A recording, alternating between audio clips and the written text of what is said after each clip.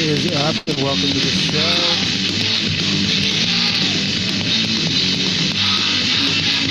As is often the case, we're starting out. We got pets here. This time it's Luna just hanging around. The original record cat. Hey, Luna.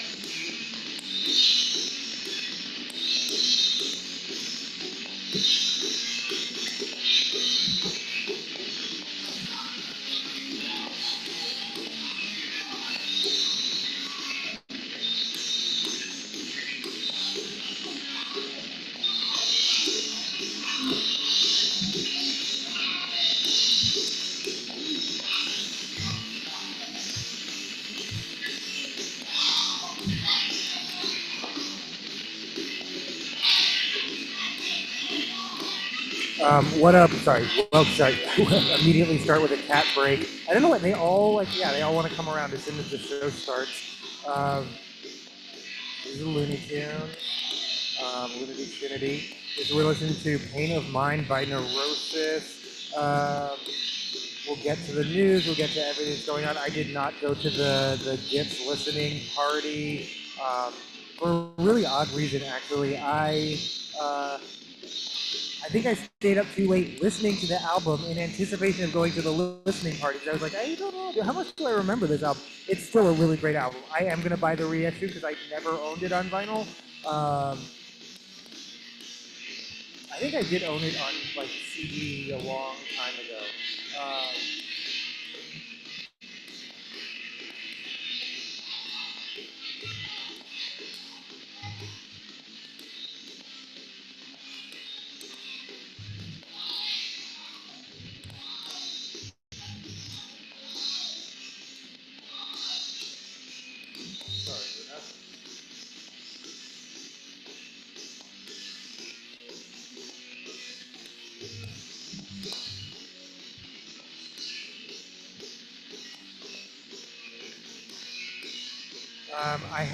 I think I mentioned I had a meeting with licensors today. The work I do is adjacent to what they do, but I work for a nonprofit that supports childcare providers in improving quality. I also work on our rapid response team, so I do actually help people do corrections or remedial work when they've gotten an inspection report from licensing that says they have corrections they need to make. I'm not going to.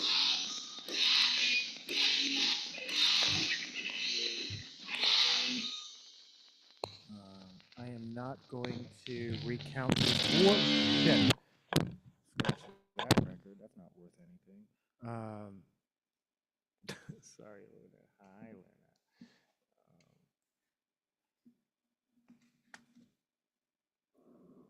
I'm surprised Karma has not come around and just to harass you.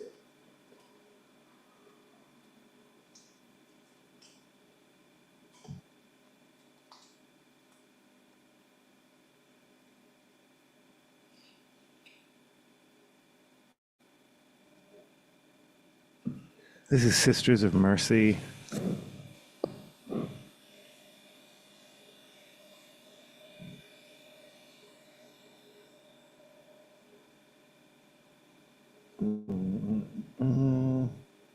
This is First, Last, and Always.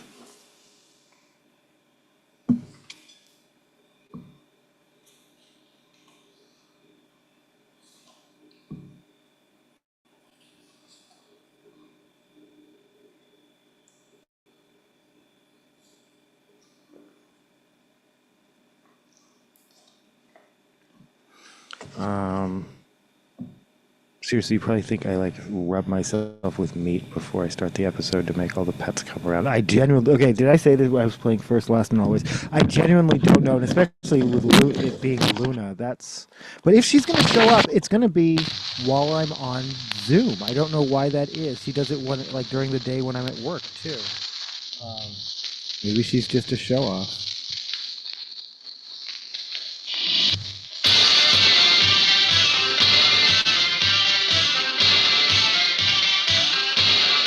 So yeah, no, like that. I'm not going to tell the whole story yet again, but basically, I had this licensing referral. Part of the referral mentioned, among other um, corrections that this childcare provider had to make, was that they were basically had been swearing at or around children. When I call, all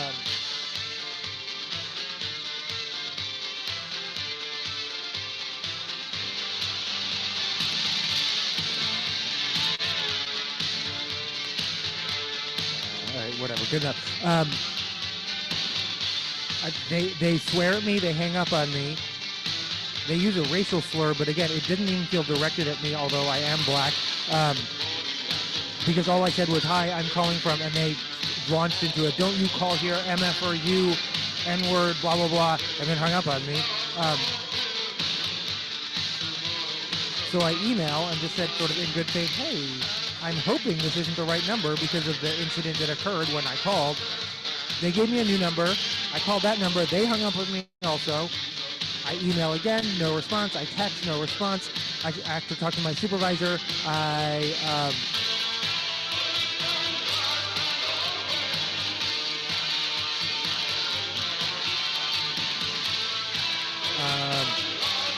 emailed the licensor and say, "Hey, I can't get a hold of this provider. They're refusing to do the referral." The licensor tells me they've moved. Why don't you try reaching out again after this date? I reach out after this date. I finally get the provider's son on the phone. He is extremely, I don't want to say rude, I just want to say very, very direct and adamant that they don't have to do this referral, that they have a new licensor and blah, blah, blah. So I reach out to, and I'm sure in their perspective, I'm mad about it. I wasn't mad about it. I just reach out to say, "Hey, they're saying they don't have to do this, but I know I have this referral that is due in 30 days. Yeah, no, here's the funny part. I bring all this up at the licensing meeting. I don't think they like my questions. So my question basically was, what is the procedure when you're handing off from one licensor to another, and there's been some kind of incident, or there's been what... the answer that I expected them to give that they didn't was, well, the inspection reports is available for everyone, including the new licensor, to read, which is true. But the answer they gave me that told me, while they didn't necessarily like my question, it was a valid one, was basically a bunch of sort of anecdotal things they might do if the licensors happen to work out of the same office and know each other. But basically, they have no procedure for a handoff, especially if there's, and it turns out, so again, from their perspective, it probably sounded like I was complaining. The moment the licensor emailed me back and said, "You know what, we're going to let the new licensor deal with it, forget about that referral," all I thought was, great, one less visit that I have to do, one less thing off my plate. That's genuinely great. But I think in their interpretation, I was mad about it, which I am not. All I wanted to do was make sure that the new licensor got a heads up. It turns out the son has already yelled at the new licensor and is now threatening to file a complaint and blah, blah, blah. Literally, they're going to learn that dealing with licensing is part of, they're also going to learn sometimes moving can solve your licensing problems, because sometimes your problems are environmental. You have a broken fence, you have uneven backyards, you have, I don't know, certain elements that moving can help. Your space isn't big enough and you want to be licensed for more children, move to a bigger house with a bigger yard.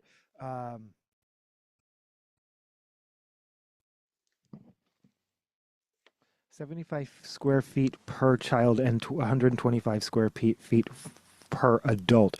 So if you are planning to have X number of children, you need to do the math on that.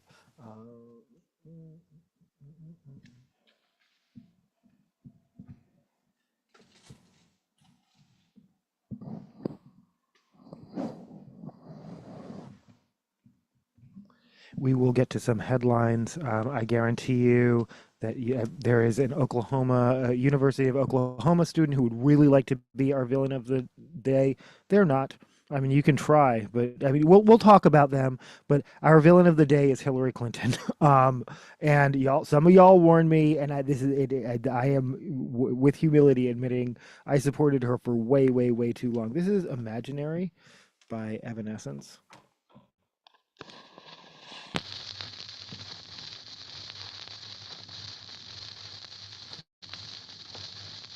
But yeah, we'll talk about all of it.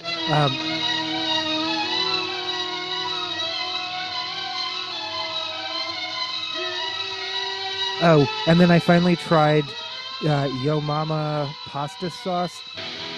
It was all right. I feel like it is so super hyped up, like Rouse, and then like Rouse, for my taste, and I guess I like my pasta spicy. I guess I don't realize how much I make it spicy. Like, to me, it's a typical marinara sauce, a typical red sauce, and yet, yeah, both Rao and Yo Mama's are incredibly bland. Like, I end up having to add my own spices. I tasted it. I just did noodles, plant-based, like fake chicken chunks, protein, some broccoli, and then sauce, and that was it. I just wanted to taste what the sauce tastes like, and it was just very bland to me, and not. I mean, it wasn't like velvety. It was just kind of like watery. Yeah, it was. I was not super impressed with Yo Mama after having it been hyped up so much. It was a little bit of a letdown. And like I said, but the same thing with Rouse. In both cases, I end up just having to add my own seasonings. And maybe that's just it, though. Maybe I just like the way I make pasta, and I don't need to buy pasta sauce at all ever. I can just buy canned tomatoes, which is typically cheaper. Yeah, why you're when you buy sauces or when you buy pre-made soups or whatever, oftentimes what you're basically paying for are spices you probably already have in your house, and then the convenience of not having to actually cook it.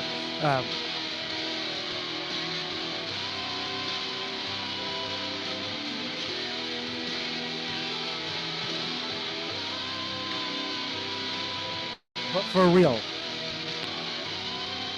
I was with her. This is genuinely like a vintage. We've been talking so much about 10 years. 10 years goes by in a flash, man. This is vintage, like 2015. I'm with her, Hillary Clinton gear, and I'm ready right here to. No, I'm kidding. Oh shit. I'm pretty sure it's out of gas. It's just a prop. I'm not actually going to set my shirt on fire. I'm not sure what I'm going to do with it, but I'm not likely to wear it anymore. You're like, you do not wear that like toddler-sized t-shirt. I do, and I have many times. Often just to instigate people because I know how divisive she can be. And also I really like the design of the shirt. It feels like a very, like I'll wear this on 4th of July just because it feels like a very patriotic to me. Like it's got the red, white, and blue. It's got hamburgers. It's got, this feels very, or it did.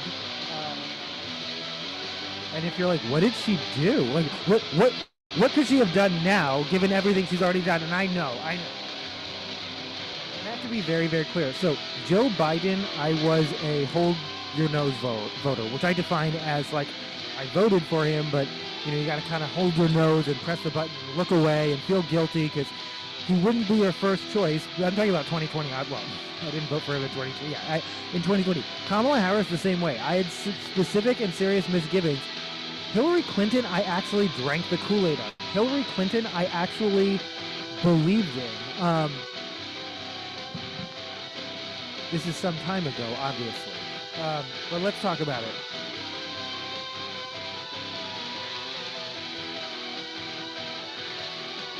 This is according to The Independent. Hillary Clinton claims TikTok misinformation.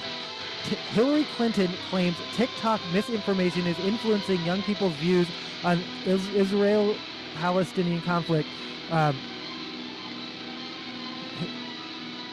Hillary Clinton has claimed that young Americans are being persuaded to support the Palestinian cause by social media, lashing out at misinformation. This is misinformation, saying that some videos of violence in Gaza are totally made up. Some, but not all. Okay, so she's not saying they all are. I'm gonna play this out.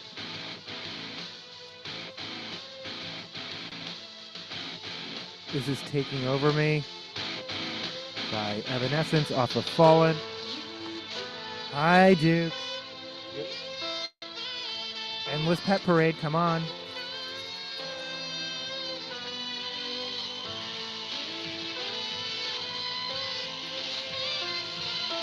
Oh, I can. I think I can hear Karma jealously stirring.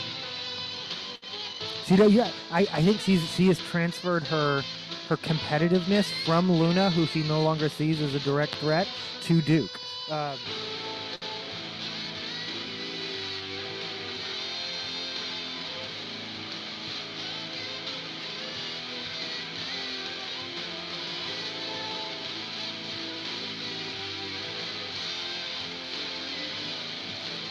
Um, the 2016 Democratic presidential candidate made the comment Tuesday at a summit in New York City hosted by the Israeli paper Israel Hayom. Smart, well-educated young people from our own country. Okay, that is well, no, she does add "and from around the world," but that right there is a series of dog whistles I would not have ever expected out of her mouth. Full stop. So let's break this down. Excuse me, sorry, Ashley.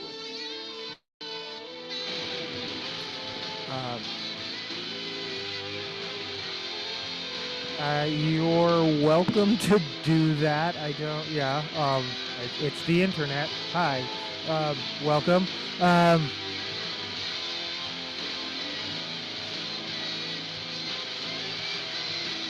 So let's talk about how this is misinformation. First of all, her assertion that it's only young people who support Palestine. I am 50 years old and I voted for her. And so, no, my first thought was, where is she getting this misinformation? My initial instinct was, can she give an example of a video that's fake? I would love to see one of her examples of a video that she's seen herself that she has verified is fake. And then I want to, and then I almost want to flip that and say, I would like her to sit down and watch 100 videos that I have watched on social media, and tell me which ones of those are fake.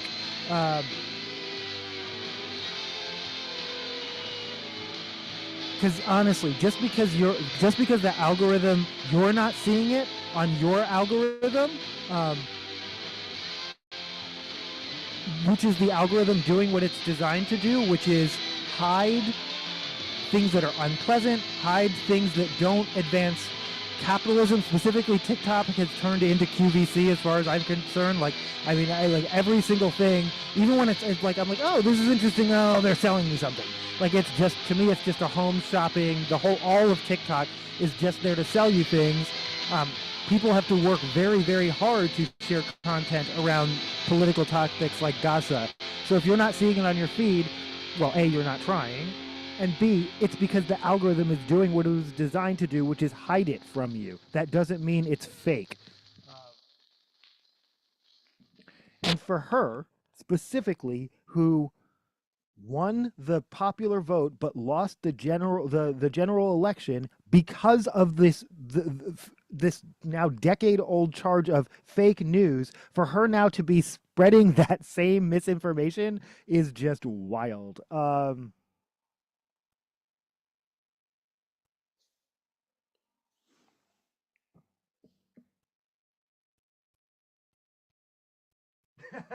No. I am admitting freely. People to warn. Yeah, I'm not. I am 100% like mea culpa. Like, people warn me for years, and her in particular. And yeah, no, they all are. Like I said, Biden, I voted for, but I was not a fan of. Kamala Harris, I voted for, I was not a fan of. Hillary Clinton, for whatever reason, and I mean, I can claim naivete, but we're talking about a decade ago where I was 40 years old. Actually supported at one time. Like, it wasn't just, well, she's not Donald Trump. It was that I actually supported her. But and gradually in that time, I have less and less so. And I mean, this isn't even like the final straw. This is just me again. I'm not. Yeah, I don't know why I'm acting surprised. This is just me. Um,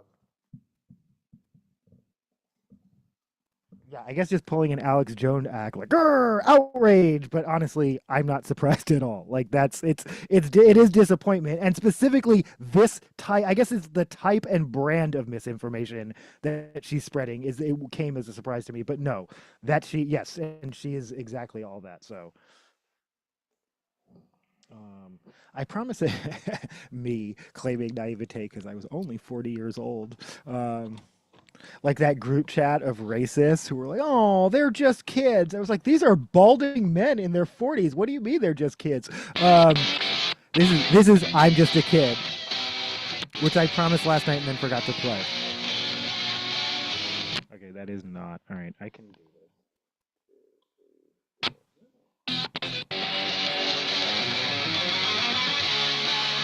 Oh, I'm on the wrong side. I do this every single. Why am I okay?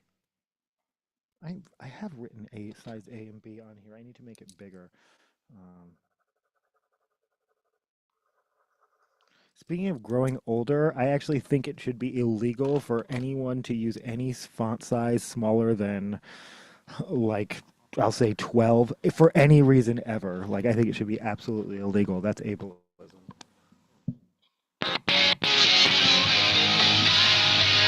Okay, finally, simple plan. I'm just a kid. Oh my God, Atari Teenage Riot. Um,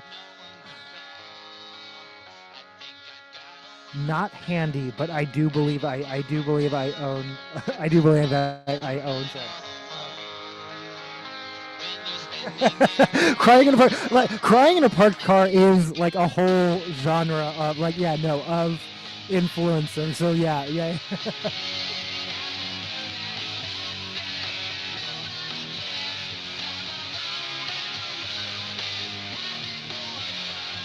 All right, we will get to that OU student, but first let's talk about Pete Hegseth. I do actually. This is not.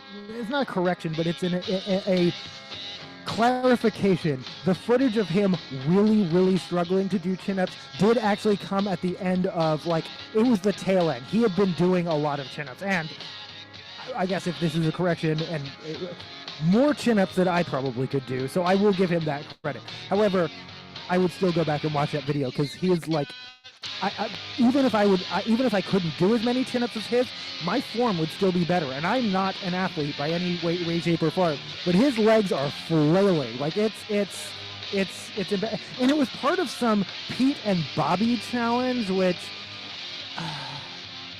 I guess they're calling some kind of fitness. Like I guess yeah, we're gonna have some kind of macho bullshit challenge at taxpayer expense, and then call that like health influencing. I don't know whatever that was, but anyway, um,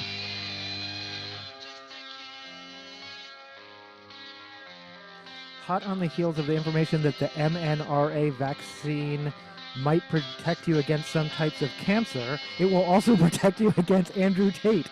Andrew Tate has stated he refused to sleep with any woman who is vaccinated. So, vax up, ladies. And that's, I mean, it's.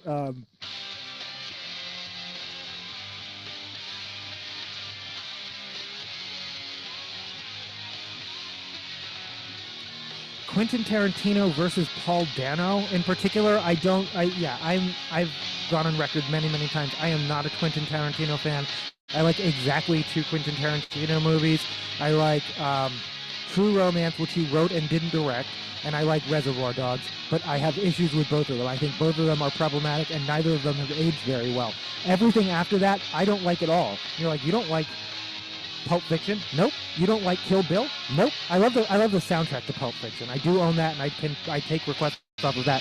But like with the surf and the Dick Dale and all that. But I don't like the movie itself. Problematic. Don't like Jackie Brown at all. And then I can't even name anything after that. I don't like Quentin Tarantino.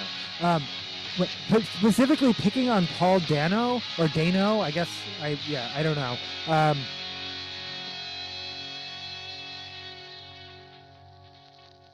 Calling him the worst actor in SAG.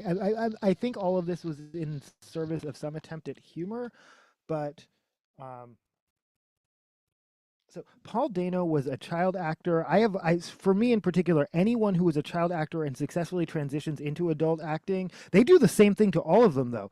I heard the same thing about Dakota Fanning. They were like, well, she was cute when she was a kid. She was nominated for Oscars when she was a kid, and she is still a good actress, though she's chosen to do, I mean, things like Twilight and things are maybe not Oscar caliber material, and that's maybe a different criticism about that, which to me would be directed more at the industry, not at her, and what maybe options are available for her as she got older. But She can act. I'm sorry. Dakota Fanning can act, just objectively, and Paul Dano can act too. Um, I can't remember what movie in particular he was talking about. Also, it has been brought to my attention that people are mispronouncing Gal Gadot's name on purpose. Also, Quentin Tarantino is a Zionist like Gal Gadot. He actually went over to Israel to like entertain the troops, but you know, the troops who were shooting kids in the head, not like troops who are doing something good in the world. Um,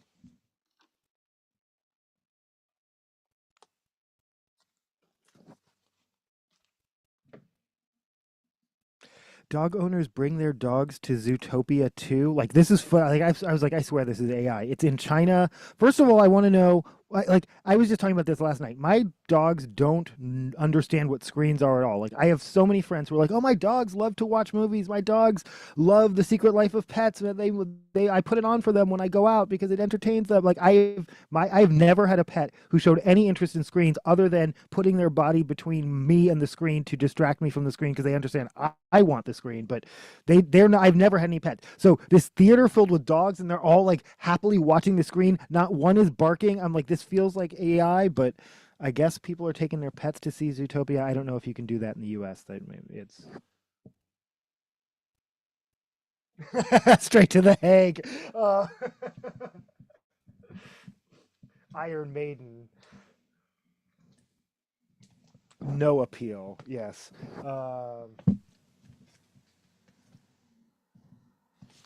This is Beastie Boys with. Oh, I always think I'm gonna be. Oh, Michelle's Farm. Usually I just play Egg Red on Mojo. Like I don't have 1, 2, 3, 4, 5.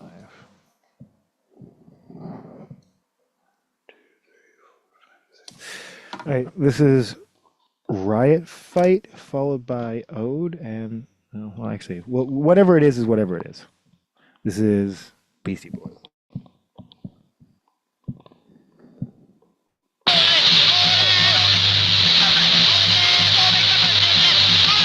Again, the Bullet Snappers.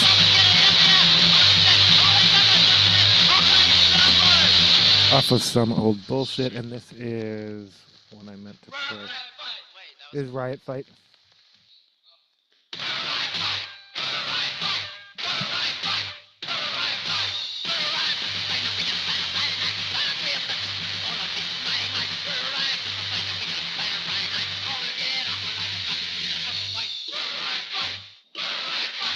All right, in internet trends, the Dexter theme song is now officially being overused. There was another like spooky sound that they would use for any like kind of true crime or but now the Dexter theme song has just been completely overused on social media.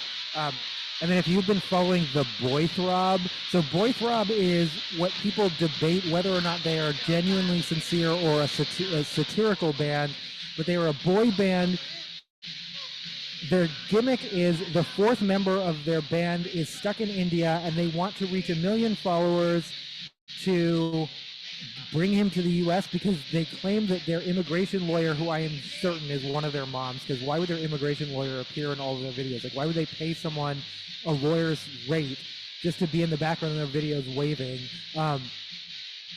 I also am convinced, this is my personal conspiracy theory, that Darshan is already in the United States. In any event, the claim is Darshan's in India. We need 1 million followers because if we can claim Darshan has extraordinary abilities, then he can get a special visa and then he can come to the United States.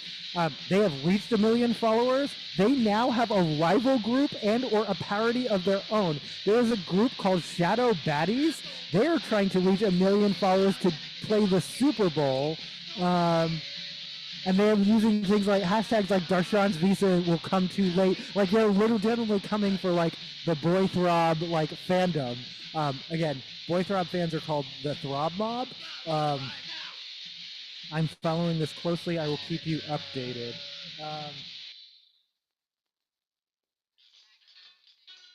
This is Michelle's Farm.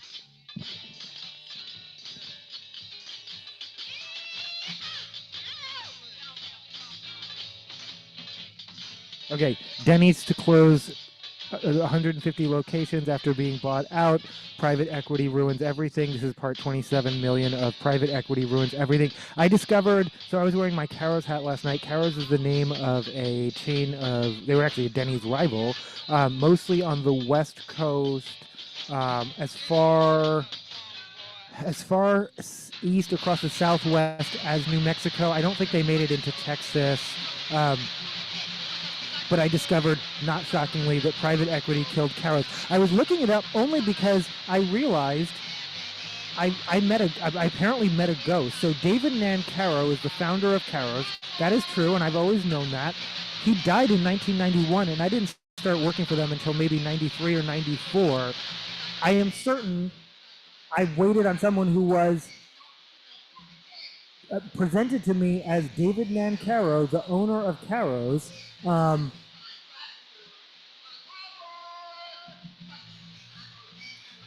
But that I couldn't find anything about his family, so maybe it's David Nancaro Jr. or something like that. Anyway, the picture of the guy was definitely not the guy I met anyway. So then who did I meet? Or maybe I just met someone else who was the current owner, and someone was confused and thought it was still David. Any of that.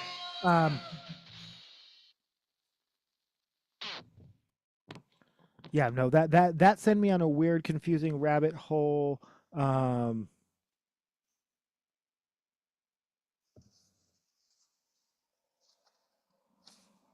Oh, and then I've been barred from editing Wikipedia for reasons I'm not entirely sure, but probably deserve.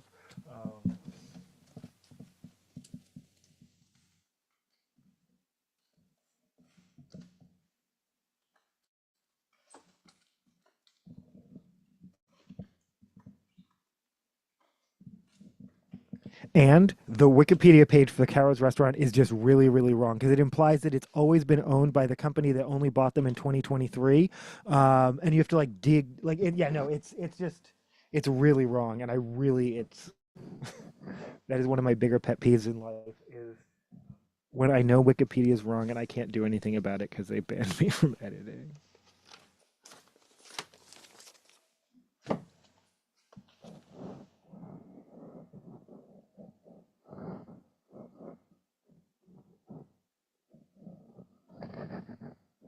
This is minus the bear with. Thanks for the killer game of Crisco Twister.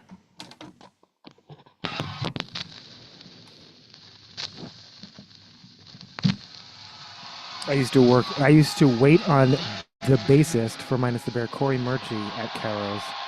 And he's now living back in Santa Fe again. All of this would have. I worked at Caro's in Santa Fe and in Las Vegas. I worked there, and then. Oh no, I didn't. I actually worked at Denny's in California. I applied in Oregon, but I didn't. I don't know whatever came of that. Oh, they weren't hiring. I went in one time and asked about it. They just weren't hiring. But yeah, no, over the course of 10 years or so, I worked at the same chain of restaurants at various locations.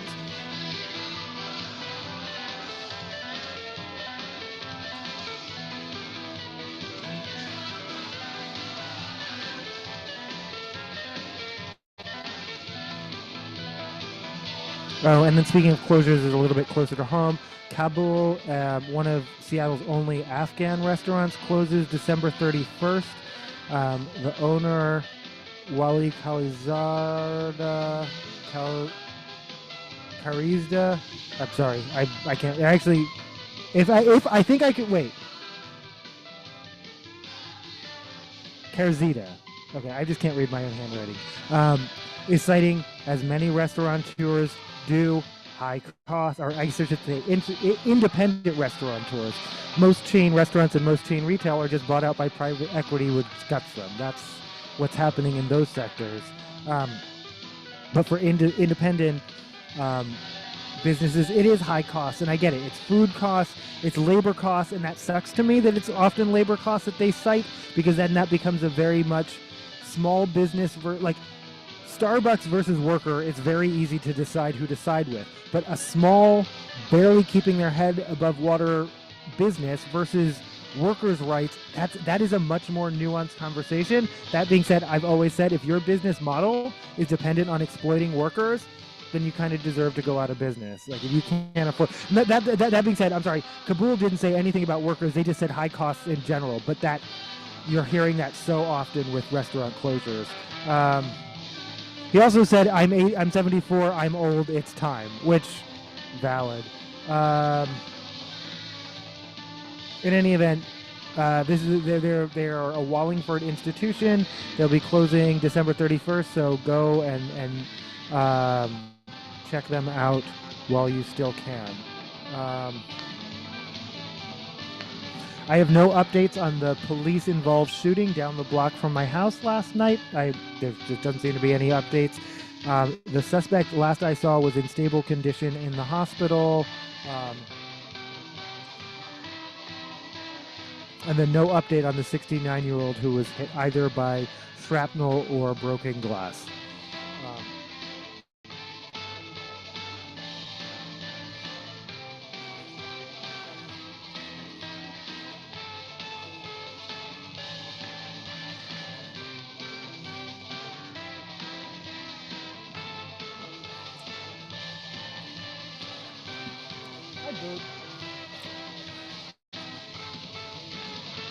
All right, come on. You're giving me a really dirty look. Can you smell Luna? Can you tell that Luna was here earlier? She was. She was like, I'm not so sure I want to fuck with you right now.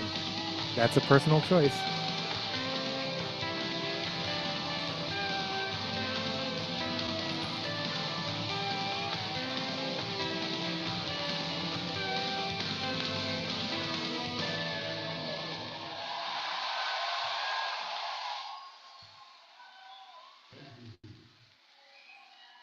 And my last thought, and I say this all the time, but again, well, okay, it is, okay, yeah, I was talking about protest voting, I wasn't talking about protest voting, now I'm talking about protest voting. I was talking about hold your nose voting. I'm talking about voting for people like Joe Biden or Kamala Harris, where they may not, here's my whole thing, it's a two-party system. You don't have to like that. You can fight actively for it. I do. I am involved in various groups that do things like trying to bring more things like ranked choice voting to Washington. They have it in Oregon. We just saw the results of the New York City mayoral election. It really does legitimately democratize the field. I would love to do things at the federal level, like get rid of the gerrymandering, thank you. You really do be Carmageddon sometimes. I would love to do things like get rid of the Electoral College. I would love to do things like, I think that there are definitely active steps that we can take to dismantle a two-party system. And I think we should be taking those steps. I think you have to be the party in power to do that. And unfortunately, neither of the two parties is interested in dismantling a two-party system, obviously. So therein lies the rub there. That being said, I'm sorry, but you're welcome to vote for whoever you want, but any vote other than one of those two candidates is a throwaway vote. So at the end of the day, I am voting to keep someone out of office, whether I love the candidate or not. But I do not vote blue no matter who. I don't just vote straight ticket. I can't remember the last time I voted for a Republican. There are a lot of nonpartisan, wonky technical jobs that are elected here. Is Dave Upthegrove a Republican? I think I voted for Dave Upthegrove. That's for Lands Commissioner. Oh, no, I didn't. No, I voted. No, I didn't. No, I didn't. But in as much as he's fine, I don't think he's like the worst choice. If he's up for election and the person he's up against seems like they just really have a lot of agenda and don't have a clear understanding. That's actually on the rare occasions that I have voted for a Republican. And my like everyone, my voting record is free, publicly available information. It's because the opposition candidate, it's because they seem to have a clearer understanding of what the job was, and the job is more technical and less ideological. Like, so for instance, and again, I am non-binary. I am all about trans rights. But if the job is land commissioner and this person does a whole long screed about trans rights, again, they don't seem to understand the job. I might vote for the candidate who seems to understand the job and will do it, rather than straight the ideologue. But yeah, people that causes people to call me secretly MAGA. I will also donate to Republican candidates who are primary challengers to more offensive Republican candidates. But then once you're in the general election, you're on your own. And I'm most likely going to be voting for your opponent, assuming you made it to the general. You beat out that more extreme candidate.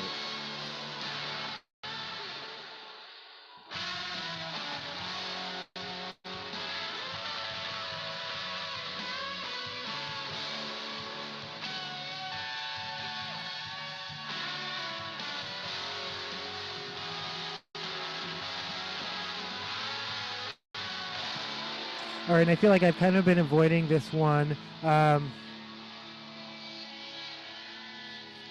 Like I said, this young woman, and I'm saying I'm refusing to say her name. I'm right now, but at some future point, because I mean, I'm not afraid. I can say Riley Gaines. I can say Olivia Krolchak. I know a lot of people who won't even say Trump. They say that orange guy or whatever, and I get that. And if that's your values or whatever, you just don't want to invite that in your life, or you just don't want to say his name, that's fine. I tend to be more like I said, people are mispronouncing Gal Gadot's name. I'm pretty sure that's how you pronounce it, but they're doing it on purpose, and haha, that's funny for a little bit of a joke. Nonetheless, I tend to focus on people's policies, not... and my way of, like, Michelle Obama style, going high when they go low, is not making up nicknames. Like, it's not about, like, they're not... and I guess the other piece of it is, I feel like doing all that actually gives them power too. Trump is not Candyman. He's not Trump. He's not going to magically appear here. Like, that's not how it works. So his saying his name or not saying his, like, refusing to say his name seems to me to give him as much power as saying his name and just being like, it's just a word. It's not. But I also get why people are like, I don't want to say it. I don't want to hear it. I do get that. Oh, I was like, where did I even go with any of this? I'm not going to say the student's name because it's not even about this student. I, like many people, think brain development really ends at 24, meaning this person isn't even fully formed adult yet, and as such, under the influence of those who are, she is suggestible and under the influence. So who is she under the influence of? It turns out her mom is a mom for liberty. It turns out that her mom is a lawyer, and some of her clients were January 6th rioters. That's who her mom is. And then some of this I'm not okay. We're going to talk about the reading level. People have just decided 5th grade. I actually want to run it. I didn't get a chance, but I actually want to take her entire essay. I'm sorry. If you don't know what I'm talking about, you don't know what I'm talking about. I jumped right into a story.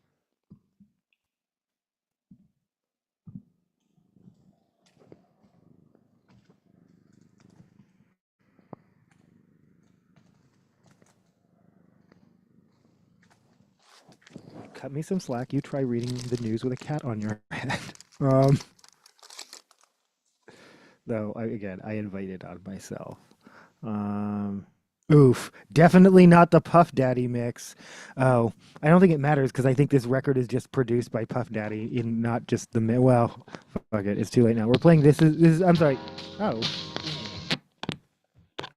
hold on.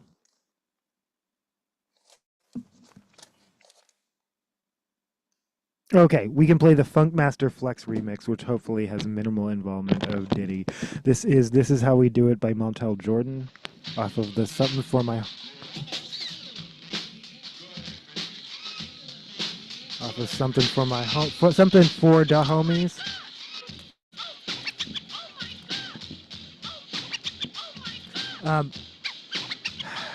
So an OU student was assigned an essay.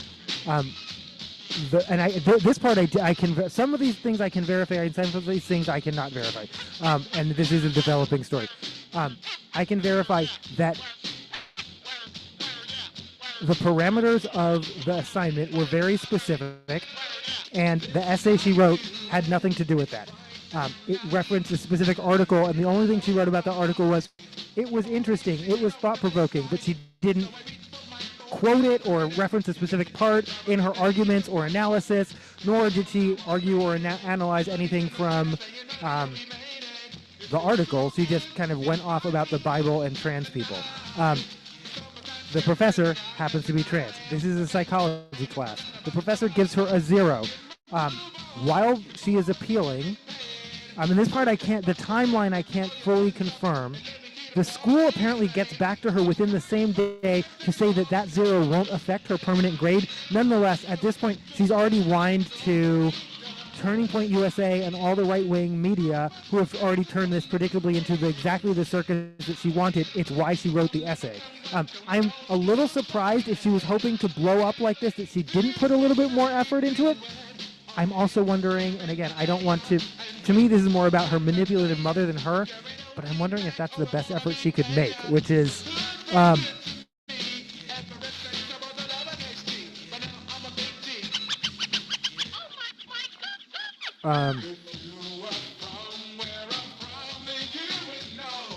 but given the background, this was a setup. But let's talk a little bit more, and again, some of these things are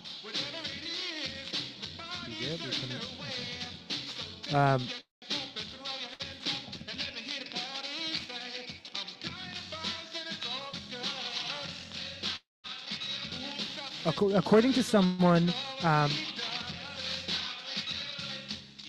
who again claims to actually be a former OU student, University of Oklahoma, University of Oklahoma student themselves. This person is a upperclassman, which is all the more reason that if that's that level. I mean, if people who are rightfully coming after the like, this doesn't feel like a college essay at all. If this is like someone who's closer to graduation in college, that is especially surprising. But this is an entry-level class, and it is not only taught by this trans person. They chose, again, as someone who's closer to graduation, to take basically an introductory level class, and out of all the professors available, because they had never, and again, I can't verify this part. I'm curious if all of this is true, but I did, and I tried to do a little bit of fact checking. But it both sounds like the kind of details that people add just because they want to goose the details, but it also sounds valid because typically at a larger college, multiple sessions of a class are offered, and some of them will be taught by different teachers. They chose the class with the one trans teacher on purpose. So knowing how they felt about trans people, they chose to take a class of a trans person. That's a choice. I mean, like I said, this is all a setup. And they've been put on, the teacher has been put on leave.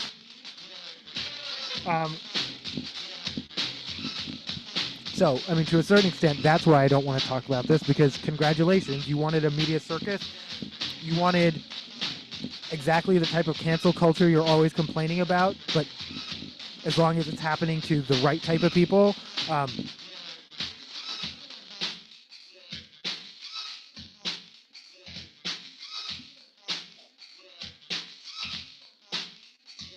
Yeah, no, they're always like, how dare you try and come after someone's livelihood? I'm like, you literally want people who disagree with you put in cages. Shut the fuck up.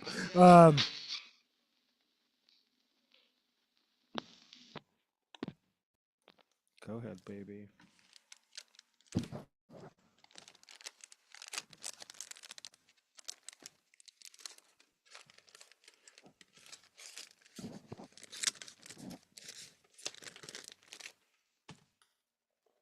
This is the sloppy seconds with "I Want 'Em Dead." This goes out to no one in particular because that would be a threat, and I don't do that. Don't do that. Just, but just the generalized sense that sometimes you might want some people dead. Doesn't mean you're going to act on it, of course.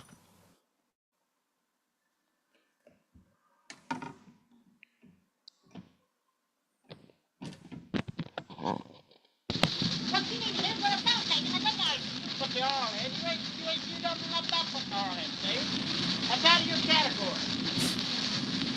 You take care of your records. Nobody knows what the fuck they're doing in the car. Sloppy seconds off of "Destroyed" with "I Want 'Em Dead." Self-harm warning. This song references self-harm. If you're experiencing thoughts of self-harm, call 988 or text 988 or text 741-741.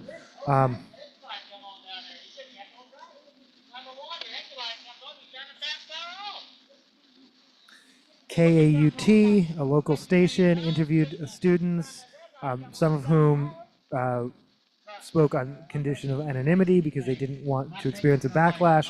But they basically said the same thing everyone else is saying, which is, including, I'm sorry, students who took this class. Well, they didn't cite she didn't cite her sources. She didn't. I'm sorry. That was the other thing that the person said, and again, that I haven't confirmed.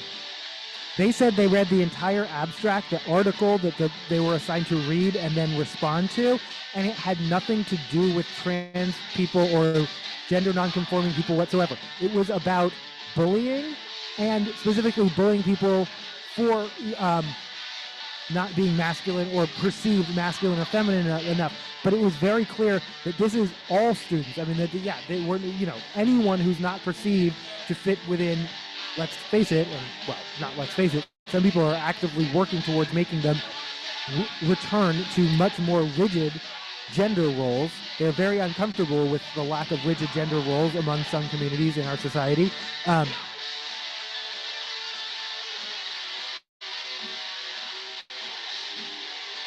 But it didn't say anything about the article itself. Didn't say anything about trans people at all. Like that's just what chose this as an opportunity to go on that tangent.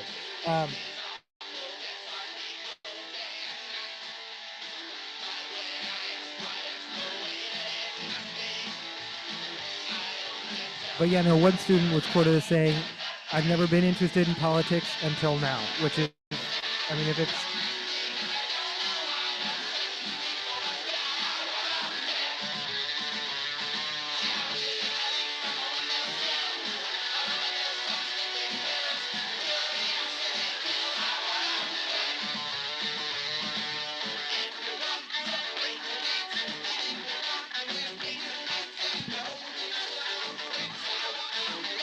fuck France. No.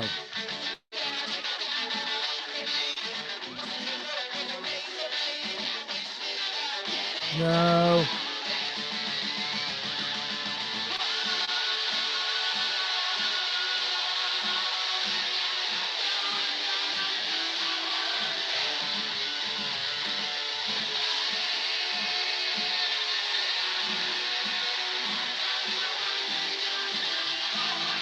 Get to some headlines. I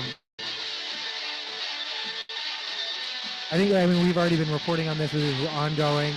U.S. halts all immigration cases in nationals of 19 countries, including naturalization proceedings. Like people who have done all the things, passed all the tests. I actually helped someone. I remember my entire childcare working together to get. I'm not playing this one. I am going to play Veronica though.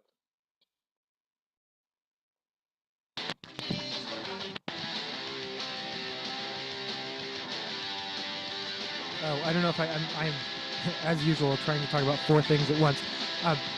Sloppy Seconds is definitely a band who I didn't play for a long time because they are not the most politically correct. But again, they're not.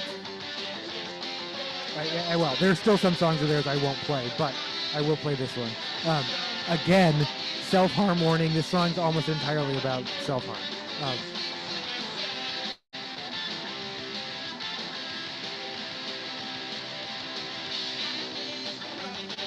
But yeah, no, I remember when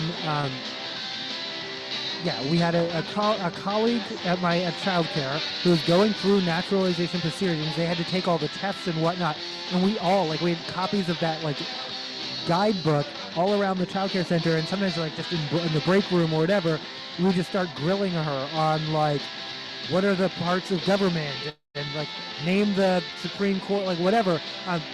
None of which any of us knew. That's what we would all remark over and over. Do you know any of this stuff? So people who have already passed that test, who, let's be honest, probably have more patriotism than an average natural, born American. Being halted just because they're using this excuse. I mean,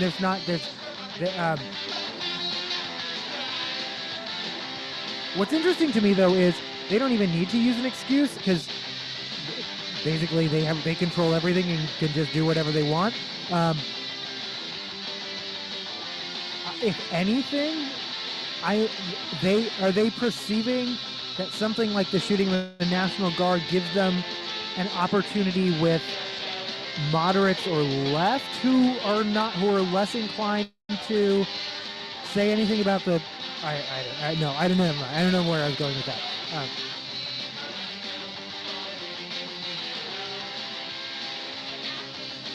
Except again to say, as far as I can tell, by Kristi Noem's own words, that individual was radicalized in the United States, based on grievances that go back to their involvement in working with the U.S. military. Nonetheless, now people from other countries are subject to all sorts of suspicion.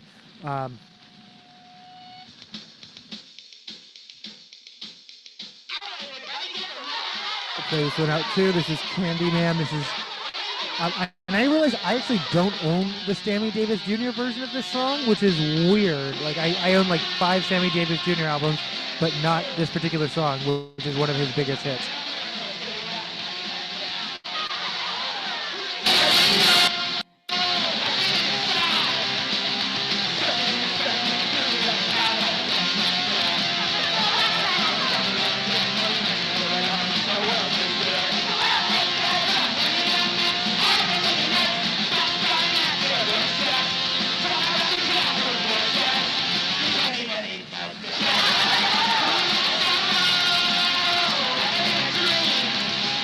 And then we reported on this last night, so I don't want to dwell on it, but Associated Press, Trump targets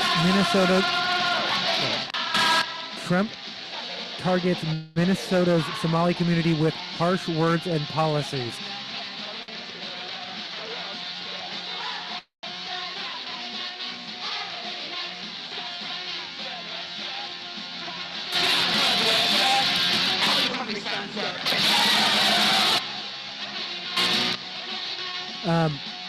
First of all, I think his comments were addressed to Somalis in general, not just the Somali community of Minnesota.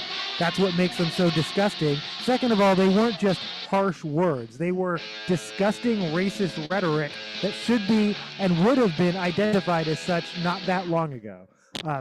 Just saying.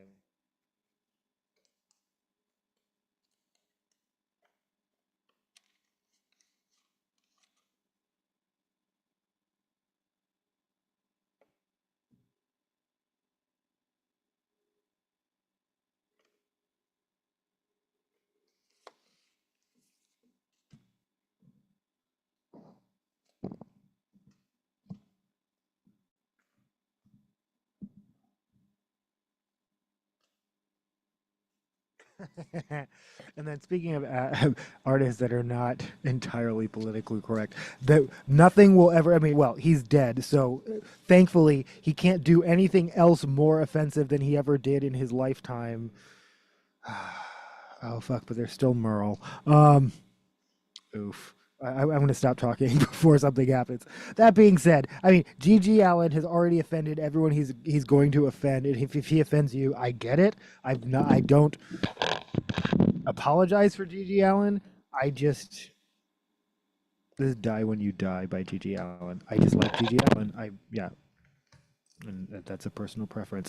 And it's not even separate the artist from the art. I don't think I think Gigi Allen portrayed a shock persona that, unlike Eminem, he didn't give it its own like separate name like Slim Shady. But I think Gigi Allen is not who Gigi Allen was.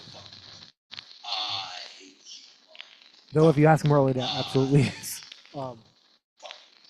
Merle Allen, his brother, and a member of the Murder Junkies.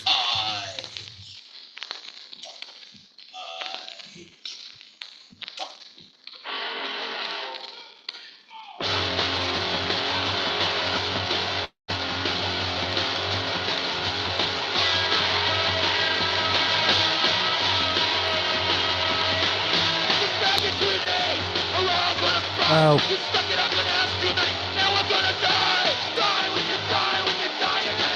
All right, I do apologize for that opening line.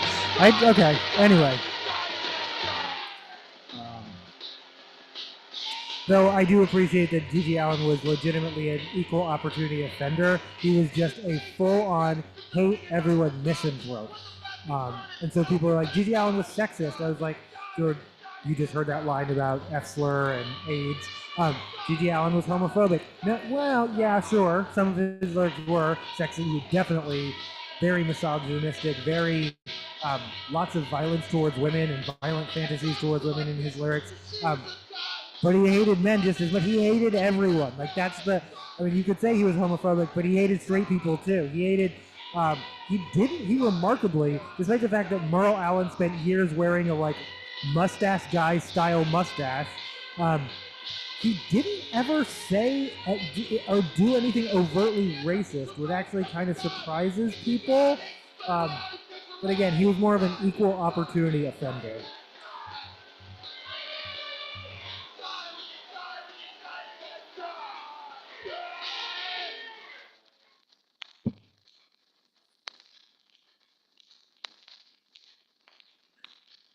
When I first discovered him, there was a review of this video. It said, watch Gigi stick a bottle in his ass. Watch Gigi beat up his band members. Watch Gigi take a shit in rolling glass. I'm like, yeah, this guy's cool. Me too. That's like exactly how like people are like, oh my god, this guy does insert XYZ crazy shit. And I was like, I need to check that out.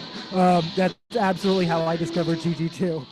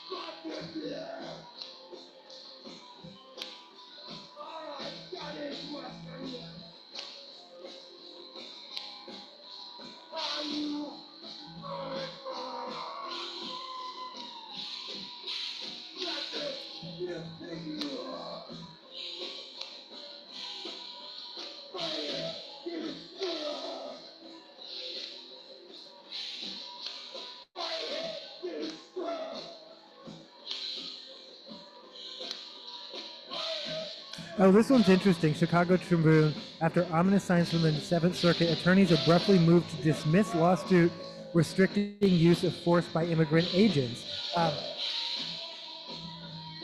In what appears to be a long-term legal strategy, did I say Chicago Tribune? This is Jason Meisner reporting.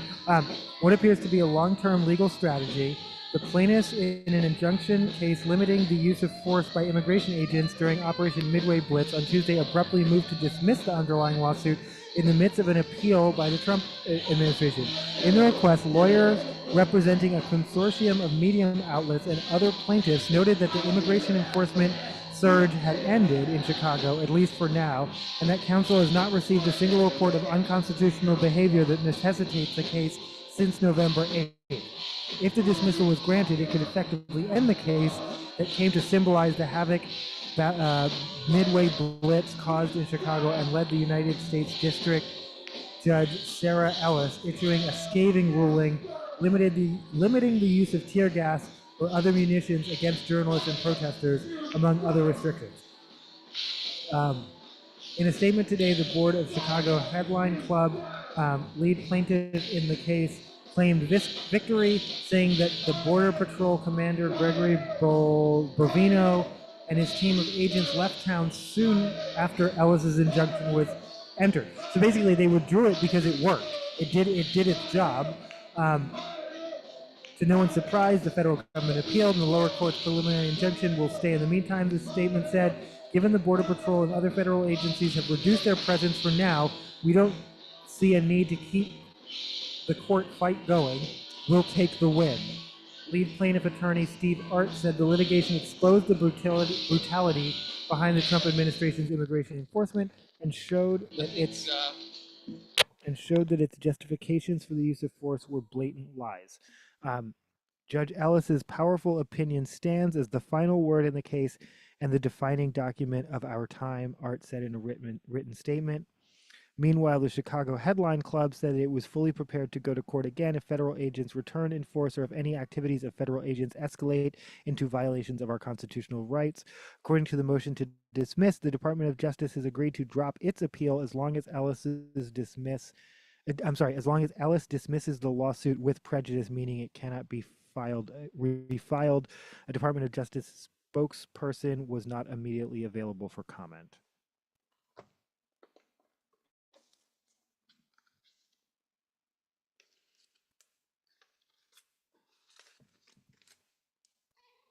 Yeah.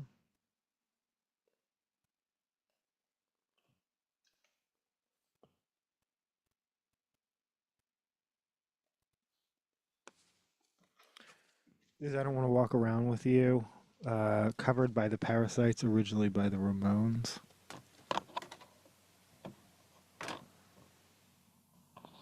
Oh, actually, you know what? This is Listen to My Heart, California Sun, I Don't Want to Walk Around with You, and Pinhead. Possibly more, we'll see. Off of It's Alive.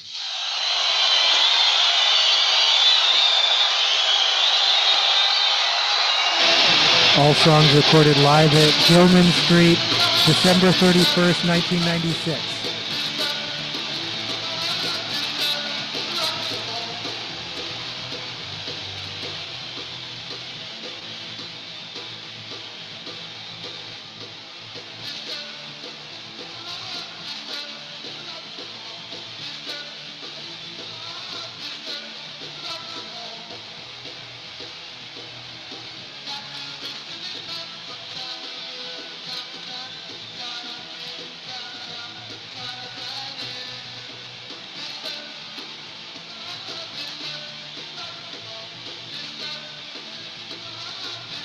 Are you attacking the microphone?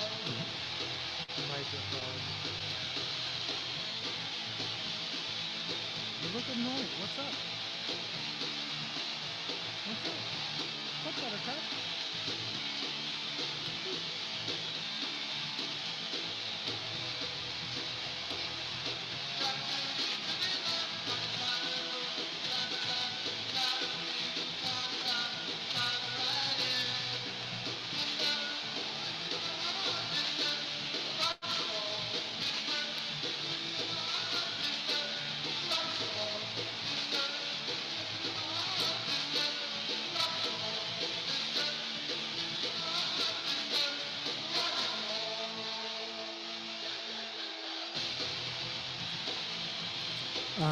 The Hill, which again, did someone is the Hill under new ownership? I'm confused. Ashley Fields reporting in the Hill, former Air Force Secretary.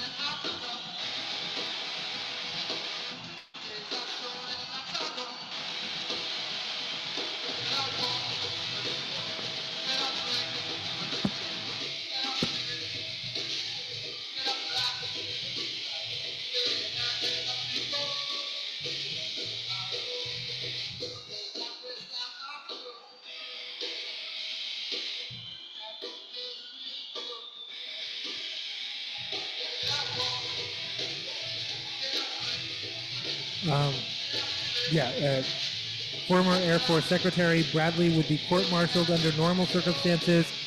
Former Air Force Secretary Frank Kendall on Monday rejected Navy Admiral Frank Bradley's reasoning for launching a second strike on a vessel in the Caribbean as 2 wounded survivors clung onto the boat.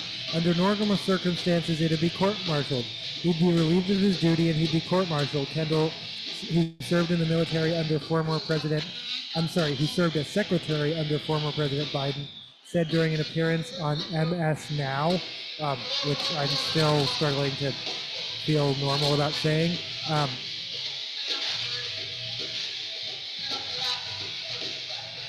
Which, if I'm not mistaken, so MS Now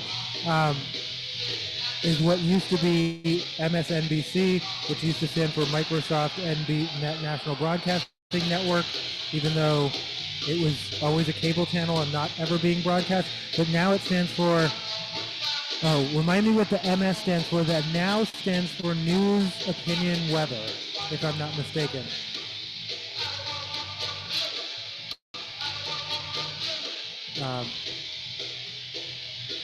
I'm sorry, that was distracting. The administration makes up logic and rationale for things it's doing that defy all legal history and all precedent, and that's basically what we're seeing here.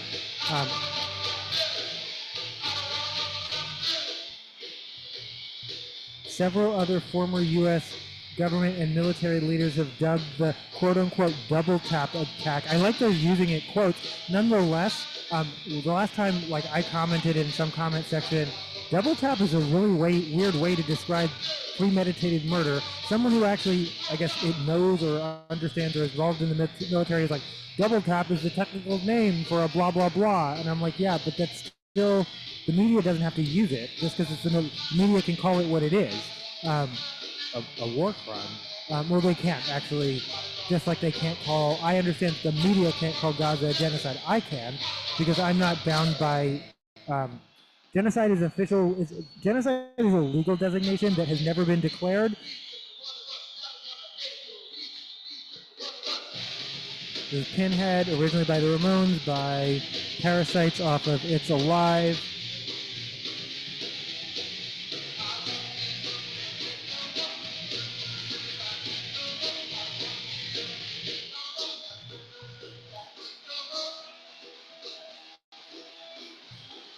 Bradley is slated to provide classified briefing to lawmakers Thursday as members of Congress continue to investigate Trump's administration's strikes in the Caribbean. Admiral Bradley was reported to have given an excuse, if you will, for the second engagement. That doesn't hold water. These people were wounded. They were in the water. They were not a threat to anybody. Again, this is a textbook example of a war crime. Defense Secretary Pete Hegseth, according to the Washington Post, gave the order to kill everybody on board as part of the blah, blah, blah. However, Hegseth says he did not order the second strike. You can't kill survivors who can no longer fight. John Yoo, who served as an advisor in former President George W. Bush's administration, said during a Monday appearance on CNN. So the admiral should not have obeyed the order that Secretary Hegseth gave, and even the soldiers who carried out the admiral's order should not have obeyed. White House Press Secretary Caroline Leavitt said Monday that Bradley acted within his authority and the law. Leavitt alleged the strikes were justified after narco-trafficking groups were deemed foreign terrorist organizations, allowing for quote-unquote lethal targeting in accordance with the laws of war. Her comments contradict the U.S. War Manual, which states, quote, orders to fire upon the shipwreck would clearly be illegal, end quote. I saw what I saw in the video.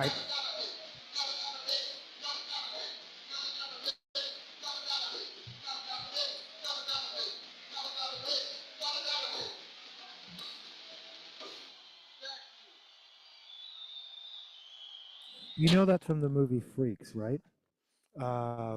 The banned in many countries and not available anywhere, but now you can find it. It's like you can watch it for free on YouTube. They used real people. It is. I'm not recommending it per se. It is an example, a very early example of ableism. But they used. But the plot is also interesting because it's The We Accept You is basically the plot of Freaks is a woman marries into a group of circus carnies, all of whom have various, and they use real life people with body differences. Um, but the We Gabba Gabba We Accept You comes straight from the movie, and it's a scene where basically they're mocking her. It's I remember, yeah, my dad had a copy of Freaks in the '80s, like a bootleg VHS copy or something, because my dad was, I don't know, freaky like that.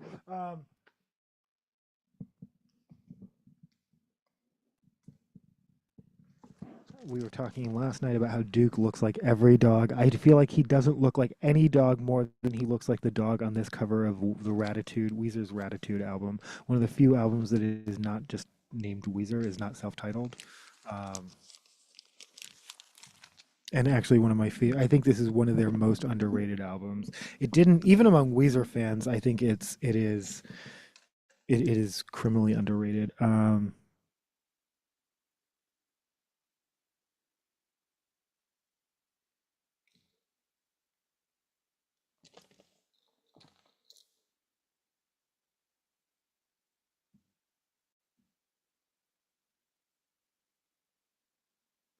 I'm probably going to end up playing almost the entire A side because I do that every single time. This is If You're Wondering If I Want You To, I Want You To by Weezer.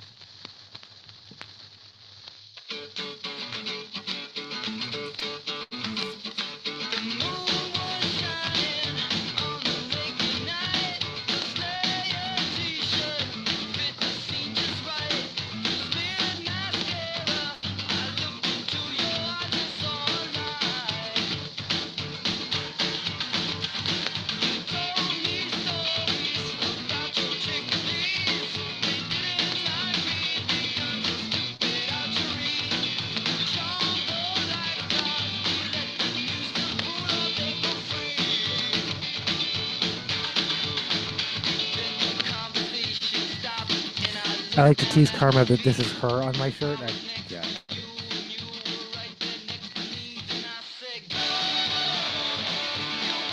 I don't know if Karma understands absurdist comedy, but it's you know.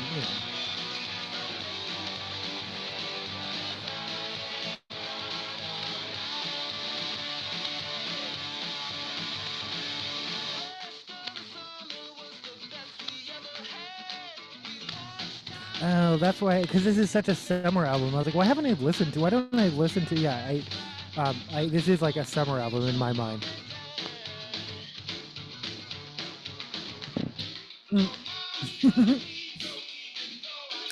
Cat scratch, fever.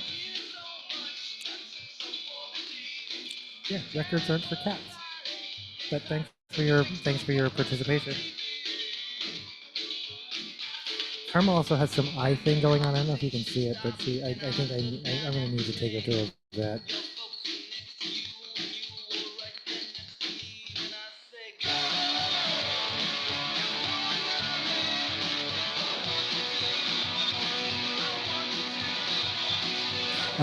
According to Associated Press, Pentagon watchdog finds Hegseth's use of signal posed risk to U.S. personnel.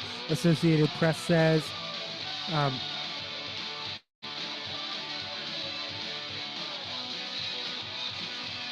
Hegseth, however, has the ability to declassify material, and the report did not find he did so improperly, according to one of the people familiar with the findings, who spoke on condition of anonymity to discuss the information.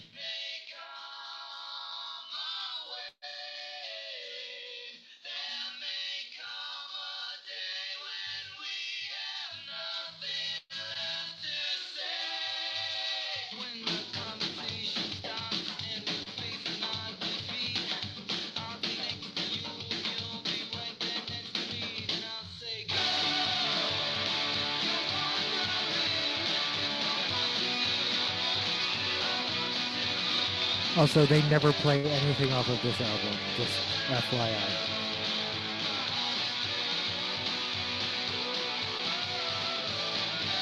Yeah, my dream would be Weezer tours and plays Ratitude in its entirety. That will never happen in this timeline, There's some other timeline where this is Weezer's most celebrated album.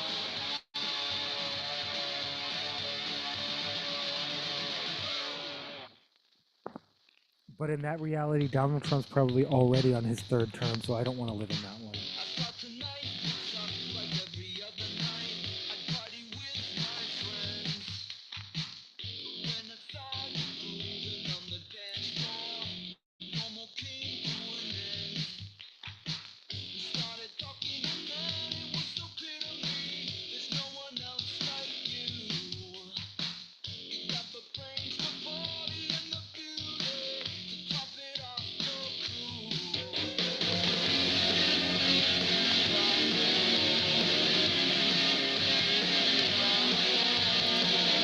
That person also said the report concluded that Hegseth violated Pentagon policy by using his personal device for official business, and it recommended better training for all Pentagon officials. So now everyone's going to have to take a 3-hour class because Pete Hegseth is irresponsible. That sounds about how our tax dollars are being used right now.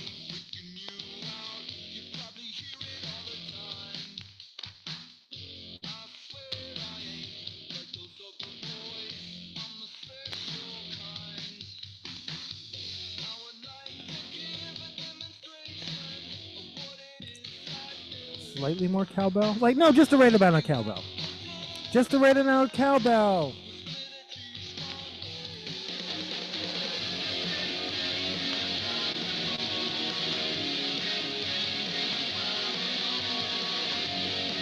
Hegseth declined to sit for an interview with the Pentagon's Inspector General, but provided a written statement.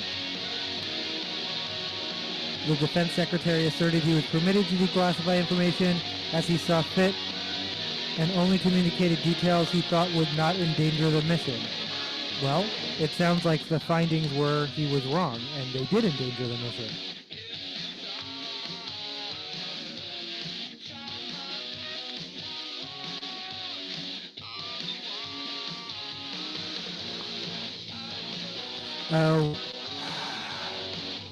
So the press corps has been filled with, yeah, so remember when we watched that somewhat shocking video of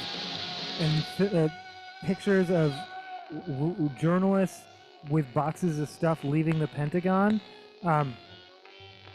They've now been replaced by people like Matt Gaetz and Laura Loomer, and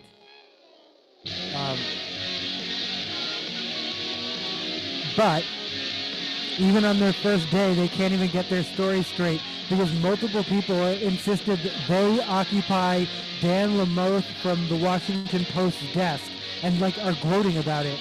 The Daily Beast, also gloating, I guess. Pentagon Pete's hand-picked press corps roasted after their one big brag backfires. And again, they were all trying to argue.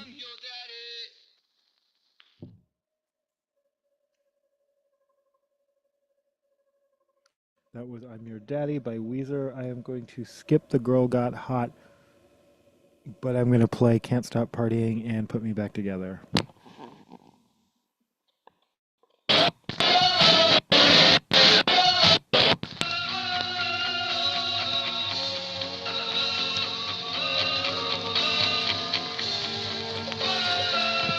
This is Weezer with Can't Stop Partying off of Ratitude featuring Lil Wayne.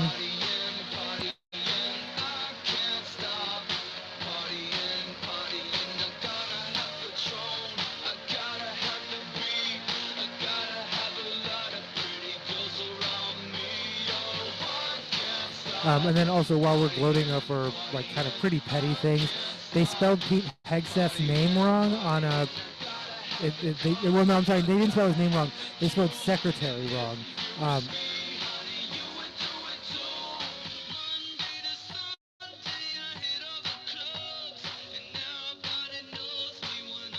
don't know if you can see it. It says Secretary of State. It has 2 S's. Okay, it's not showing.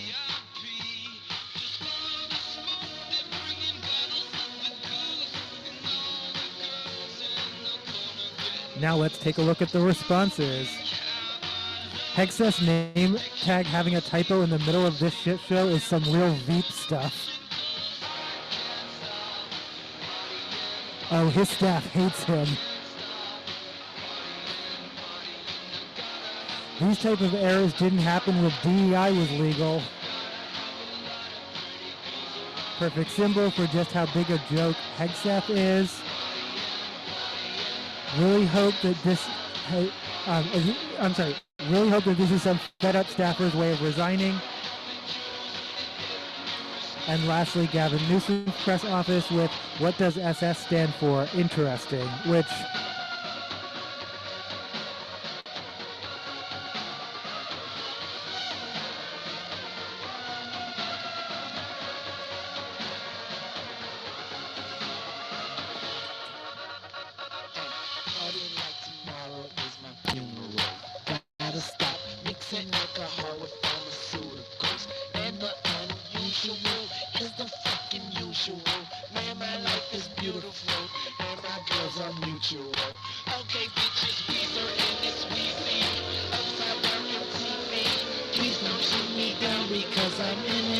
Species, it's the days of our lives. My night just started. I pray the killer doesn't take the life of the party. I can't stop partying, partying. I can't stop partying, partying. I gotta have control. I gotta have the beat. I gotta have a lot of pretty girls around me. Oh, I can't stop partying, partying. Can't stop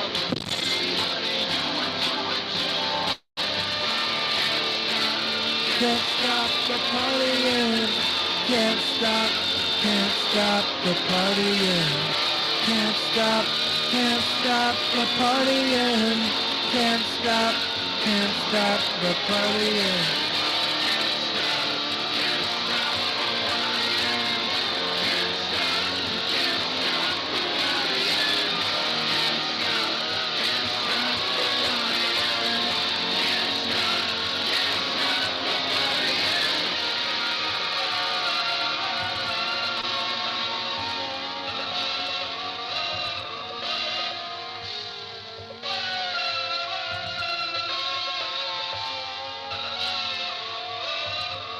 Oh, this is neither here nor there, but like several credible cardiologists said, preventative MRIs just aren't a thing. Like that's just not a thing. I don't know.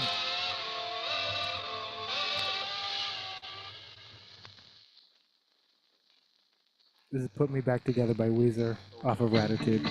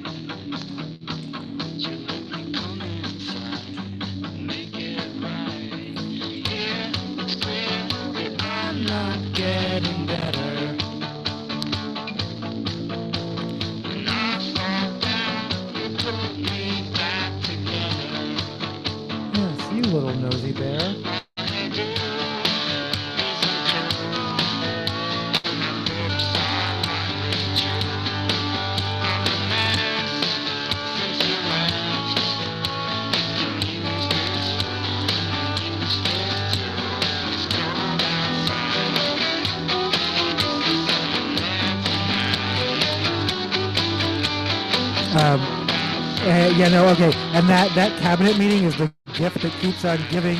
Trump apparently calls Vance incompetent in rambling word salad.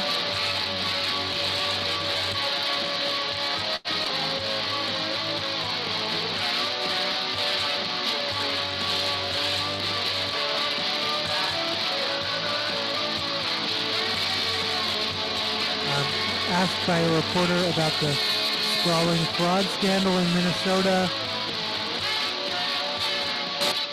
Trump went on a rant about Somali immigrants before he actually, again, what happened to the AP Style Guide? He didn't go on a rant about Somali immigrants. He went on a rant about all Somali people, and that's an important distinction because he made no distinction between immigrants and citizens. He was talking about Somalis, and in case if that wasn't clear, he specified to make himself clear.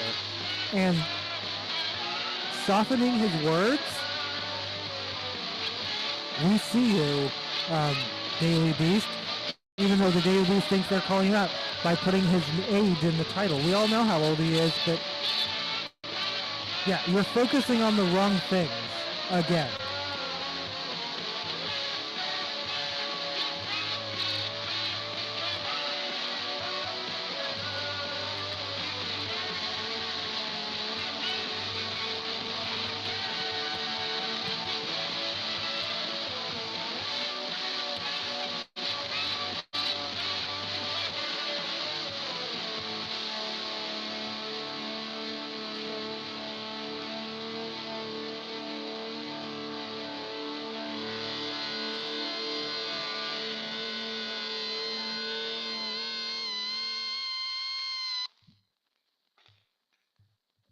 No pickles.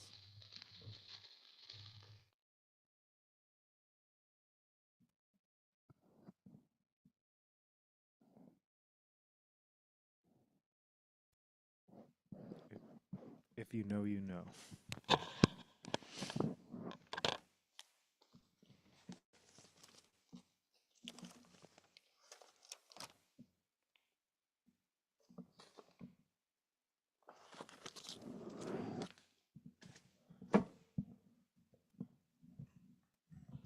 This is the dwarves. Again, liner notes are so helpful. Oh, okay. Something by the dwarves off of the dwarves are even younger and better looking. Oh my goodness. Okay, that chord is getting.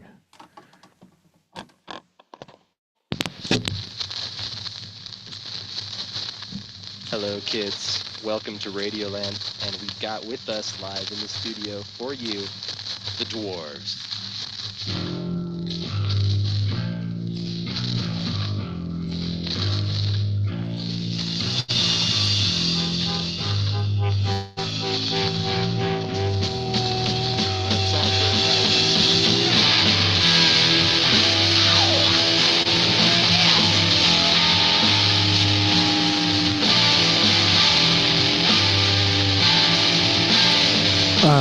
Before swerving off into a bizarre riff about Democratic Minnesota Governor Tim Walz and the 2024 vice presidential debate. Look, I think that man's a grossly incompetent man. I thought that from the day I watched JD destroy him in the debate, Trump said, referring to the televised debate last October when Vance faced off against Walz, and MAGA World declared it a rout, though I don't think that was how others interpreted it.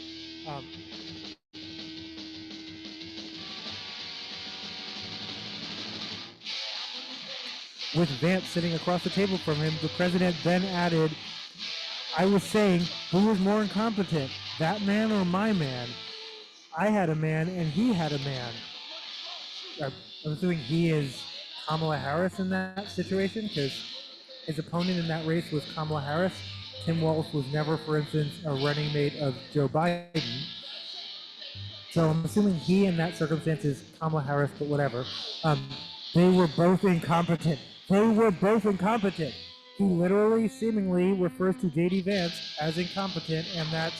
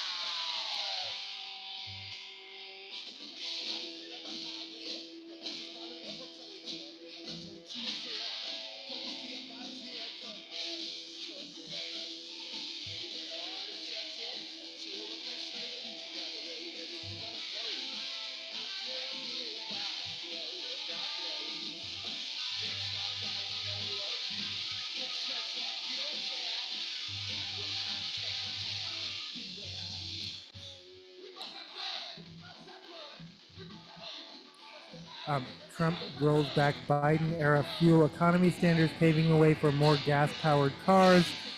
All the U.S. automakers lined up to appear at a press conference with him. Transportation Department Secretary Sean Duffy, blah, blah, blah.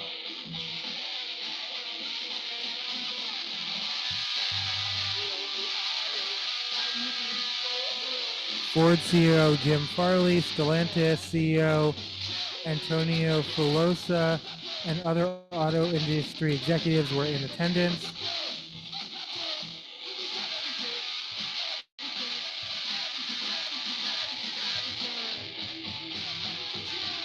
Everything.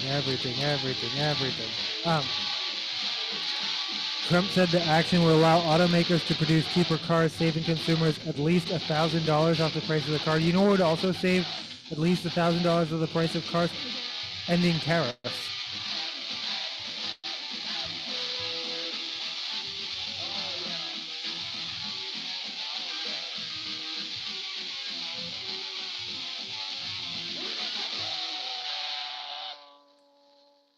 I'm going to play one more by the Dwarves. Yeah, you know what? Big pop hit from the Dwarves. I'm in love with everybody's girl. Me too.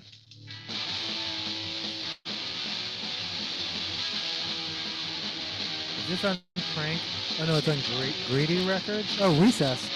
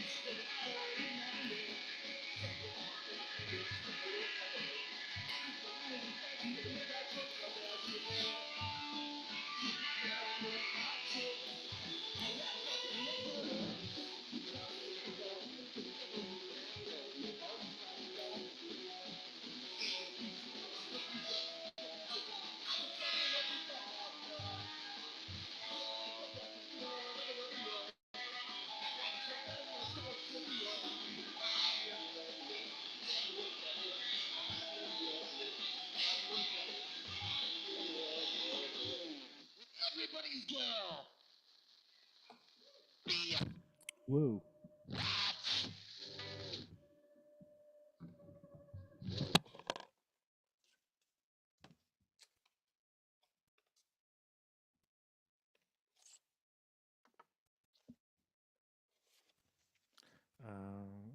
Depending. Oh, I did this last time too.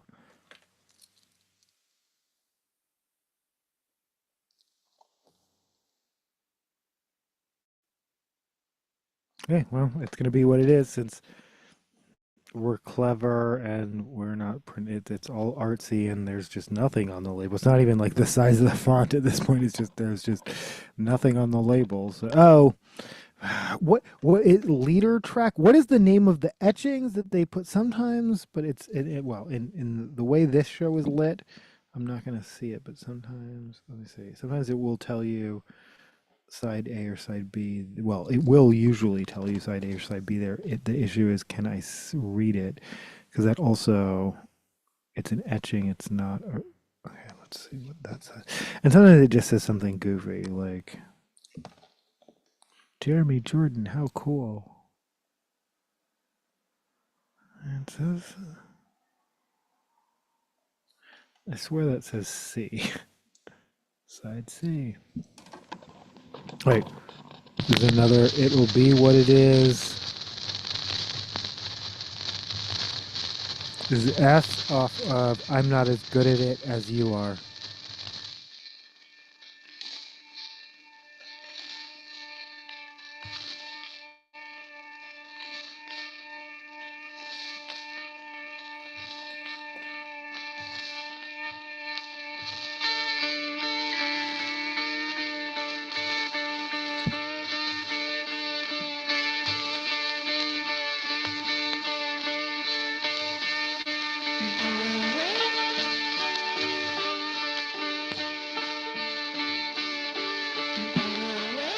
Is wait.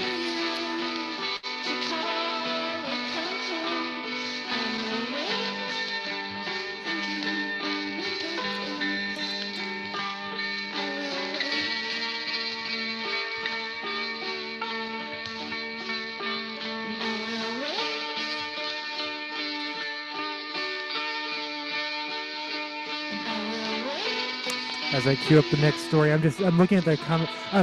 So thank you again. Thank you to Tropical Ding Dong. Thank you to everyone who ever jumps in and comments. But I do want to. So the first comment was, I reposted you, and I think if you saw my reaction, it was, oh, well, that's your choice, rather than thank you. And here's the thing. And especially in the Moms for Liberty, Libs of TikTok era, I appreciate anyone who's found this channel, however you found this channel. Great. Glad you're here. Thank you for being here. You're welcome to engage any way you engage. I love comments, especially because those are the most actionable. I love requests. I don't have Atari Teenage Riot handy queued up, but I know I have. Okay, I'll figure it out. In any event, I love requests, I love comments, I love engagement. I'm not so big a fan of, you don't need to subscribe, you don't need, well, unless you want, you can turn, I believe you can turn on notifications without subscribing. I don't know. I keep joking, once this channel hits 400 subscribers, I'm deleting everything. That's not actually going to happen. That's literally just a joke, I promise.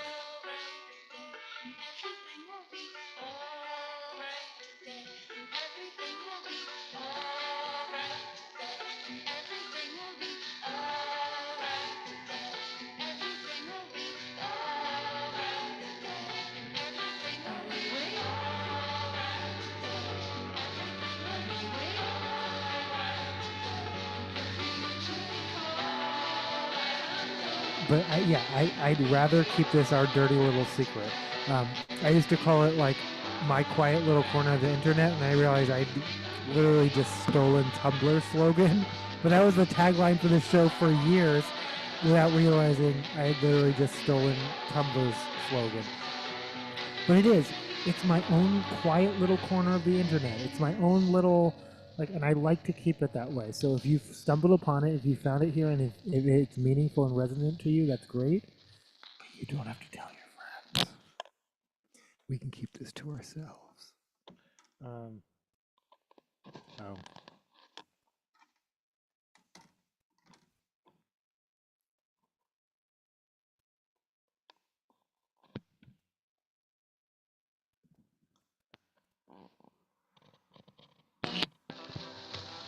I'm not again.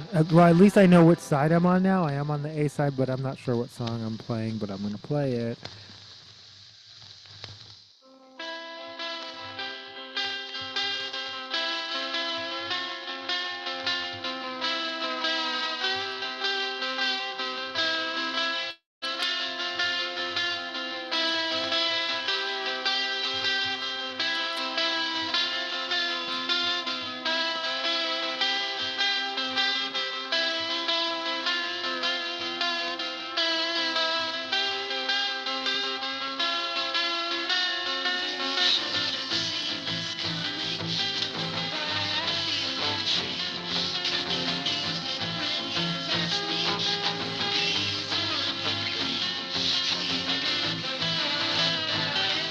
According to Politico, President Donald Trump argued Tuesday that former special counsel Jack Smith's final report chronicling the criminal case against him for hoarding classified documents at Mar-a-Lago should never be made public. Trump urged the U.S. District Judge Eileen Cannon, who is a Trump appointee, who is reliably indicated she's a sycophant and will do whatever he wants, in a new court filing to extend her 11-month-old order, case in point, blocking the Justice Department from releasing the full report, which Smith submitted shortly before Trump's second inauguration.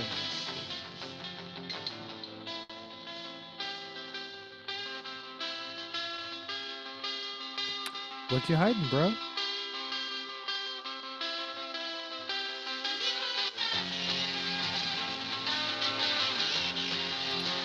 Anything less, his attorney Kendra Wharton wrote, would perpetuate Jack Smith's unlawful criminal investigations proceedings. Is it true that Alina Habba, whatever her name is, has been removed from, like, she's not, okay, that's not the other one, not the James Comey and Letitia James person, though now they're already back to pressuring James for something else. And also, like, here's just a picture of the boxes, like, just randomly on a stage. Like, that's where classified documents should be stored, like, on a stage.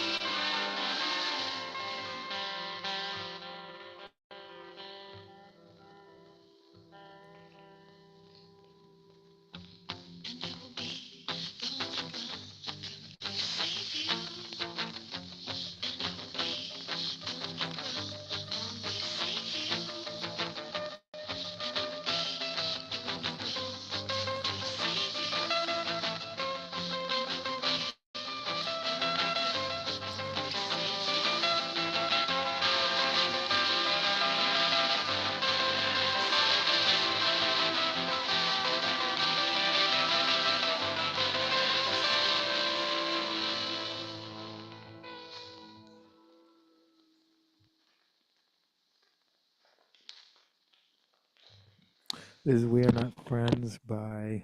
Okay, actually...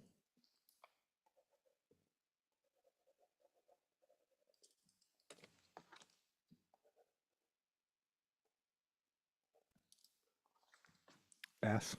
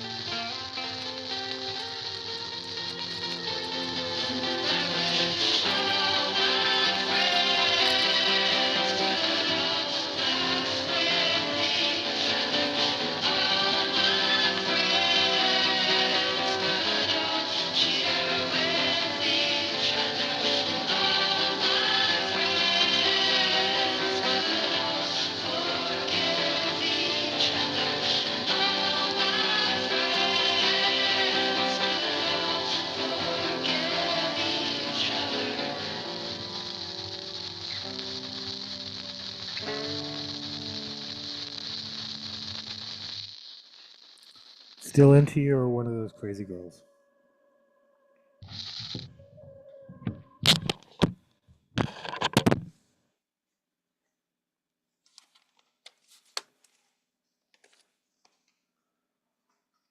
Well, let me know in the comments what you think I should have played, because I am playing one of those crazy girls. I'm not one of those crazy girls. I'm not one of those crazy.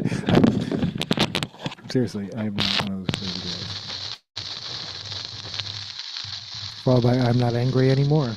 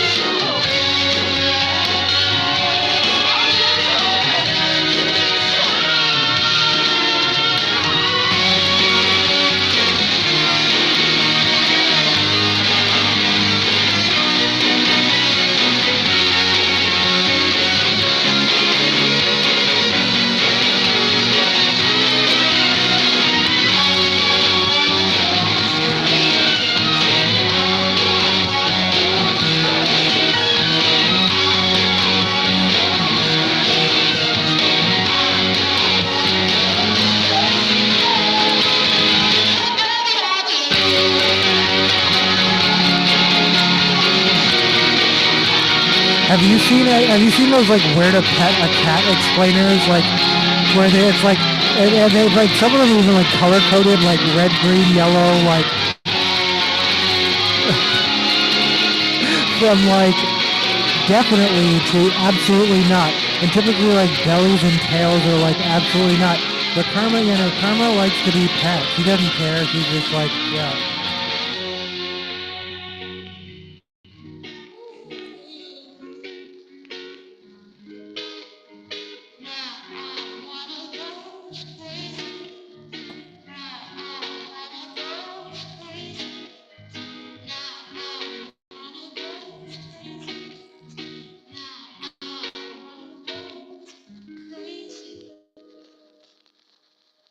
Baby, are we over now? Maybe I can change your mind. Sometimes I am. I don't think I need you. Sometimes I do. Depends on the day, the extent of my work is great. I'm not angry anymore. I'm not better anymore. So be sweet. Write your teeth down to the floor. Look, I'm really happy.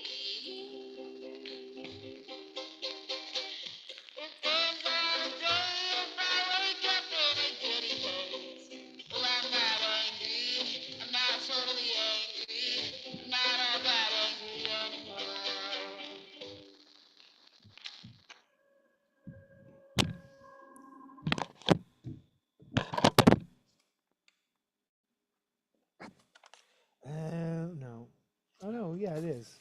That's a poster, right? Oh, because oh. Oh, no, it's not. I swore there's no poster in this? Am I not? Okay. Am I hallucinating? Where? Okay, I guess there's no poster.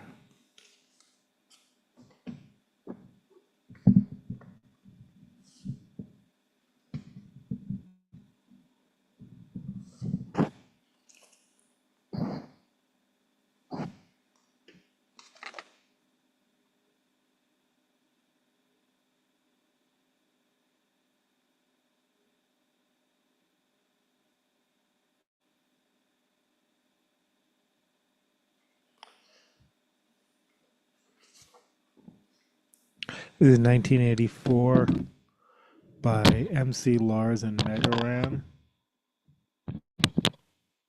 Actually, this is the Dewey Decibel System off of the Dewey Decibel System by MC Lars and Megaran.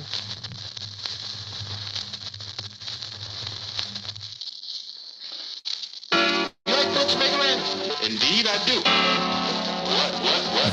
Indeed, I do like books. Dewey Decibel System. Let's get it started. Yo, they call us MC Lars. And this is Mega Man. I gotta tell the truth, just like when you take the stairs. You're shining on the light. Stay the game with no misery. Living with the killer. So you better know your history. Why you sleeping on us? Like Washington Irving. Great expectations kept their fires burning. Confederacy of boxes will never succeed. So it's Larsboro Street. Red House on the beat. Call me Samuel Beckett. I didn't like Confederacy of Dunces at all, by the way. I hate that book. I actually hate that book.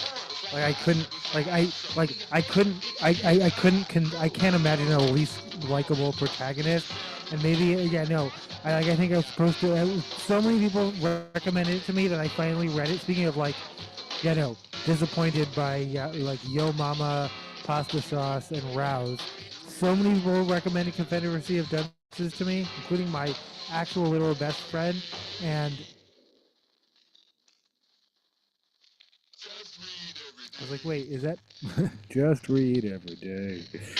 Is that how, is that, wait, is this how, I guess that's what I thought. My takeaway from every person who recommended that book to me for like a decade and a half was, wait, is this how you see me? Like,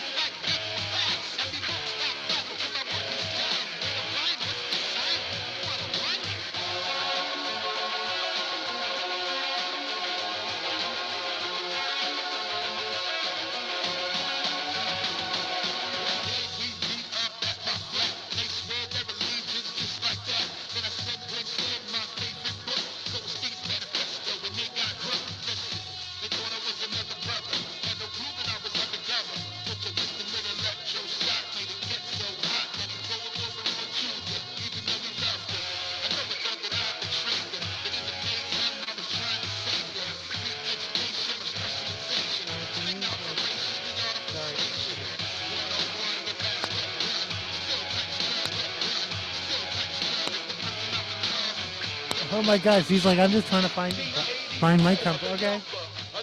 Like, that's where I prefer my leg to be. Okay. Slightly inconvenient for me, but we'll make this work. I love you.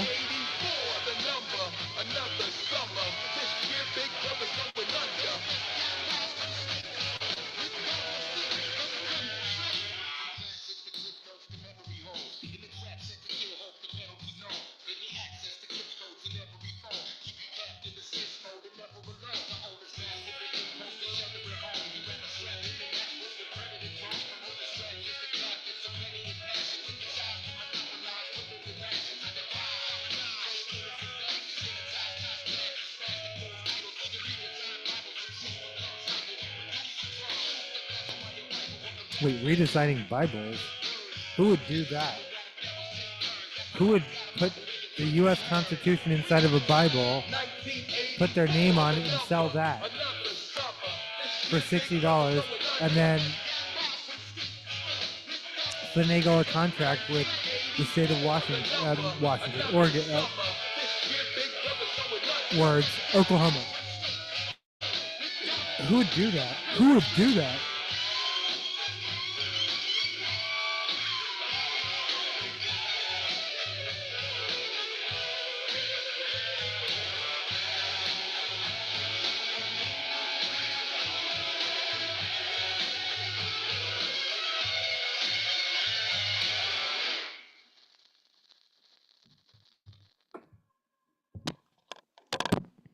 That was 1984 by Megaran and MC Lars off of the Dewey Decibel system. Get it? It's like every song is about books. Gulliver's Travels, Legend of Sleepy Hollow, Jabberwocky, Julius Caesar, which is actually a play. Books are tight. Bartleby the Scriniver, who is a character, not a bitch. No, she thinks she's a dog. It's okay. I can call her a bitch.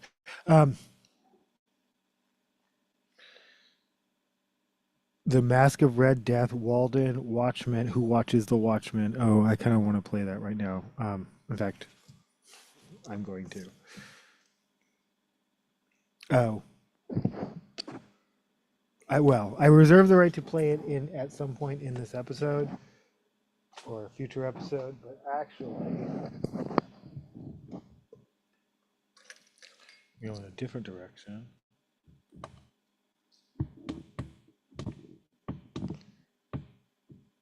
Oh, wait, me when I'm like, did that even work?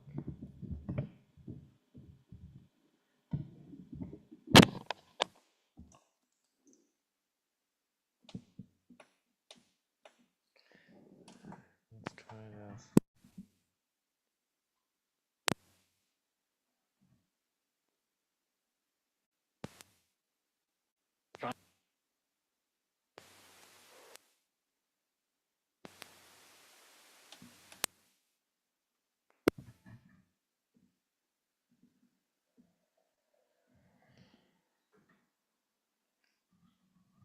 Yeah, I hit that open button. Let's see what happened. Well, let's see what happens. Sorry.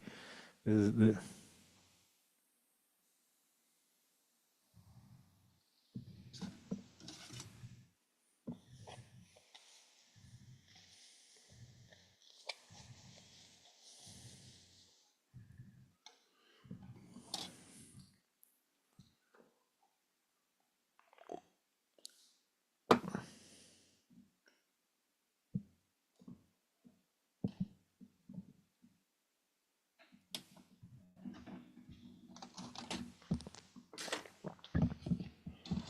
All right. First of all, let's see if this plays, and if it plays, it slays. No, what?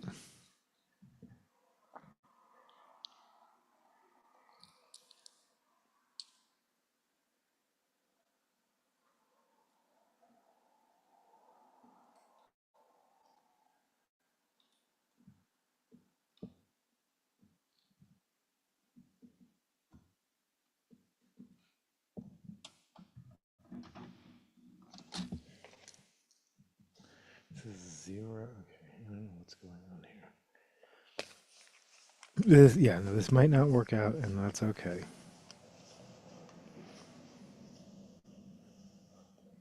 Because it's saying 0, and that doesn't make sense.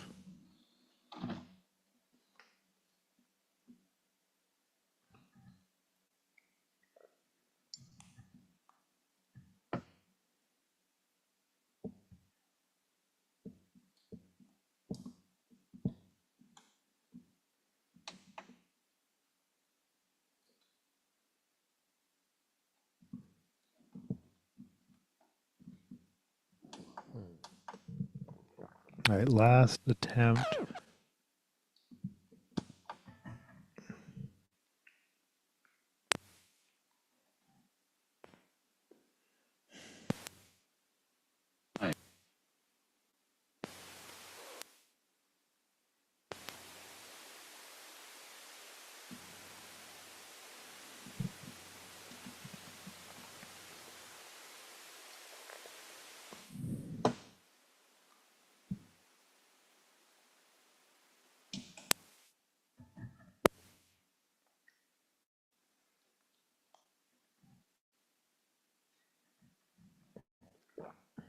If this doesn't work, we'll move on. I promise.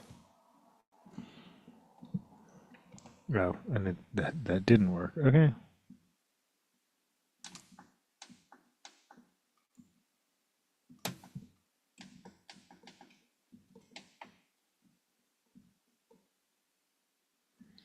Mm. Anyway.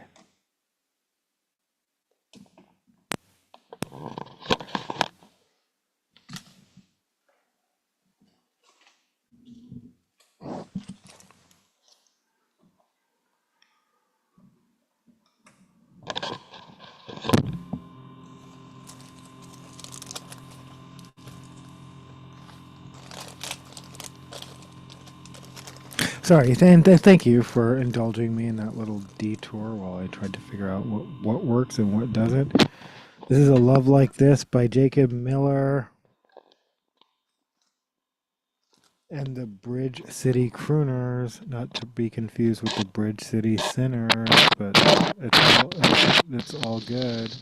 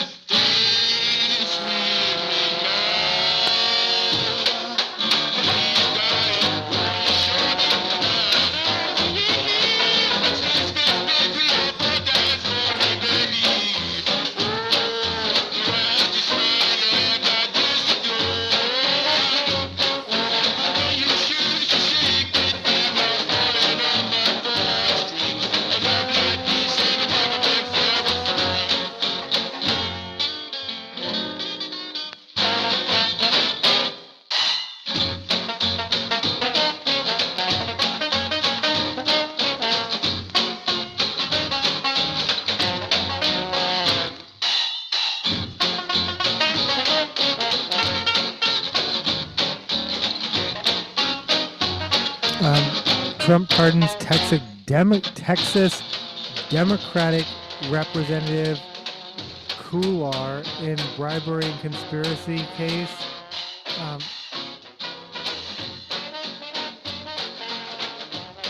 And his wife in a federal bribery and conspiracy case on Wednesday, citing what he called a weaponized justice system.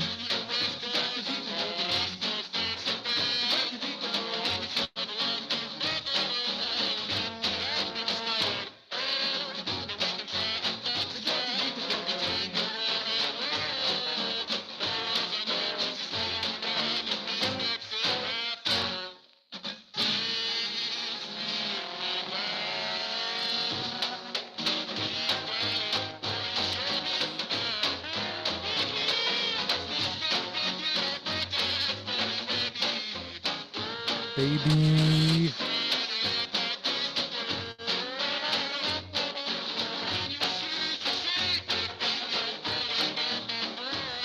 Baby.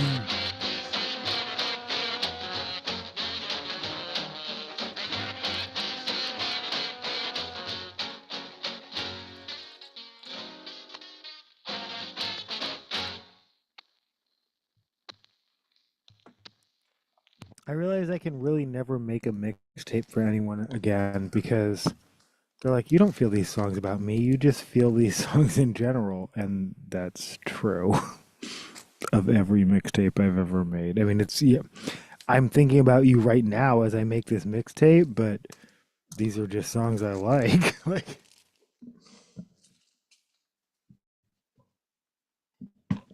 and because I'm this age,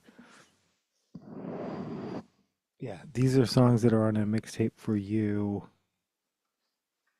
right now, but they might have been some on a different mixtape for someone else at some point, and they might end up on a different mixtape for someone else at this point. And then this show is just a mixtape to everyone whom I all love because I'm not misanthropic at all.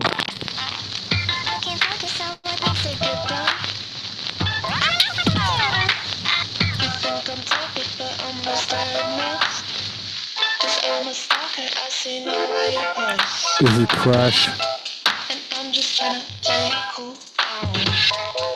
But that's not what I wanna do now.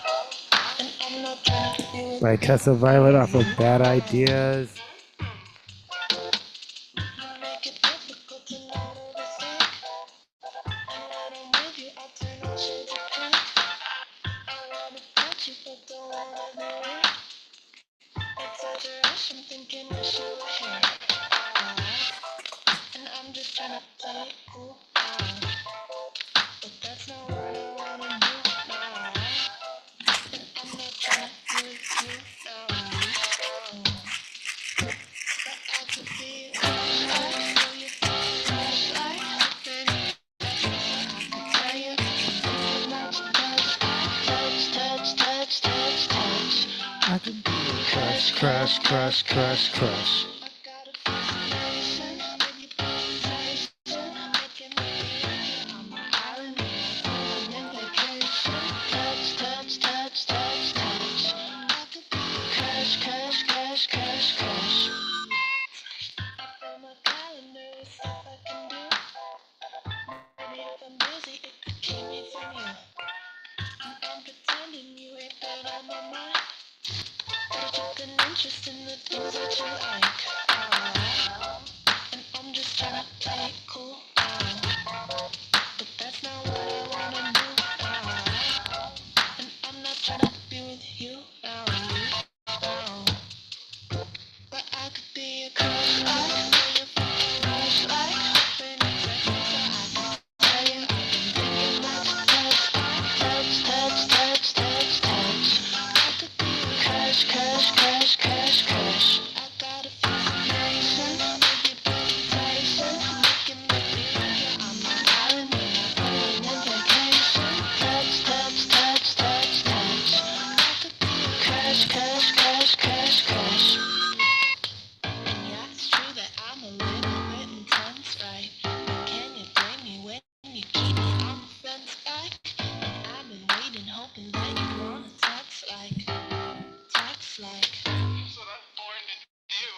Yeah, it's true that I'm a little bit intense, right? But can you blame me when you keep me on the fence like? I've been waiting, hoping that you wanna text like. Ugh. And I'm just trying to play it cool, but that's not Leave what it, I Bob wanna Luke. do now. And I'm not trying to be with you now. But I could be a crush, so you feel rush like, hoping it's a hit so I can tell you I've been thinking much touch. I could be a crush. I got a fascination with your presentation, making me feel like you're on my island. You can stare at me all you want. Vacation. Touch. I get prettier every second. Crush. Or jump up. Like,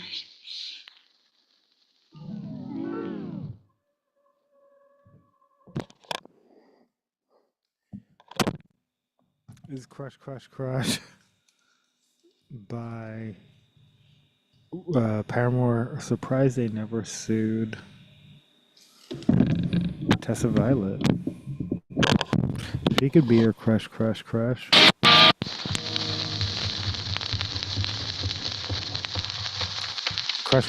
by Paramore off of Riot.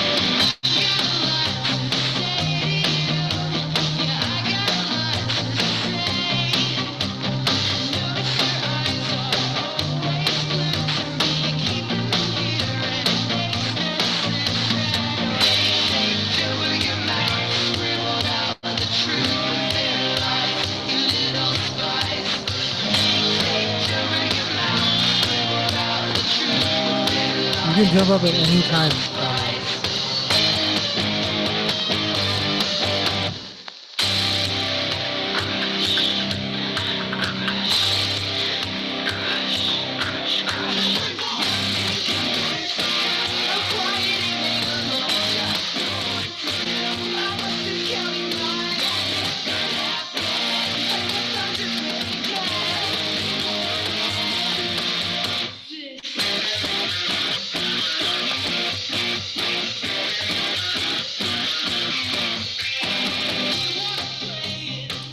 as an asexual loner, nothing compares to a quiet evening alone has always resonated with me.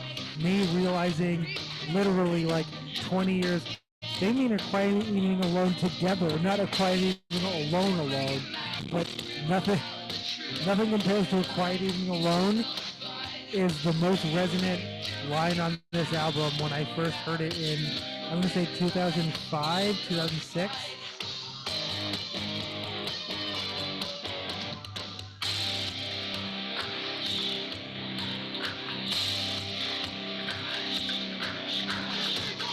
It's great fun!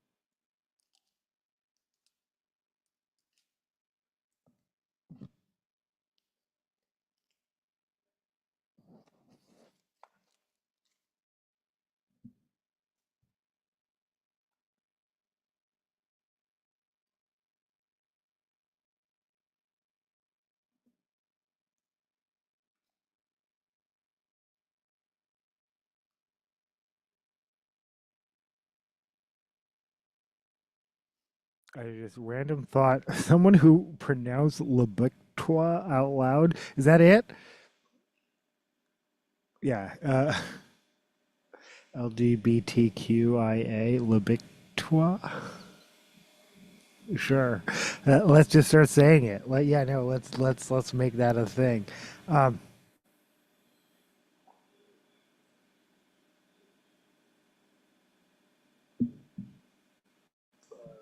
what's the name of this album? No. Okay.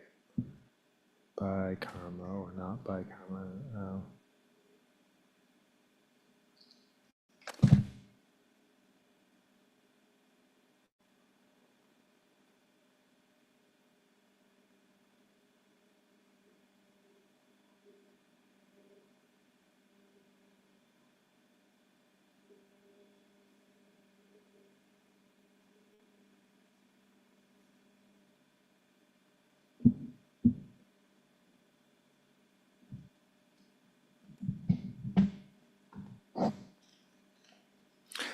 This is the demo version of Bad Idea, right?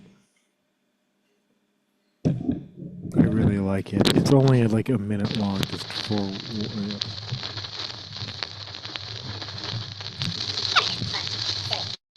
For fun and silly people. Hear me? Is it Olivia Rodrigo?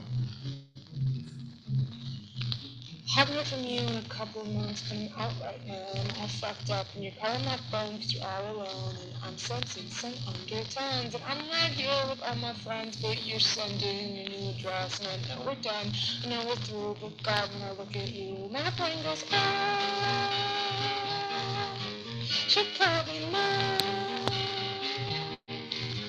can't hear my phone, blah, blah, blah, blah. See you tonight. Bad idea, right? See you tonight. Bad idea,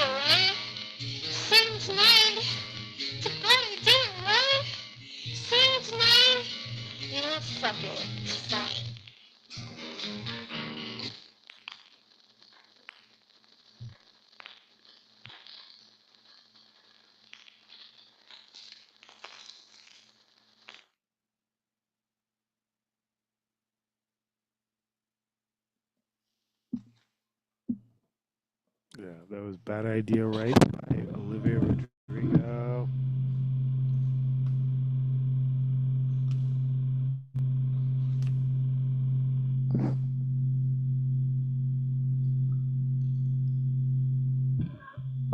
I was like, what is that? Yeah, interesting.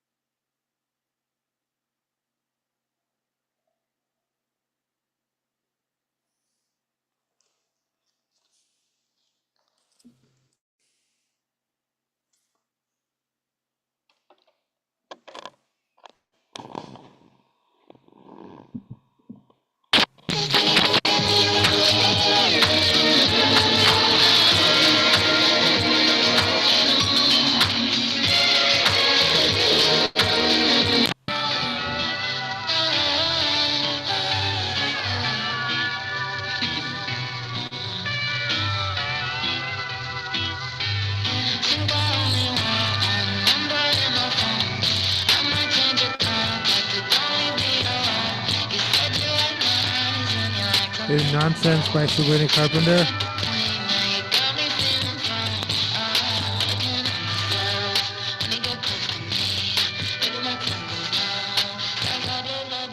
Really lovely.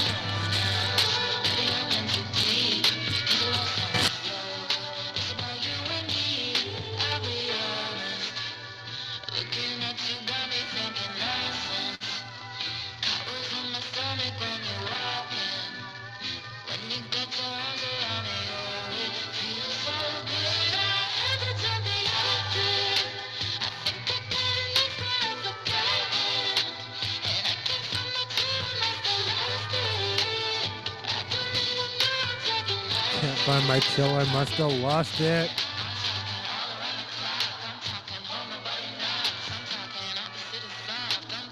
Hey, what's up? Oh, hey, I'm sorry. You're just jumping back into the comments. Yes.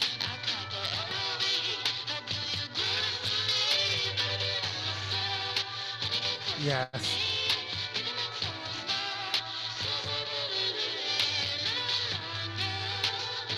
Right, like some eye thing that I'm like, do I need to take her to the vet for? Or will she'll work it out, I think.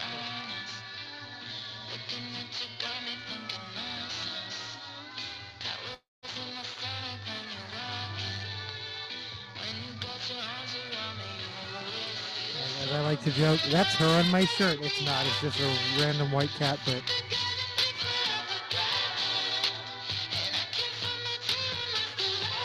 How are you doing tonight? Thanks for jumping in.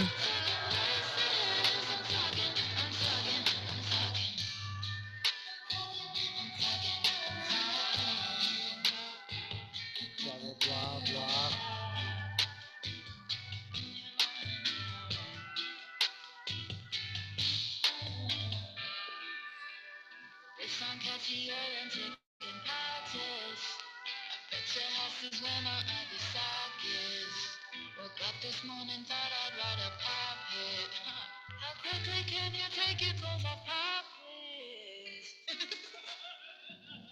How quickly can you take your clothes off? Pop quiz. It made it. That one's not going to make it. It did make it. They made it. They're on the record now. Sabrina Carpenter.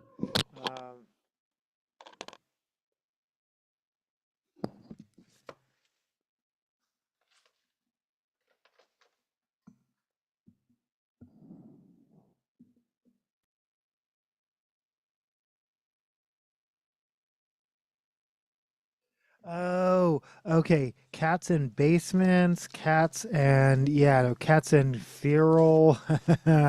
Yeah, my cats have gone the opposite. They're like they're suddenly acting like the most clingy, and they've never been like Karma's always been very independent. She spends most of her time outside. but I don't know why this winter in particular. At first, I attribute it to like it's getting colder and now she's hanging out inside more. But now I don't know. Yeah, my cats are they're feral, but feral means like climbing on my head apparently. Um, this is Hellhounds, I think. If I yeah, followed by Hotel for Clowns by Chloe Moriando.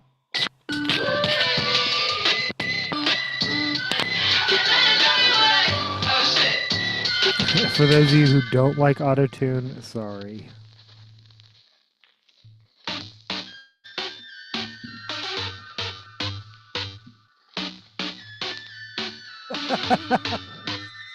I actually saw a post recently that was basically like, what are these? They can't hunt. They can't no.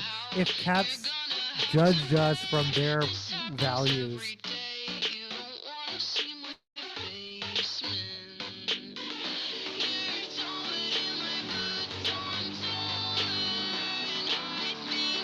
But yeah, no, love the catos, love the doggos.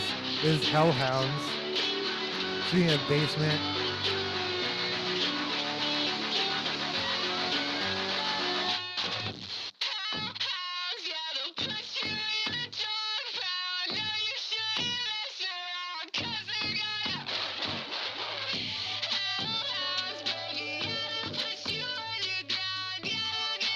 So we're talking about Trump pardoning a Democratic rep,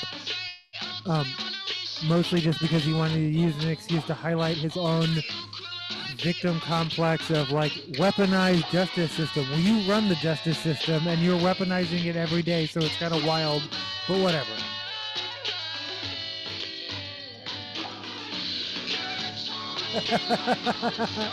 Yes, they do.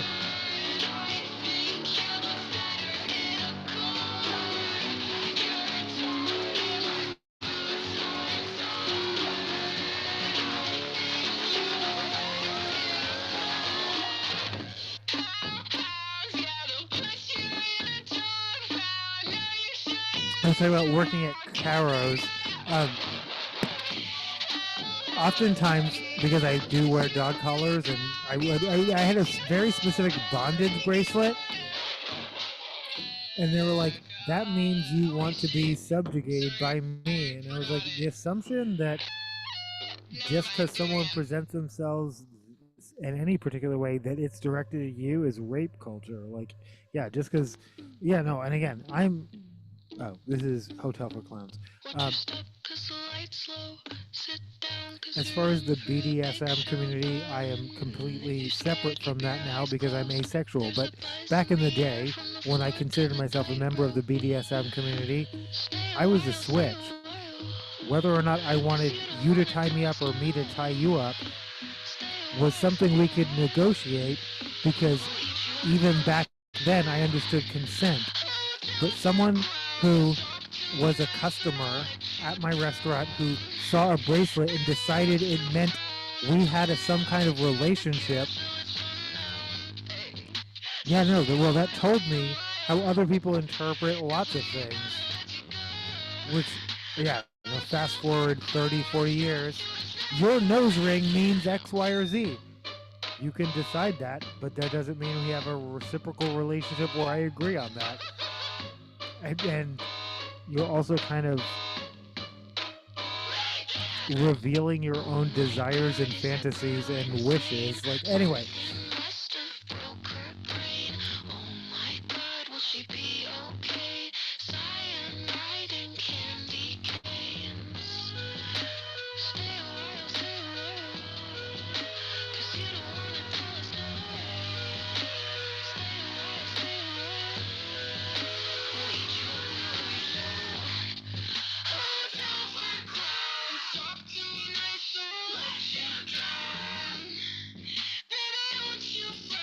Stefanik accuses Johnson of lying about defense bill provision. I don't know, cracks in the surface. I have no energy for that. I actually have to ask my dad about this. My dad, actually an art dealer. House Democrats post new footage of Epstein Island as Congress demands answers when full file. Okay, this particular room with like a dental chair and the weird masks on the wall going viral for all the right reasons, because that's weird. That's some weird ass shit. That being said, I have to ask my dad, and my dad's gonna be like, that's a very highly respected artist who.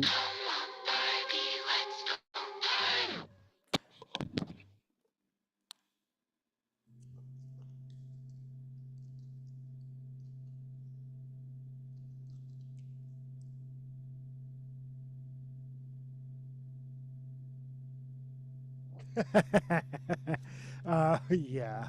Sometimes some pitching and sometimes some catching. I'll just. Yeah.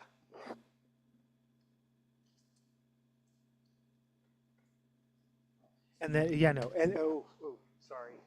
Just literally just threw a record at my cat. This is Games. I think this song might be slightly scratched. This is Tessa Violet with Games. This goes. Check out the video, which is baseball and Twilight themed in the most hilarious way. There's a scene in Twilight that is literally like werewolves versus vampires baseball that they parody to like best effect. This is called Games.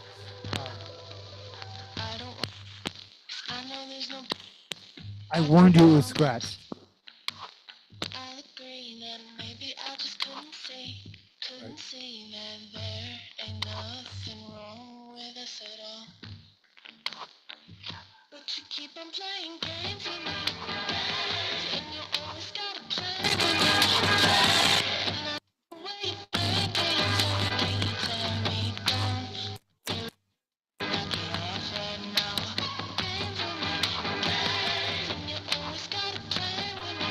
And I hate the way you play games, and you tear me down. Boy, you really ought to knock it off right now. I know I should trust my gut. I know that there's something up. I just hate the place that path would lead me. Oh shit. Oh shit. Z German. Okay. I have a I have a record. Yeah, no, don't make me don't make me sort through my records. I have a musical response to that. And sure.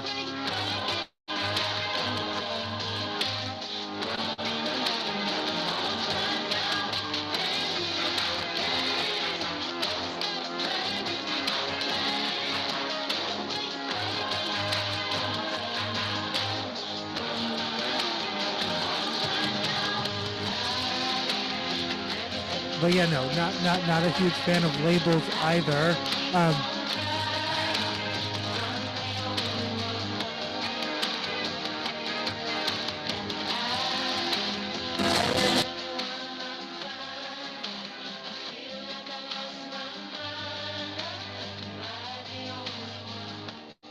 But no, okay, if we're gonna talk about labels, not labels.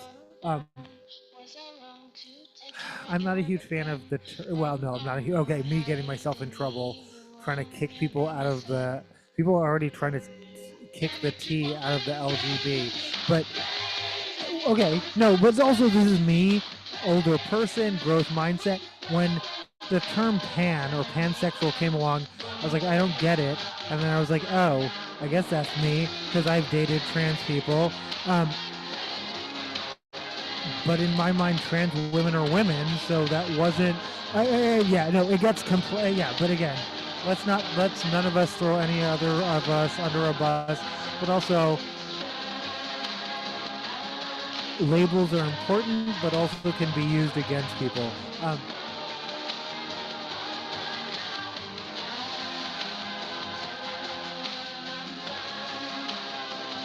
I actually saw someone online post recently, labels are for jars. And I was like, well, that's okay, but that's a really like reductive, dismissive perspective on like the whole spectrum of people's identities. And literally, they were coming from the perspective of if you just don't talk about it, then everything will be okay. And I'm like, that's not actually true. Sometimes you do need specific labels to help. Yeah, I don't know. Yeah, no, but again, I agree. I'm not the biggest labels fan.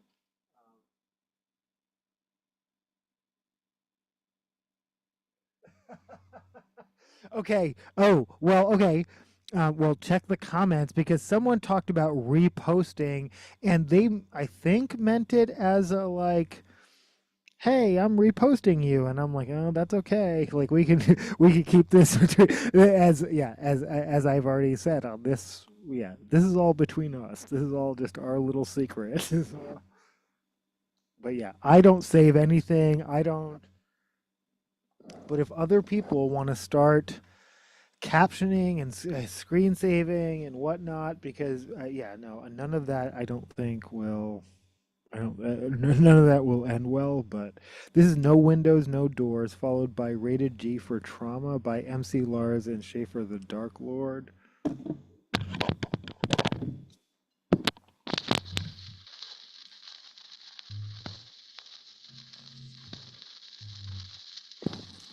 But thanks for jumping in as always. Hope you're doing. Yeah, no. Hope all is well with you. And how's the weather? Um, Yeah, I feel like it's still relatively mild here in Seattle, and yeah, I feel guilty that parts of the country are undergoing, well, it's winter, so just weather. It's not undergoing. Are experiencing weather I'm not experiencing yet, but by January, February, I will.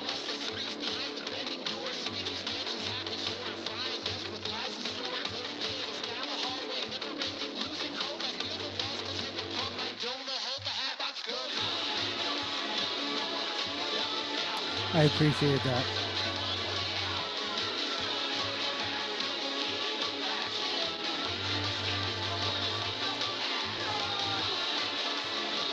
Oof. Okay. ABC News.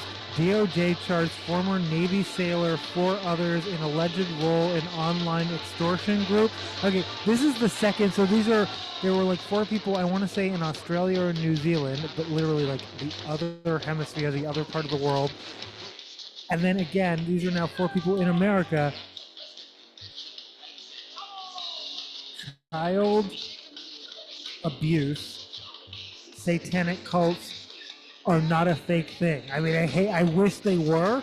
I wish I could just be like, QAnon is ridiculous. It's all lies. And again, I'm not saying QAnon is right but it seems satanic child self. Yeah, no, satanic panic is back, but it's real. Like people self-identifying as satanic child sex cults are real.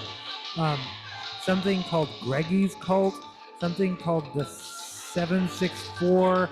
And again, I mean, this is reporting from ABC News, so these aren't conspiracy theories. I kind of really wish they were.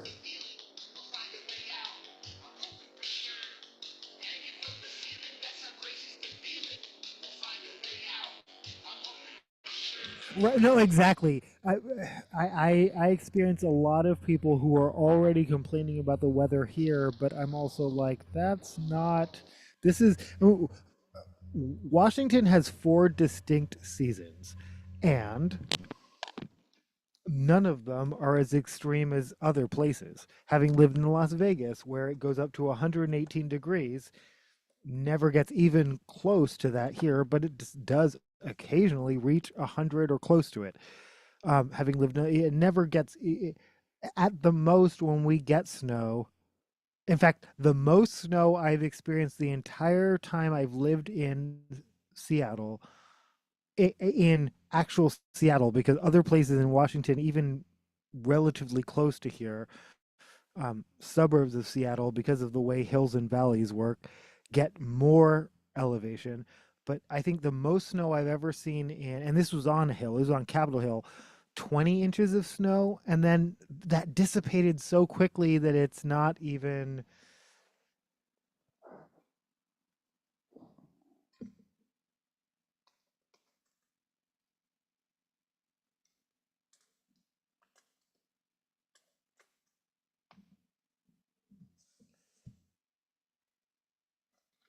All right, this is the Chipmunks off of Chipmunk Punk. Mm, I do not play the knack. It's even more awkward that, because, okay, if you don't know why I don't play the knack very often, you need to look up. Well, first of all, this song is about like non-consent. Second of all their songs are about like dating children, and then he actually did that. Anyway, this is the well, I can play the Chipmunks. However, does Feiger get like half a cent of a cent of a cent?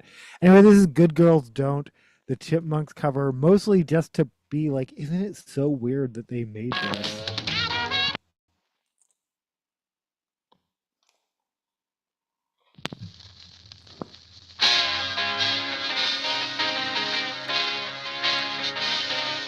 Also, the Knack maybe are punk adjacent, but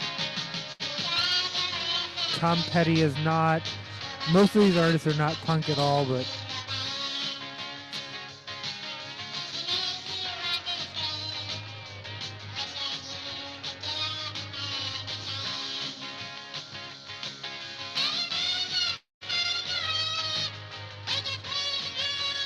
holy shit. Okay, no, okay. Upstate New York is a completely different thing. Ithaca in the wintertime, though my college experience was, I went to the College of Santa Fe, a liberal arts college that no longer even exists for good reasons because it was poorly managed and run when I went there. But I moved to New Mexico with no winter clothes at all. It's the desert. I did not realize how cold it gets at night. Like when the sun goes down, no matter how, and actually, I mean, New Mexico has full-on winters with snow and all that. But even in the winter, the sun is full on. It's the desert. The sun is full on. It doesn't actually change the temperature as much as you think it would. But psychologically, it makes a difference. But the point being, I moved to college. I didn't even bring. I mean, I owned a winter coat because I had lived in New York.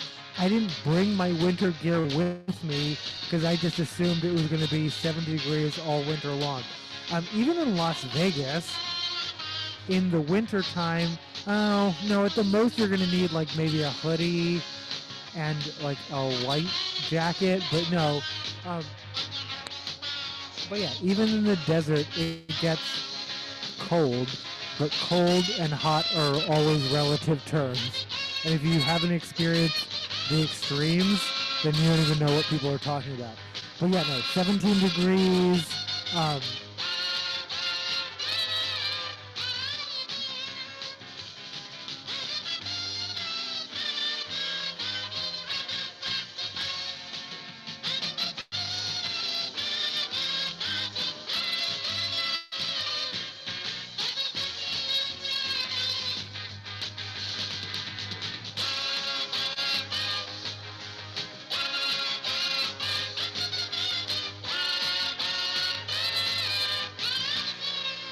Also, they include more than one Donald Feiger song, and that's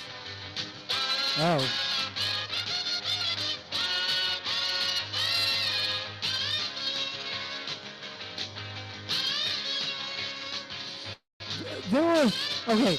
Who produced this record? Because there are 3 Donald Feiger songs on this, and that seems highly suspicious. This is Refugee. This goes out to everyone currently suffering under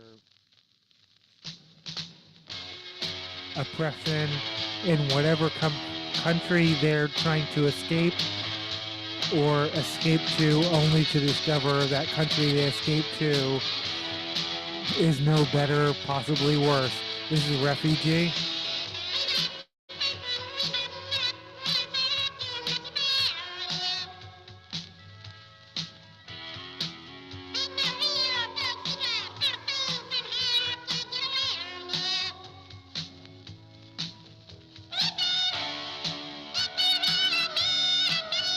Awesome.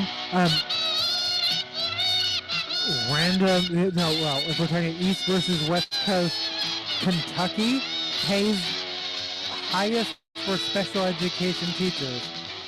You have to, that's what I've been told. Kentucky pays the highest in the nation, and I'm sweet. Yeah, no. I don't know that if that data is current, but I literally work in the education sector, and from what I've been told, Kentucky pays the highest for education teachers, K through 12 education teachers. Do with that information what you will.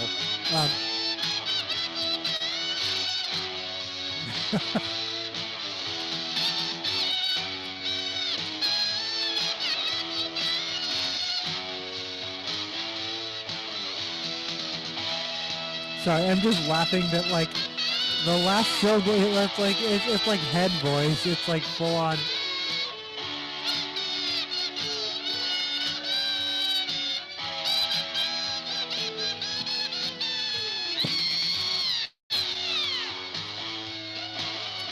I 100% respect all of that.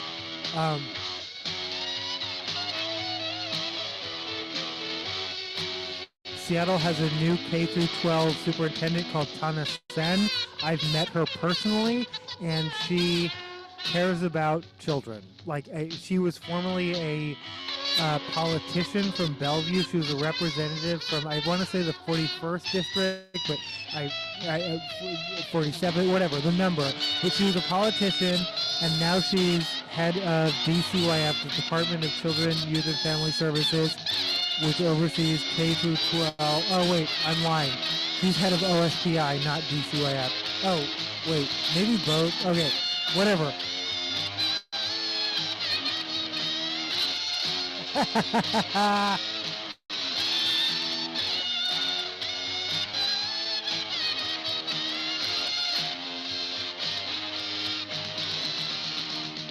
That just makes me want to play Sir Mix, and I know we've talked about Sir Mix a lot. You and I have talked about Sir Mix a lot, but also Sir Mix a lot. But yeah, Dick's Burger. Oh, show.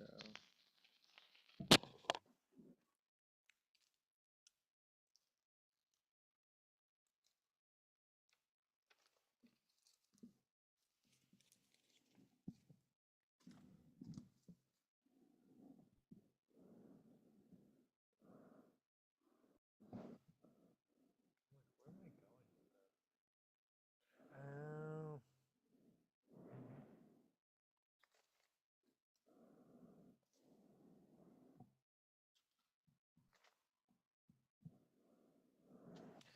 So I was looking for this the other day.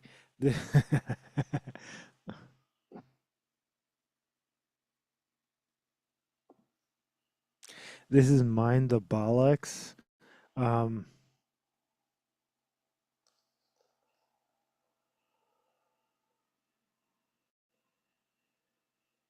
This is a whole new ball game off of Mind the Bollocks by Oi Polloi.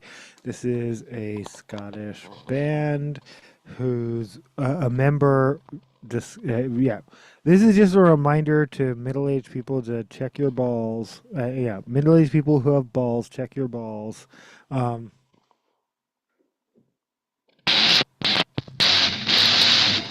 Is Mind the Bollocks.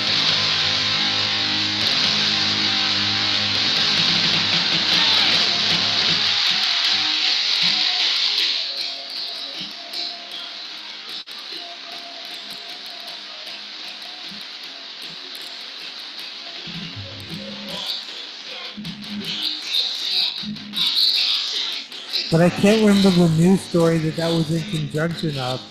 Um,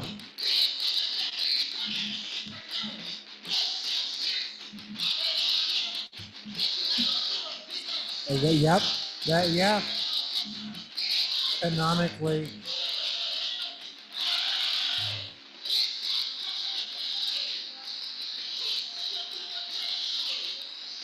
I mean, well, at this point, I'm like, that's always the best.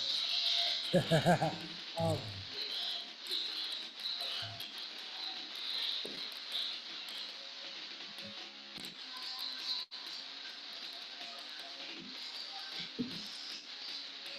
every time people are like, but the Bible trans, I'm like, there are eunuchs in the Bible and they are celebrated, not denigrated. That's your bias. But you can use the Bible any way you want to, as I can too, because I've actually read it.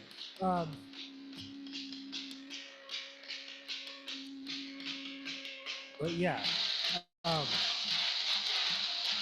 changing your body is not actually, there is no evidence that God wanted your body to be exactly the way it was when you were born. What? Like, no. And also, all of y'all get fake tans, fake hair, fake MAGA face, fake. Like, what the fuck are you even trying to claim that, like,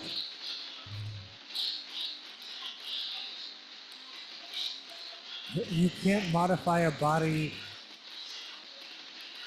except when you can, and only when we say so, and only. But also, we say the Bible says that, but it doesn't say that. But yeah. Again, I've read the Bible, and if anyone wants to go head to head and talk about it, I will go there.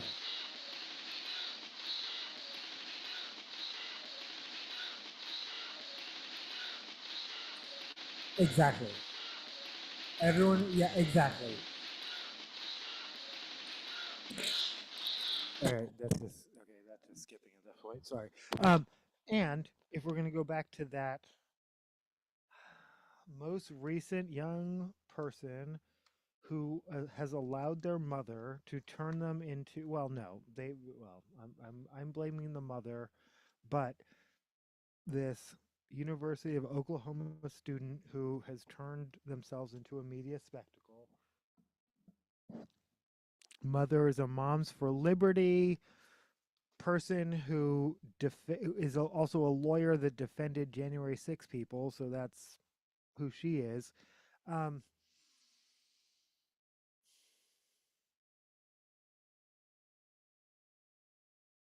Nowhere in the Bible does it say anything about. Anyway, anything. The things you're suggesting aren't even in the Bible. They're just talking points you've heard.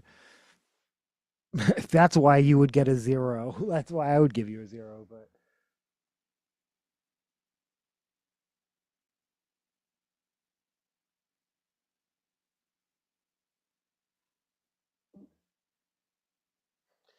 okay, I don't know if I okay. Well, I don't know.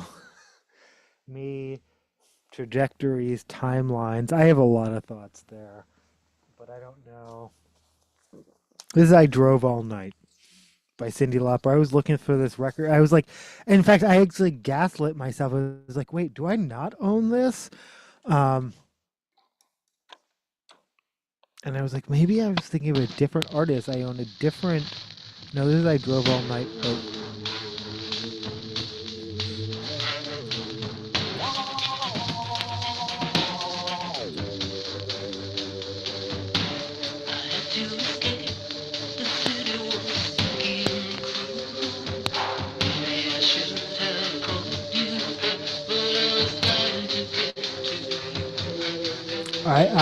I am an ordained minister through Universal Life Church, but that takes 30 seconds online, so I'm not going to argue um, theology with someone who's a master's in it. However, I did attend my college had previously been, like I mentioned, I went to a small private liberal arts college literally 2 years before I went there. It had been it had just been renamed from Saint St. Michael's College, and most of the priests, it still had oh wow, me being like, I'm all up in the clergy, and I don't even know what I'm talking about. A theology school. One of my best friends while I was in college was training to become a priest. Many of the brothers who had worked at the college before it got transformed from a religious college to a secular college, still work there. Um, and I took I took Old Testament, I took comparative theology, but again, I have no college degree whatsoever.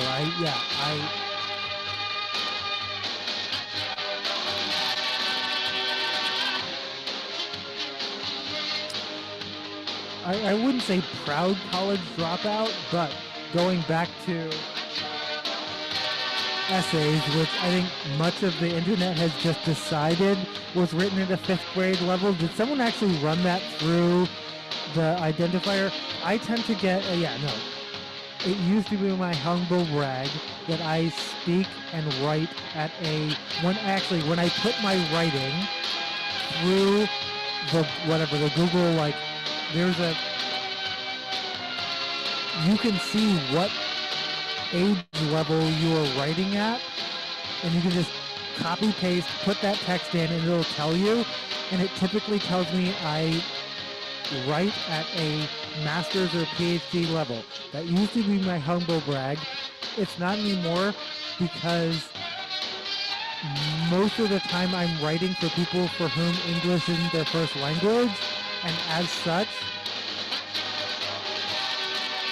I'm not trying to write at a master's level. I'm actually really trying to break it down. I think I'm using words, but actually,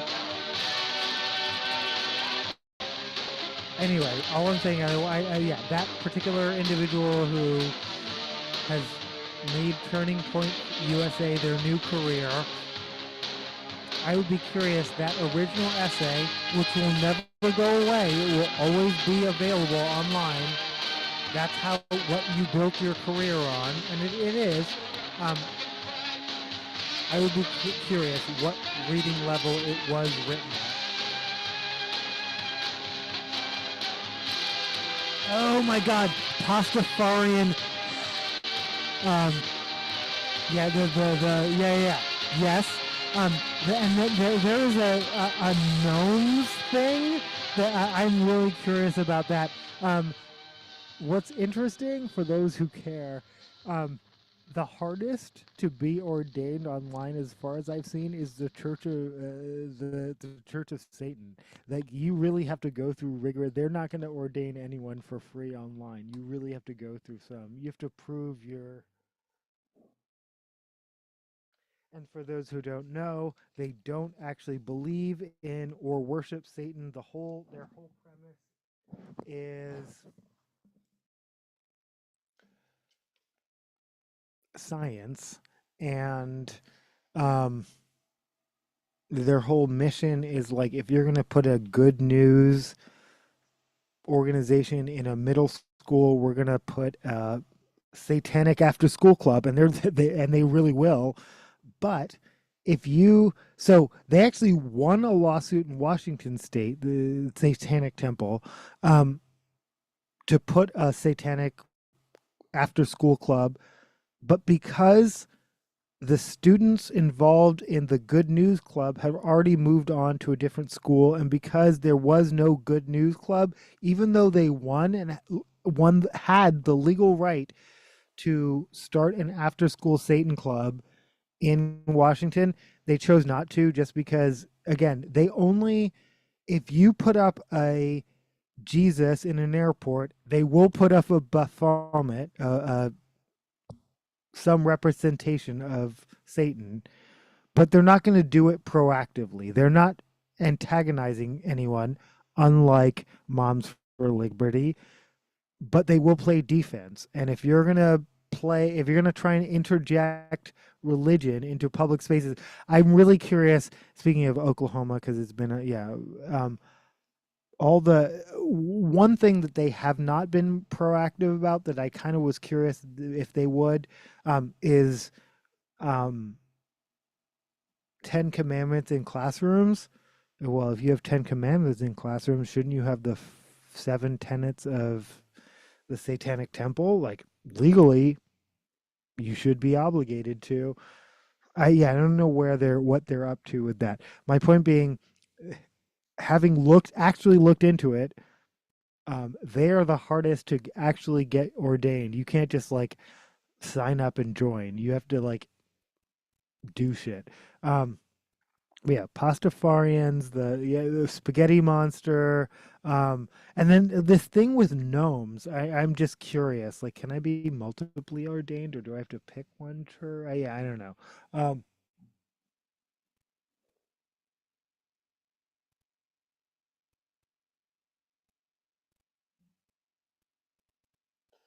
Wait, the inner workings of which? Of yeah, no, yeah, yeah, psychological aspects. Um,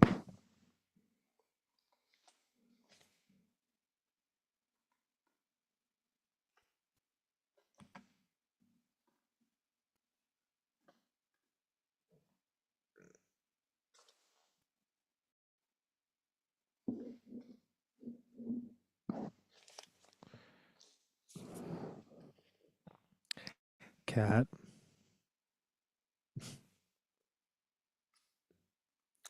This is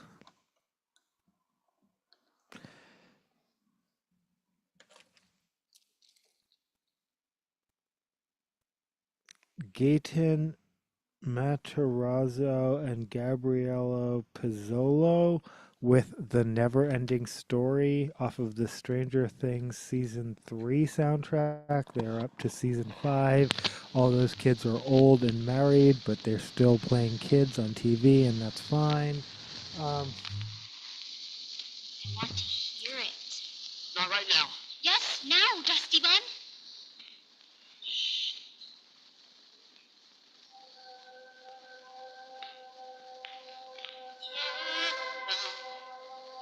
Look at what you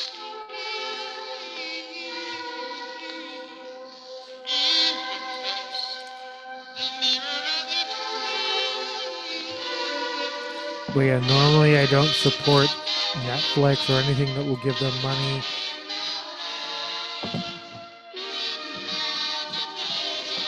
But I will play this, and I will play Golden next because that's just been stuck in my head. Right, that wine bottle's empty.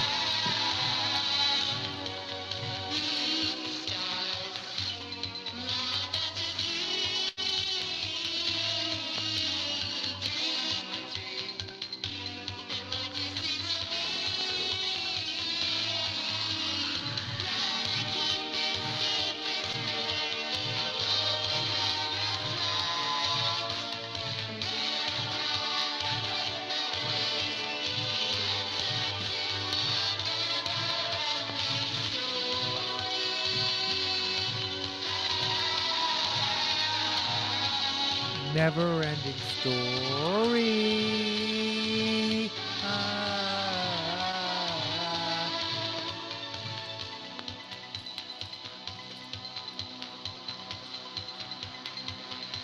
Log of eternal sadness.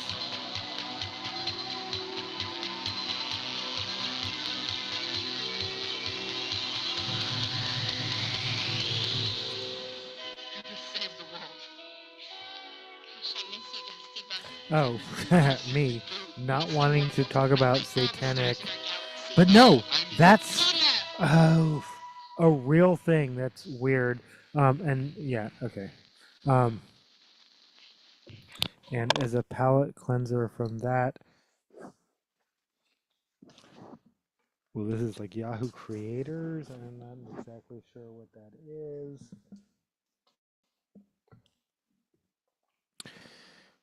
Watch a heartwarming moment when a 102-year-old woman tells Barack Obama what she eats every day. Um, it's nice to see you. Um, the main thing I want to find out is what do you eat so I can look as good as you in a few years. Is it just good genes?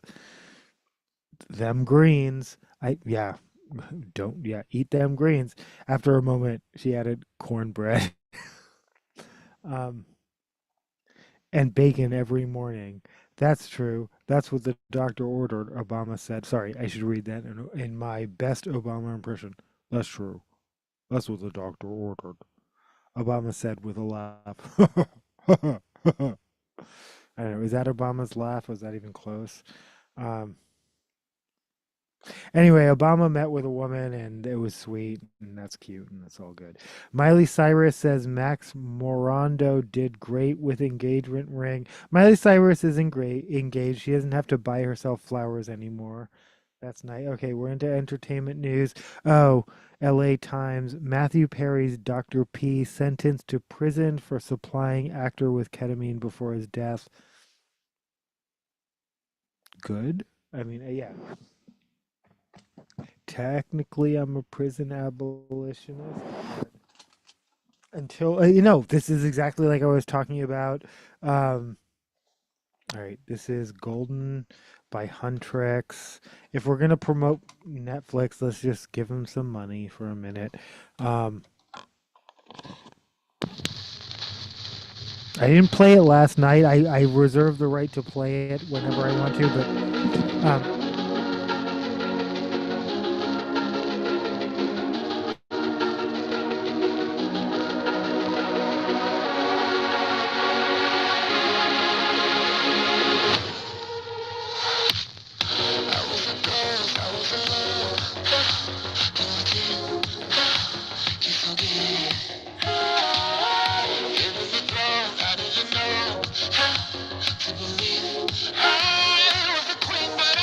I had a thought, but I think I lost it.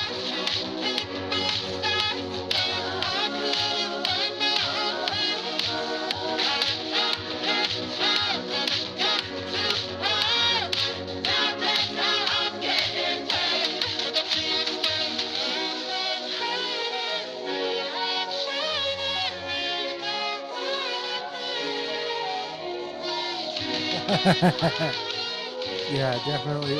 Sounds good.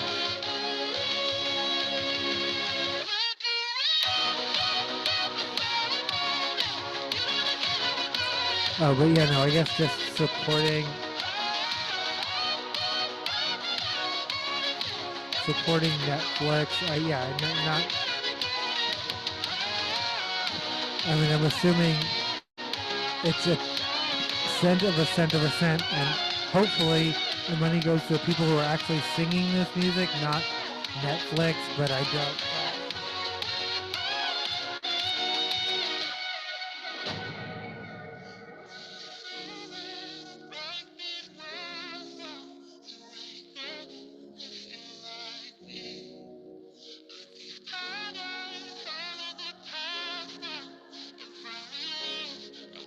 I will also be right back.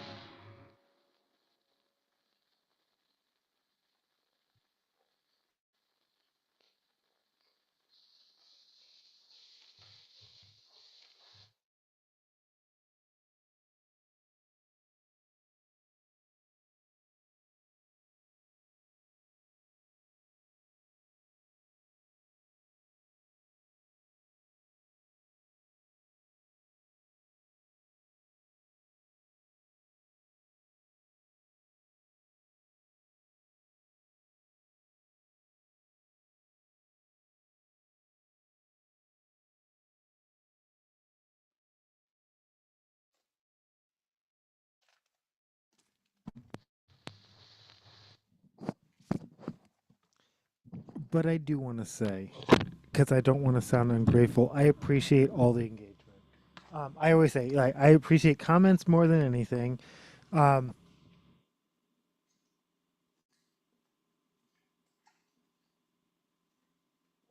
and yeah, no, I'm always like, don't tell your friends. Keep this. Yeah, and I do mean that. Like, I want this to be our own little secret.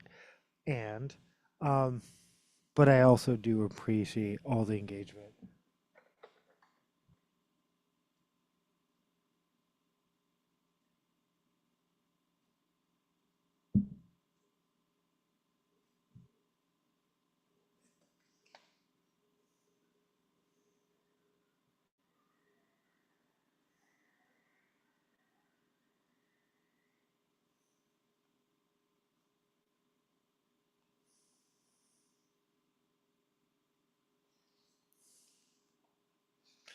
This is Joan Jett with.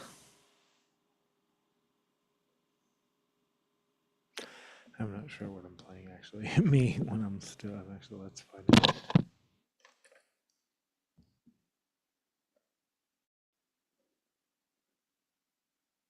This is Fake Friends, followed by Light of Day. I forget she did that movie with Michael J. Fox. I know I watched it, but I don't remember much about it.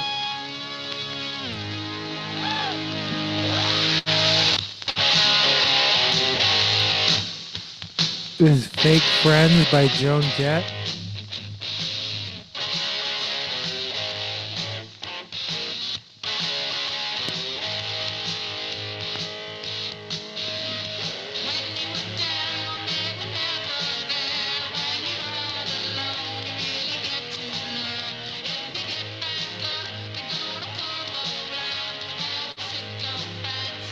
But no, yeah, I thank you as always. I appreciate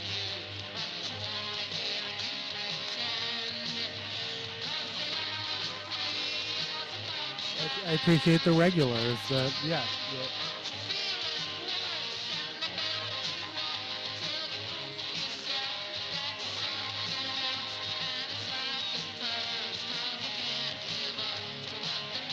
We're into entertainment news. Um, according to Variety, Aubrey O'Day says she was fired from Danity Kane for not participating sexually with Diddy. Struggles to recall alleged assault. I don't even know if I was raped, and I don't want to know.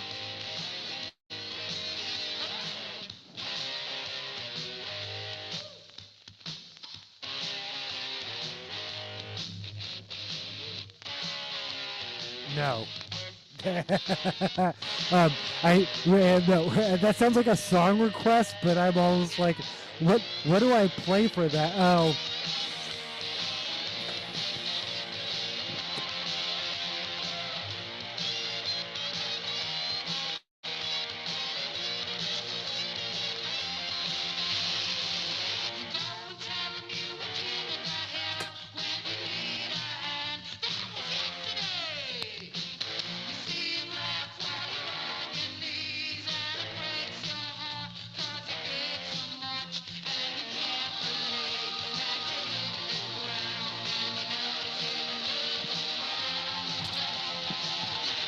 whoa, we almost had a pickle moment.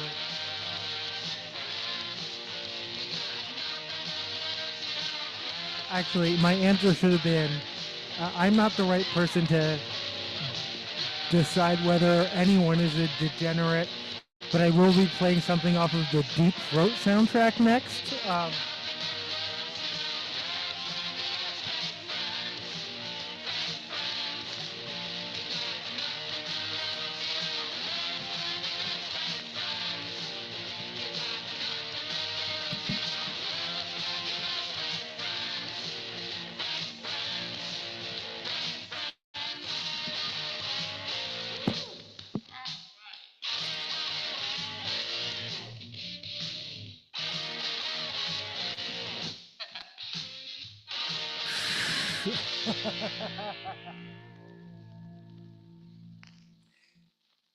That was Fake Friends. This is Light of Day. This was a Michael J. Fox, Joan Jett movie.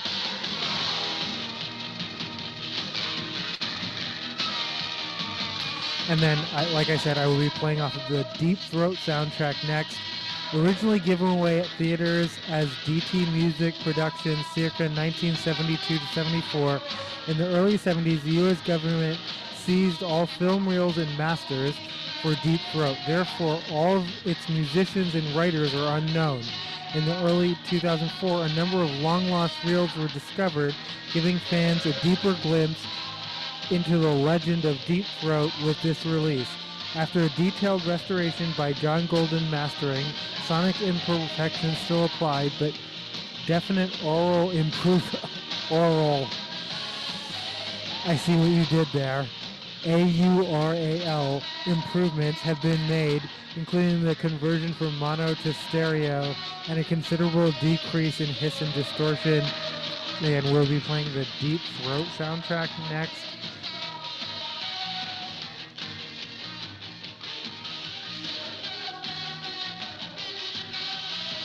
Mitchell Brothers.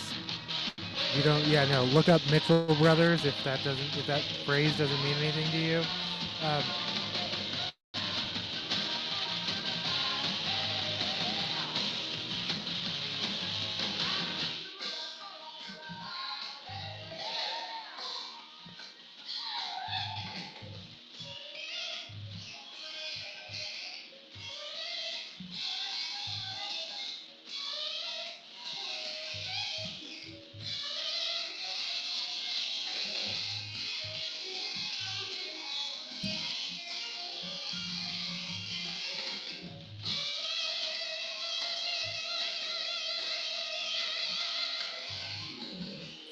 Oh, as promised in the headline, often I joked about this a couple of times recently.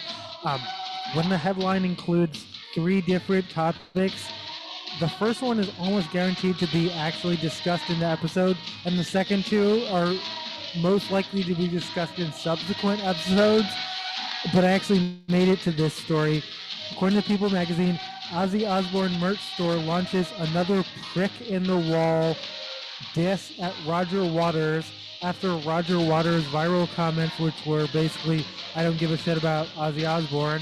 Well, fuck Roger Waters for a variety of reasons, including, it's one thing to be a Zionist like Quentin Tarantino or Gal Gadot, who literally actually served in the IDF, but also I think that's a requirement of being Israeli. So maybe anyway. Roger Waters is pro-Russia, is like anti-Ukraine. Like Roger Waters, again, another brick in the wall guy. I'm super surprised. I don't know. Basically, they've taken a Roger Waters brick image and covered it with Ozzy rules. And then it says another, it's been censored on this. Okay.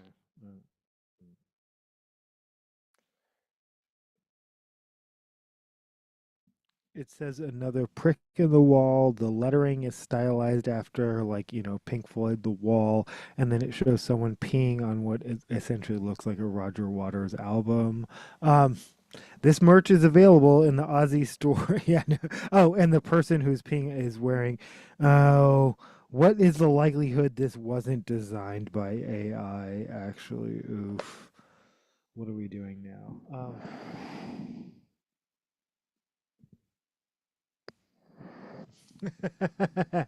Yes. Um,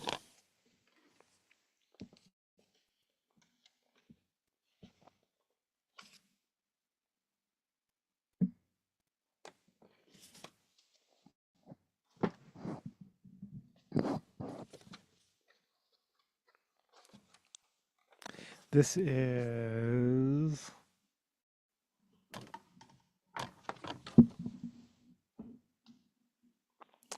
Everyone gets a little piece of the action, which is a sample, followed by Love is Strange, which is a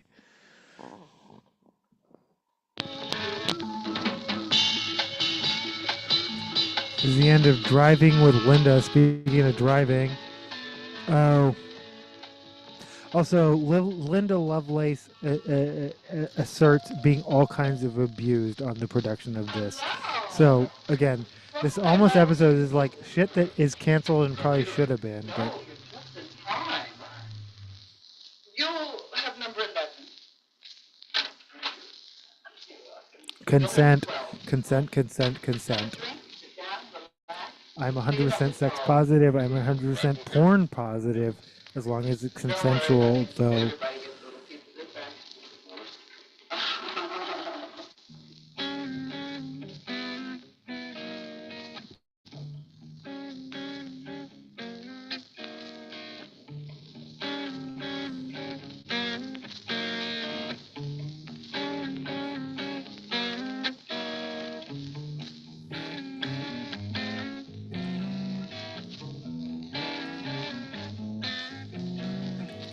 Oh, but also if people are engaging in things, if people are doing things, maybe I should use my husky voice. What are we talking about? How are you doing tonight? How is your partner doing tonight? You asking your partner how you doing tonight? Are you servicing them? Are you enjoying them? Are they enjoying you? Are you enjoying each other? How's it going?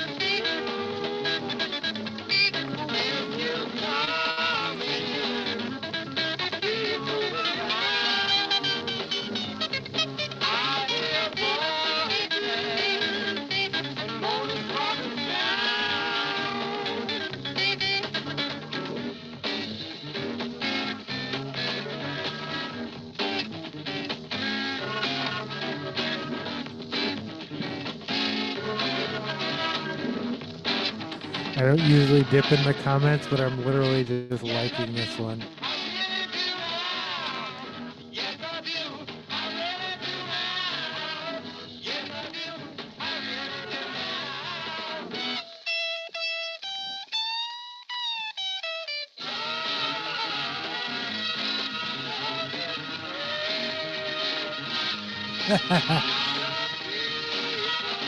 Go for it.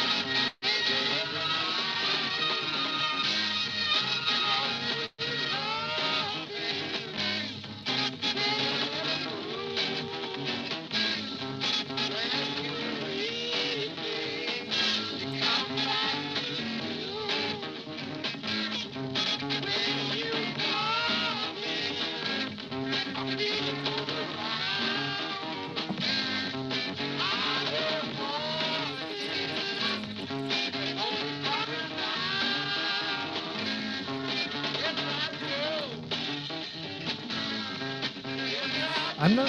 Yeah.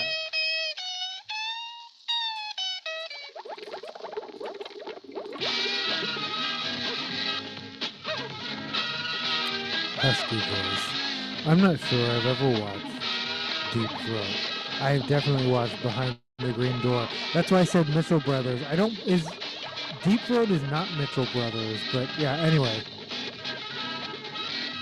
Or is it?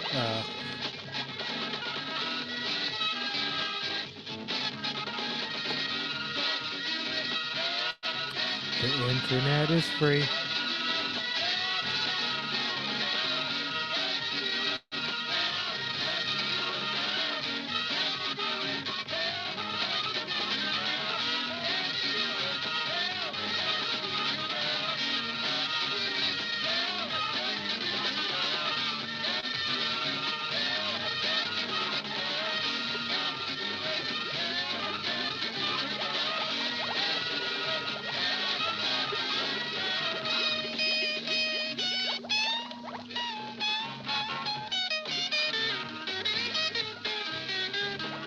No, the Mitchell brothers did not direct Deep Throat. The film was written and directed by Dora Damanio. Yeah, Behind the Green Door. That's what I said. Marilyn Chambers.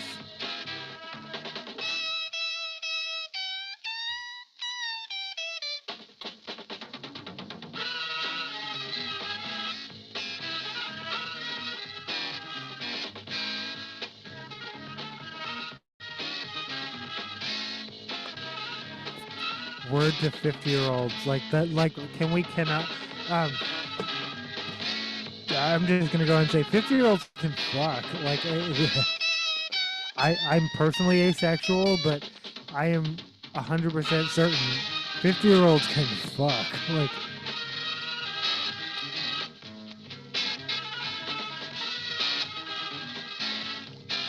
and yeah, let's normalize that, and let's be like.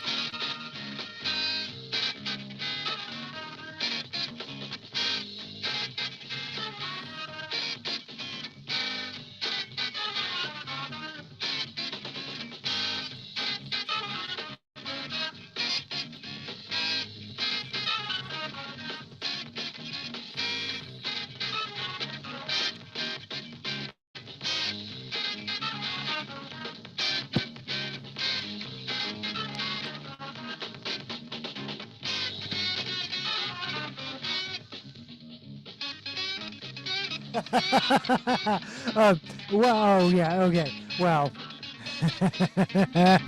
um, that's actually my laugh. I don't purposely do a woodpecker laugh, but I realized at some point my laugh became the Woody Woodpecker laugh. Yes. Technically demisexual, and yes, if pickles and wine are involved, anything can happen. Yeah. Oh my. Yeah.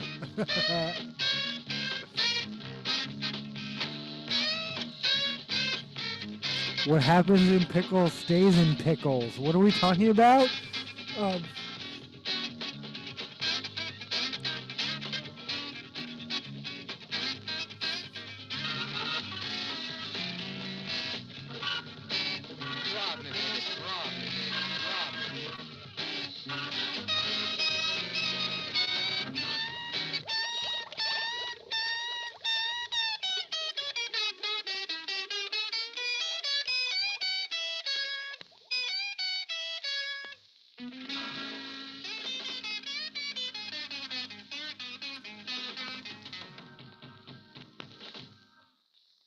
I can't prove it, but I'm pretty sure Bootsy Collins played bass on that.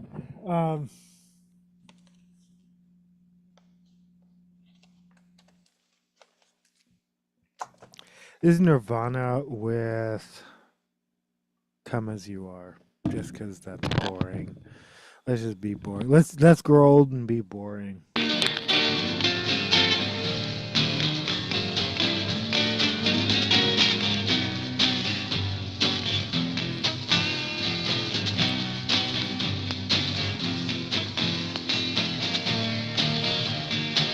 Yes, we did.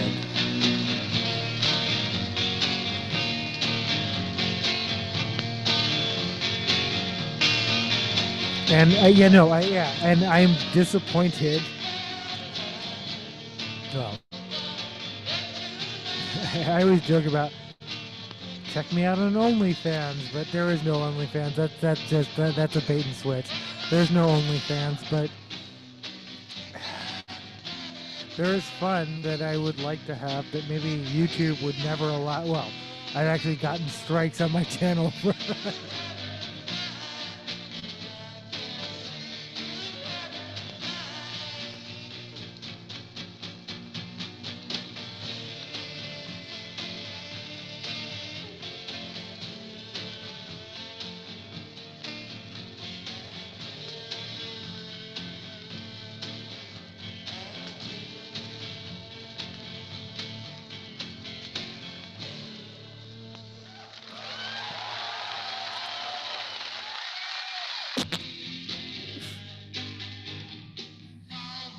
Okay, yeah, me too.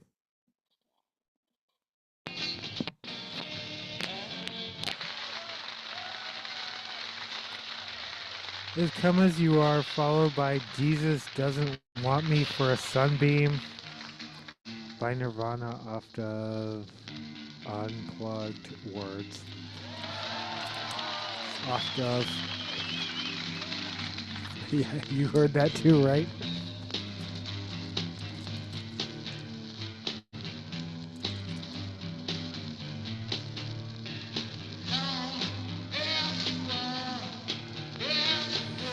Don't tell me that, because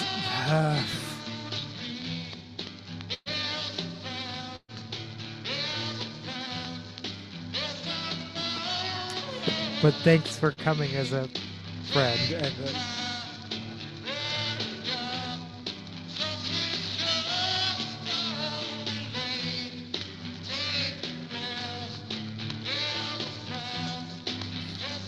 I'm just checking back in with the news. I think I'm good. Like, I think I reported all the news I want to report, so just chatting and hanging out is good for me. But I just want to see if there's any top stories or anything I missed that I want to cover before.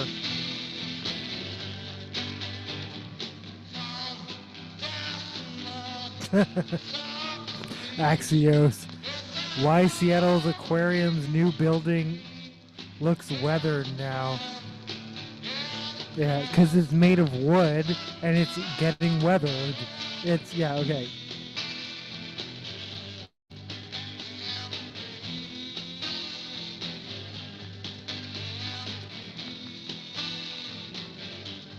Yeah, the wooden siding, once smoother and more golden tone, now appears worn and gray in many areas, but zoo officials tell me that's all part of the plan.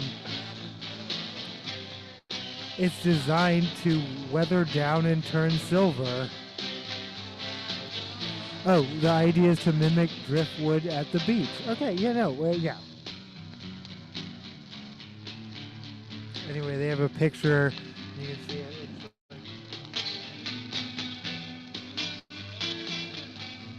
The new aquarium building / ocean overlook. It is all.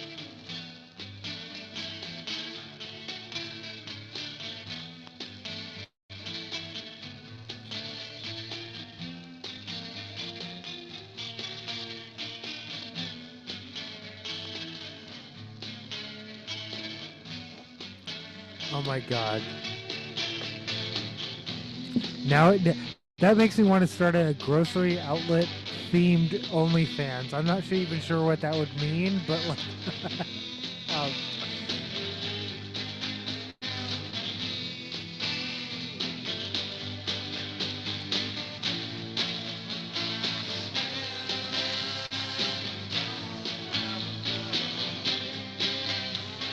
grocery outlet bargain OnlyFans.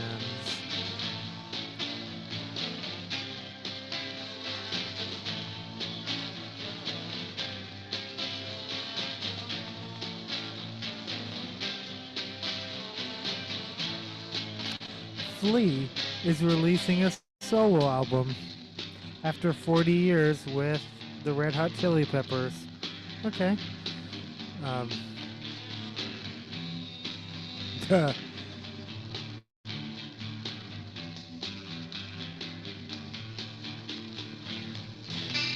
Wait, Volunteer park coyotes. Hey, please don't chop down your Christmas tree at a Capitol Hill park. I mean, obviously, Capitol Hill, Seattle blog. Like, I don't know what. Yeah, okay. Anyway, okay. Going to local news. We already talked about Denny's closing 150 units.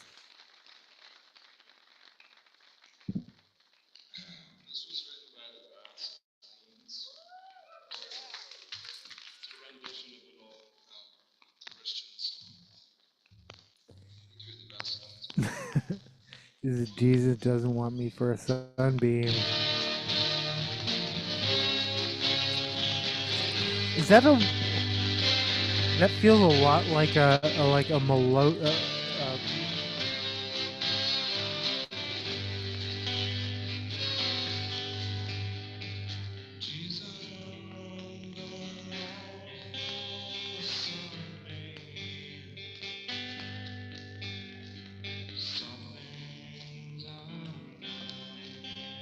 Yeah, grocery outlet, bargain market. Sponsor us anytime because we love y'all and talk about it all the time. Um,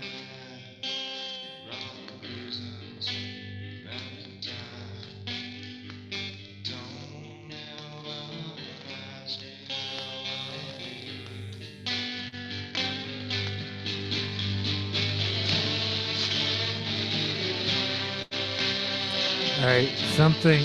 Wait, okay. Oh my gosh, my notes are. Oh wow. Oh wowzers.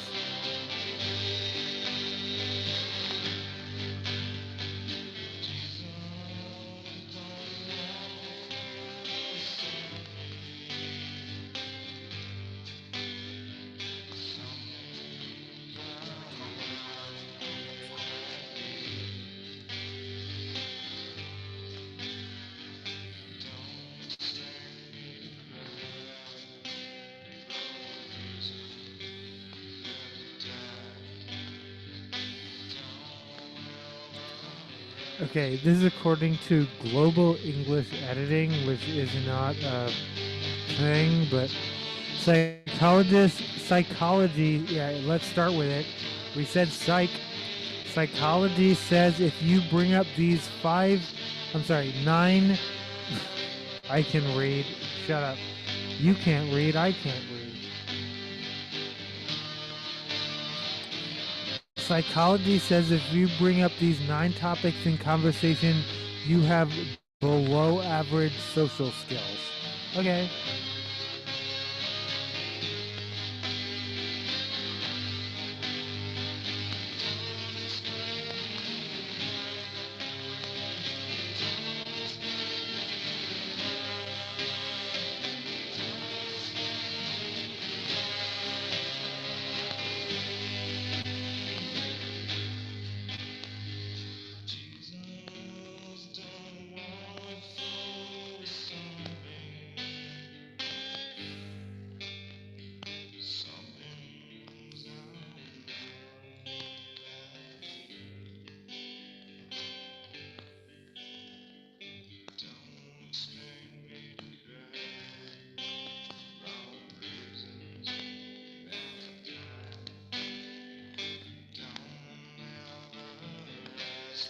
Graphic health details. And we all have health issues, but yeah, no, money talk and price tags. Number 2, you know, I'm sorry. The topic was psychology says if you bring up these 9 topics in conversation, you have below average social skills. In conversation with who though? They don't specify.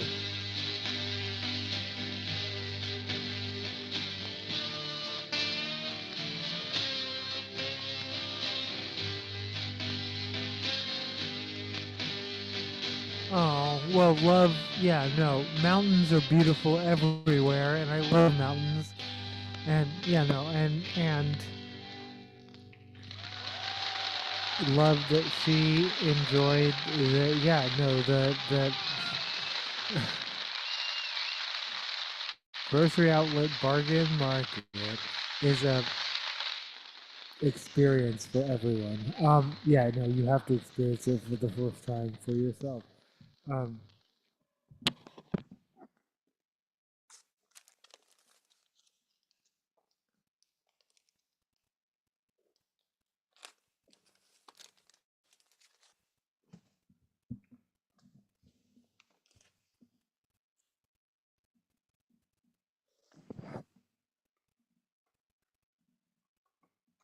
yes, canonically.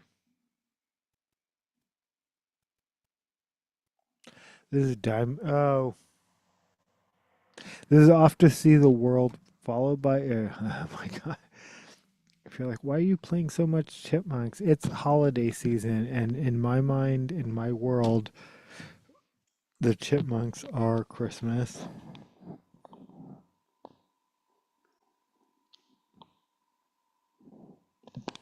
This is Willy Bully. I wouldn't even want to.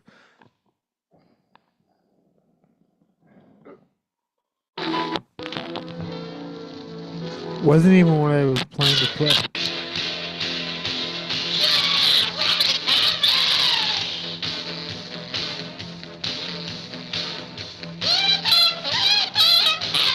Oh my god!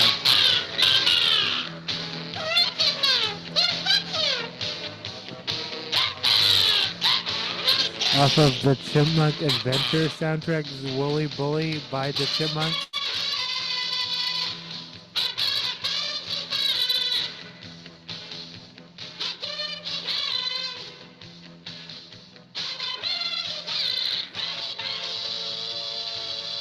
But again,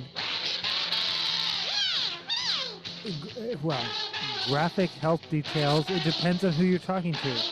Money talks and price tags, it depends on who you're talking to. Unsolicited parenting advice, valid. Excessive personal oversharing, sounds like that, yeah, no, it's like, yeah, okay. Oh, workplace gossip about specific people, I try to avoid that. Constant self-promoting and bragging, I never do that because I am so great. I never ever do that, obviously. Um, Dominating every conversation, well, it's hard not to when it's my YouTube show, but in general, no, I'm just literally thinking in the context of this show, like, I try not to dominate every conversation and include everyone, and anyone in the comments is welcome to jump in. But oh, highly divisive political or religious topics. Again, that's like the more like I actually found like the etiquette experts who are like, actually, if you're meeting up for not Halloween, for Thanksgiving, the expectation no one's going to talk about politics is unrealistic, but it should be within parameters and should be within, like, we will treat each other with respect even if we disagree, but all not all the etiquette experts I was seeing at the time, at least, suggested, yeah, talking about politics is better than not talking about politics, but you need to set parameters so people are doing it respectfully. Having a family event where people can't be themselves or be fully themselves is not actually ideal. Um,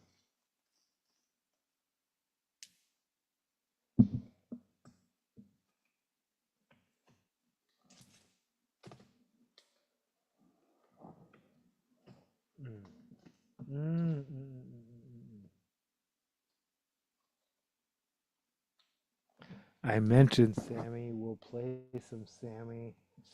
We will probably play more um, words. Uh, Brat Packer, I'm sorry, not Brat Packers. That's the '80s. Rat Packers, the '60s. If you're curious, like who I mean, like just look up Ocean's 11 original cast. I'm definitely slurring my words, though. It is time to be done with this episode. Sammy Davis Jr.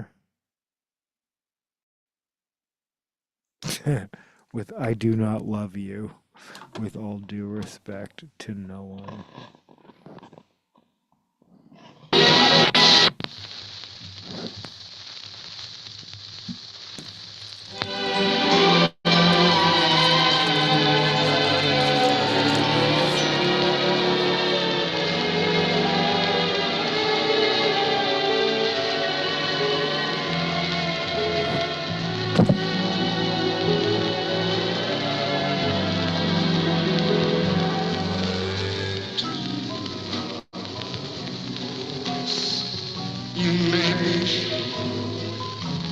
Oh, well, speaking of stepping back into the 50s, yeah, I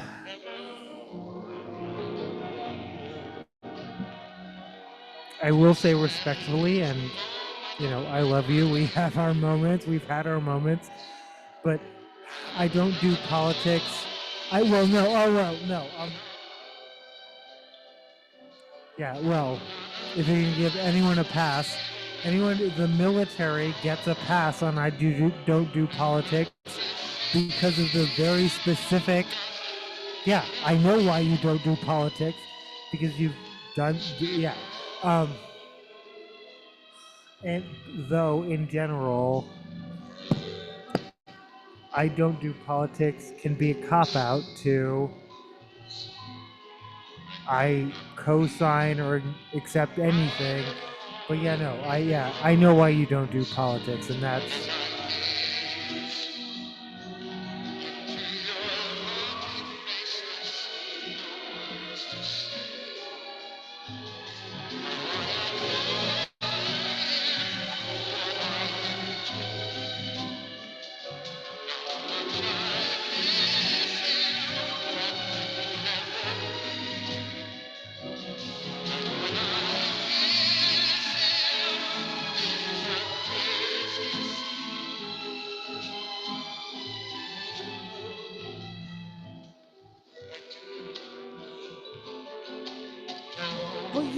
but you do. I'm sorry. No. Okay.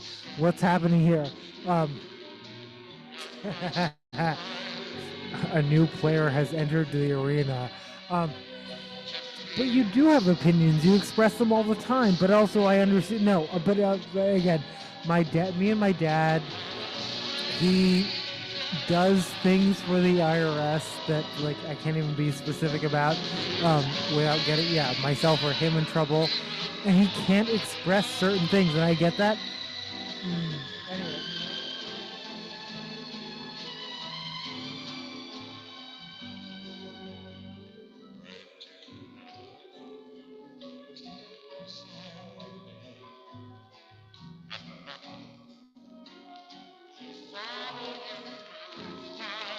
Thank you. Yeah. Um,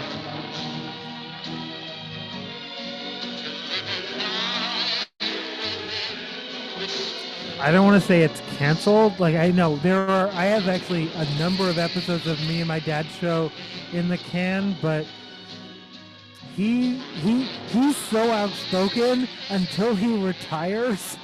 He's reached the era where he doesn't give a fuck, and he'll say anything. And until he retires, I'm not posting it because I don't. I'm like, well, you're not worried about your job, but anyway. But thank you. Yeah.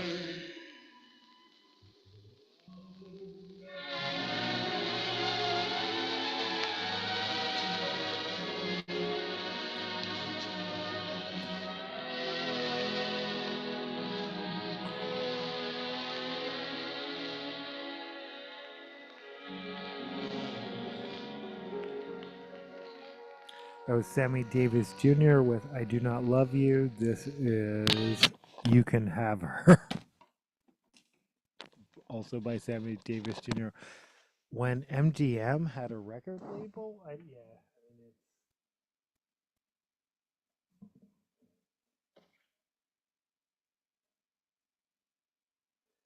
It's got the lion on it and everything, and it's interesting because yeah, MGM Records. At one point in my lifetime, UMG, Universal was a movie company, and suddenly Universal Music Group existed. Because you can have her by yeah.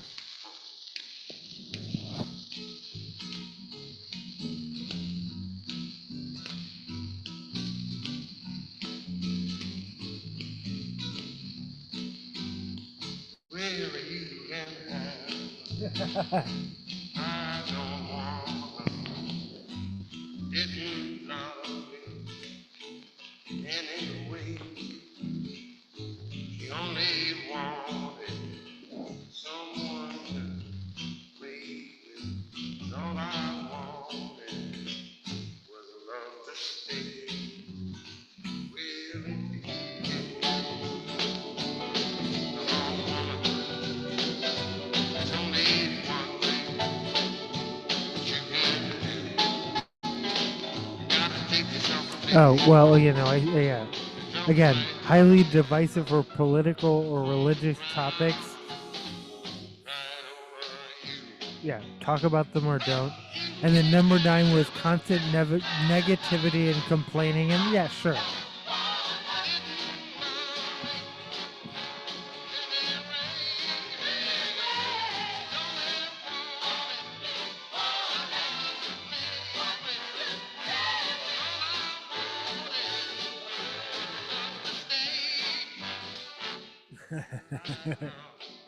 Herman Herman Z German.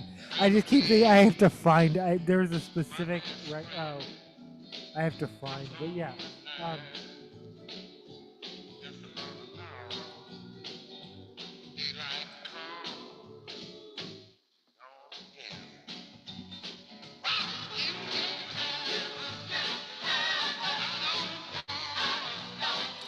so I will say, just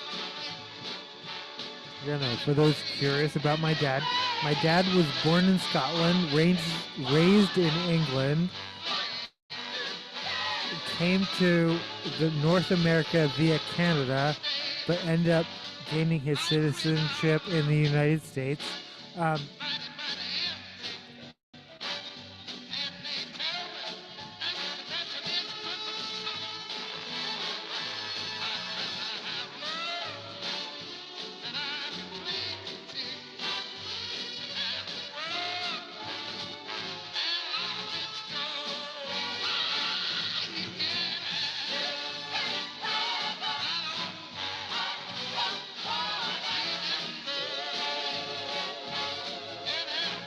I don't know where I was going with that. I had more to say about that, but I love my dad. I'll just say that I love my dad. Um,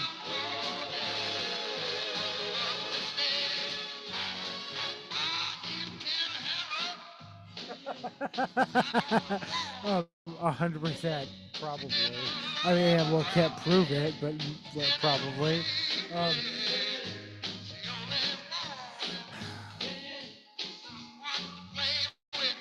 my dad actually grew up in Great Britain under rations. Like, that's the weird thing. Like, I was like, wait, you were born in 1945? Wasn't World War II over? Yeah, while the U.S. was experiencing like the boom of like the 1950s and the GI Bill and suburbia and appliances like toasters and like all of that. Um, no, I guess in the late 40s and early 50s, Britain was still experiencing rations. My dad's memory of World War II is it was not over before I was born, even though he was born in 1945. And again, in Britain, anyway, yeah, he didn't experience like airstrikes, but he experienced rationing. My dad swears he didn't see a pineapple. He didn't, that was tropical fruit. Yeah, he didn't. Yeah, chocolate was rationed. No, this is all actually really interesting to me, but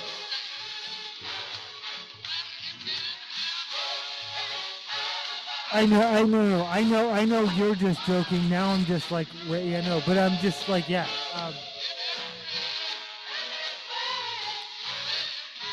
But also, I also like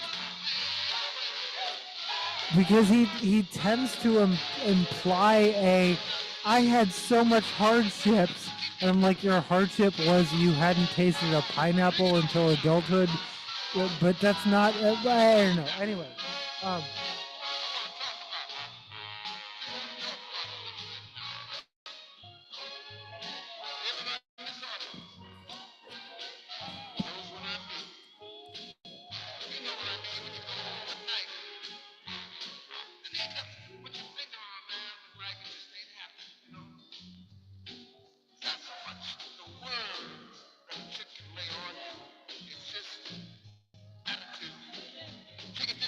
my dad also hates the Brat Pack. I'm sorry, Brat Pack was the '80s. The Rat Pack, like he has no.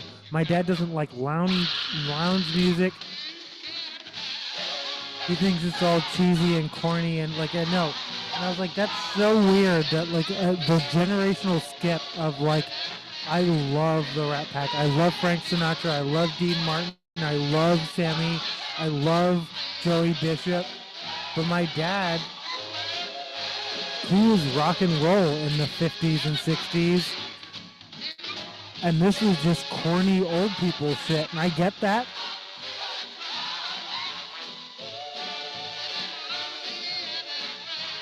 But that's a random reverse generational divide that like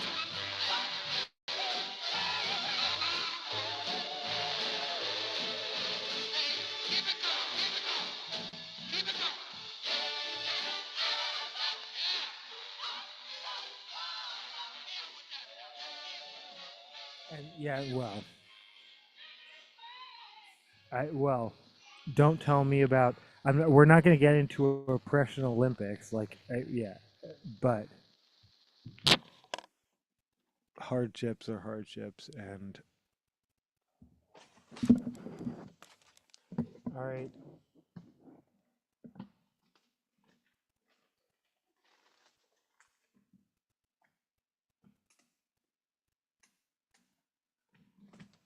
The last track, and this goes out to. Mm, I was gonna say, well, whatever her name is now, um, Millie Bon Jovi, Millie Brown Jovi. Um,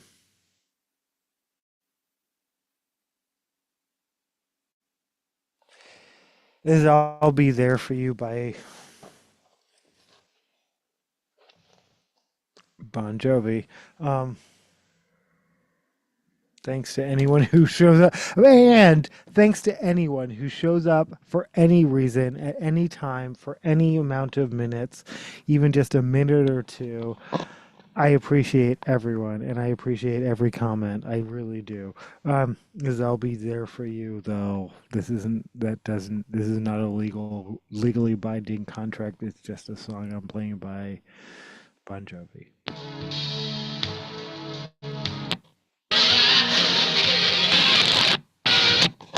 Me too. When I'm like, that's not the right side. It isn't.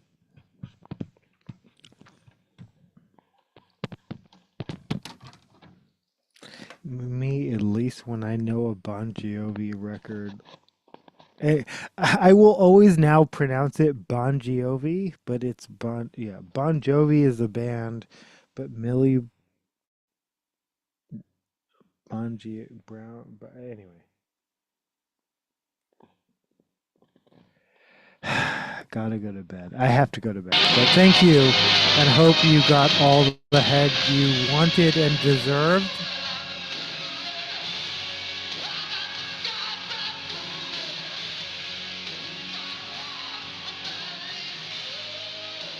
I think this is the end of Stick to Your Guns.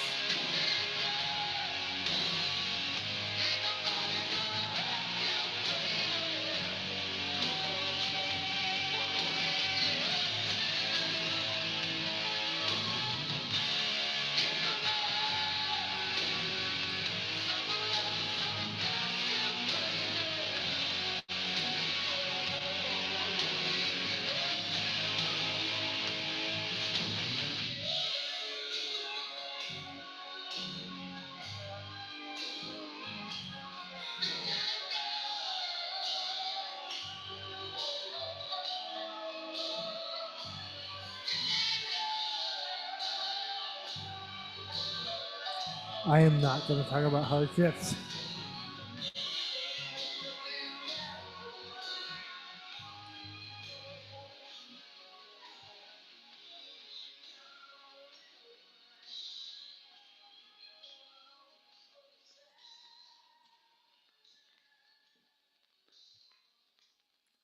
Because I'll be there for you. By Bon Jovi.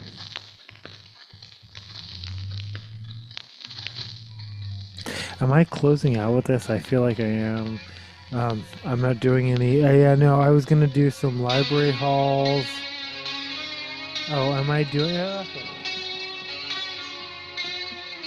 All right, Mark Knopfler. Um,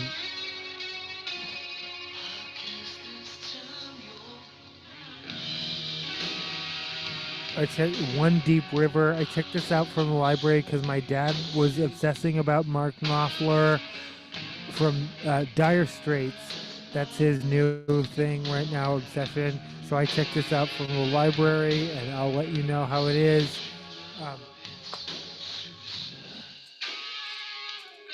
This is an ongoing segment called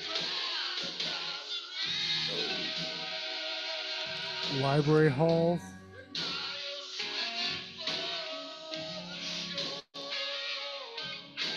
Ju-on, The Grudge.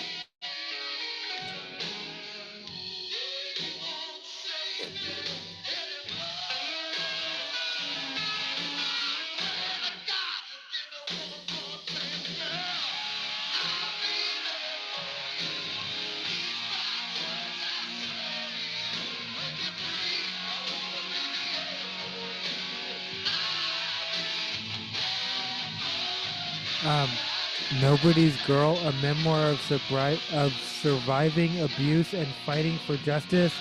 Virginia Roberts Guthrie. This is the. Oh, did I just give myself a thumbs up? Yeah, when I gave myself a thumbs up. She is. Yeah, no.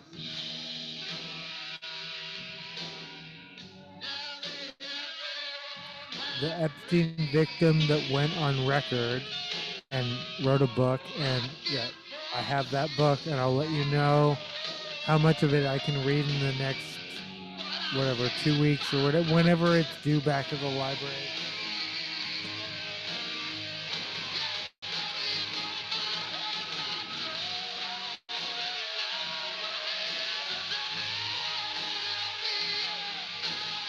Oh.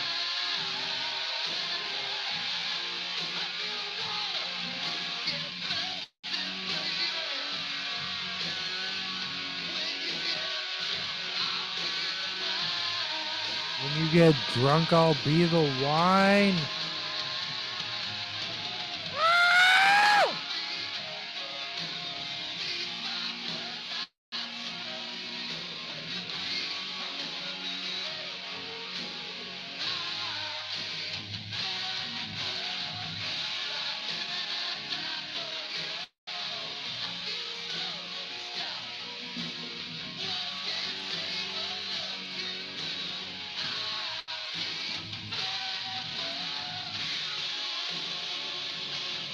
Catechism of the Catholic Church, and again, I have long since abandoned that particular church, but not church or Jesus or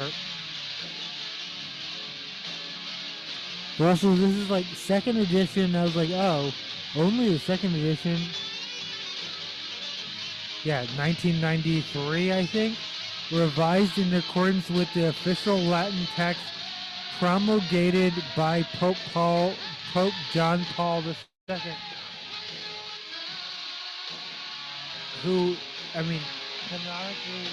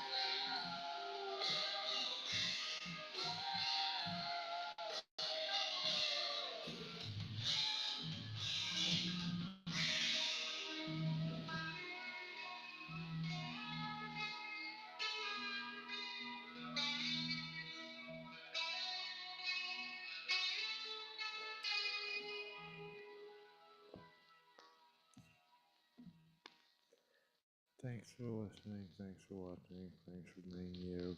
Good night. Oh wait. Me when I'm actually in the middle of a. Alright, we're gonna do the. We're gonna end up. We're gonna end up.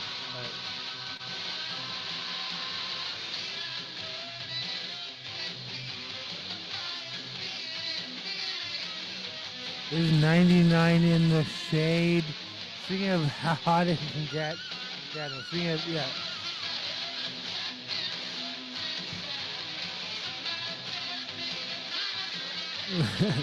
Forest Euphoria. The abounding queerness of nature.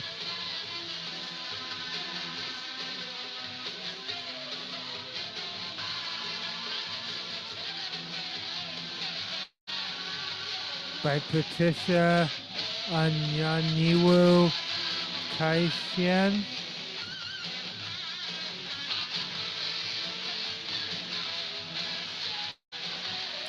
The Overthinker's Guide to Making Decisions.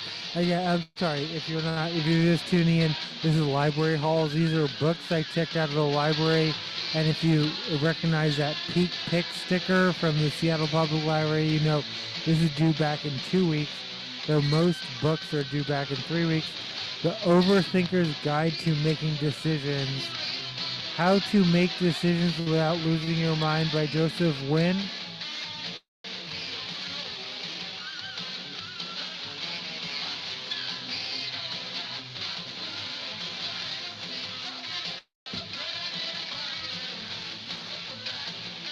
The AI Con, How to Fight Big Tech's Hype and Create the Future We Want.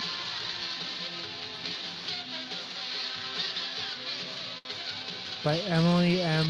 Bender and Alex Hanna. AI is a con, fuck AI.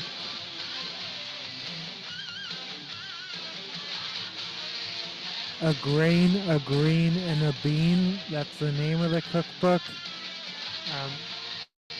One Simple Formula, Countless Meatless Meals.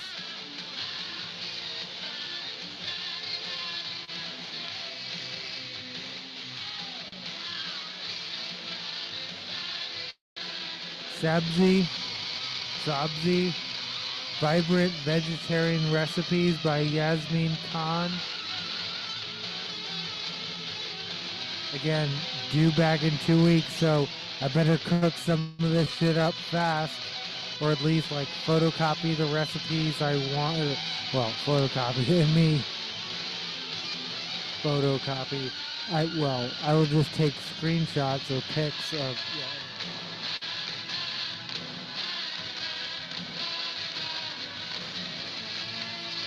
The Mushroom Hunter's Kitchen.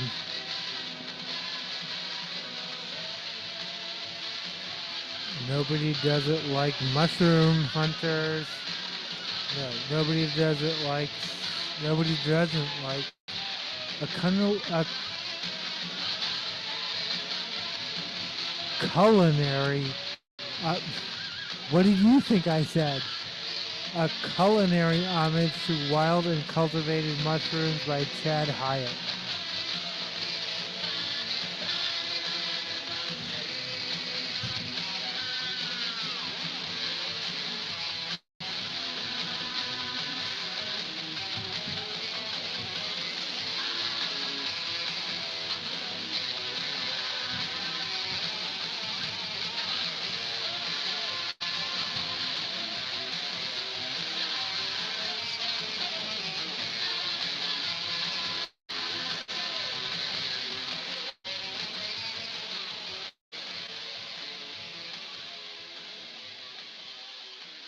That was 99 in the Shade by Bon Jovi off of New Jersey.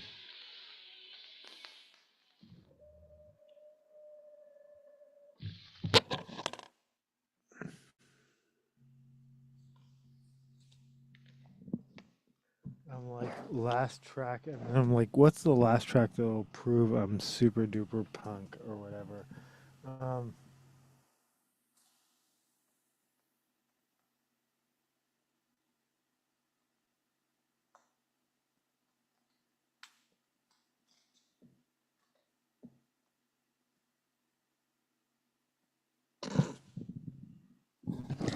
We talked about Stomp Clap. We've talked a lot. Oh my god. Why are 4 people watching right now? This show is ending. We've talked a lot about Stomp Clap. This is Hey Ho. Ho Hey. Whatever the name of this fucking song is by the Lumineers. Oh my god, I literally have. Yeah, that's. What is the name of the song? Oh, it is called Ho Hey. Um, Stomp Clap has been maligned as it should be.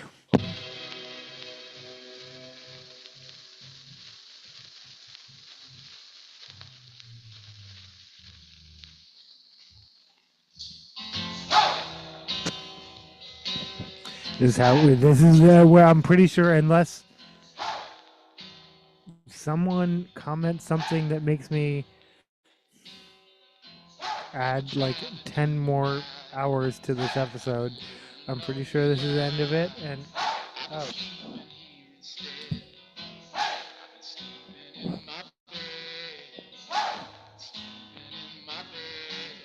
alright, that was slow.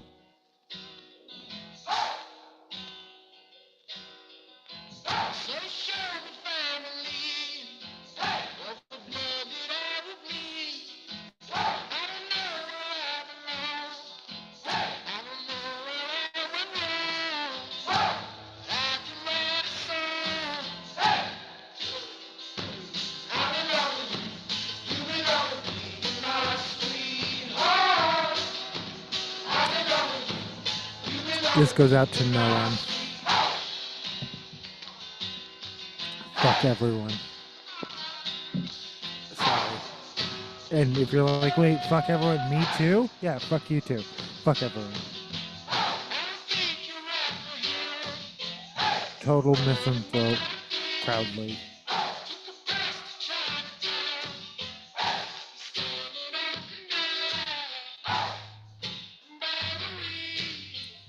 Yeah, fuck you too. You're like, no, wait, but you don't mean me. Maybe. But I mean almost everyone. And probably you.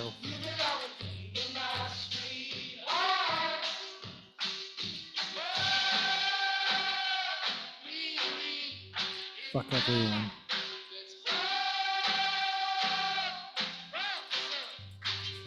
Fuck my dream. No. My dream is happening. Fuck everyone else.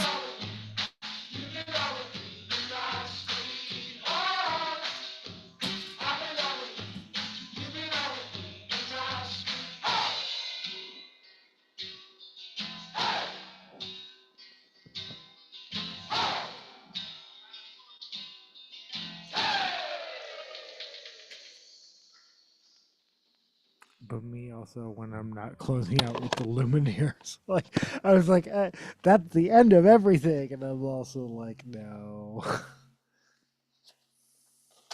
I love it when you call me Big Papa. I know. Oof. There you go. Big Papa.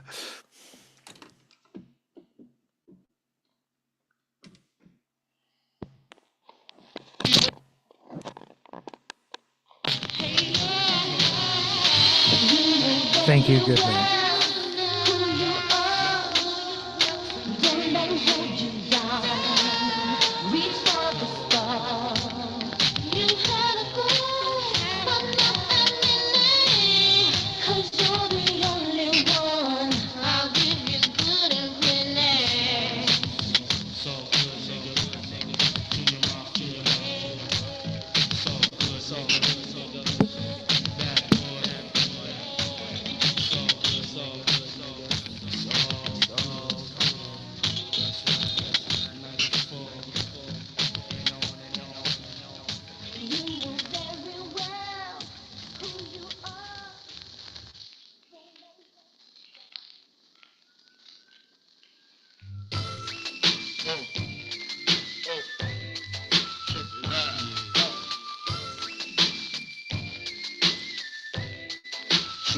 Ambulance. I like this. Yeah. Now, to all the ladies in the place with style and grace, allow me to lace these lyrical douches in your bushes. Who rock grooves and make moves with all the mommies. The back of the club, sipping my witness where you find me. The back of the club, macking hoes, my crew's behind me. Mad question asking, blood passing, music lasting. But I just can't quit because one of these honeys think he got to creep with, sleep with, keep the F a secret. Why not? Why blow up my spot? Cause we both got hot. Now check it. I got more Mac than Craig and in the bed. Believe me, sweetie, I got enough to feed the needy. No need to be greedy. I got mad friends with Benzes. See notes by the layers. True fucking players. Get in the rover and come over. Tell your friends jump in the GM3. I got the chronic by the tree. Throw your hands in the air if you's a true player.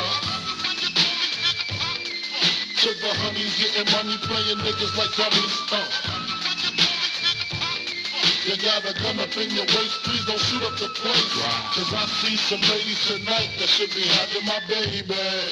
Baby. Straight up, honey, really, I'm asking. Most of these niggas think they be macking, but they be acting. Who they attracting with that line? What's your name? What's your sign? As soon as he buy that wine, I just creep up from behind and ask you what your interests are.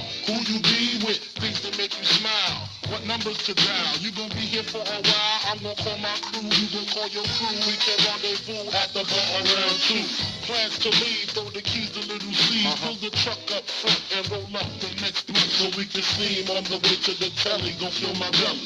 A T-bone steak, cheese, eggs, and Welch's great. Conversate for a few. Cause in a few we gon' do what we came to do. Ain't that right, boo? Forget the telly, we just go to the crib and watch a movie in the jacuzzi, smoke L's while you do. Oh shit. Throw your hands in the air if you's a true player.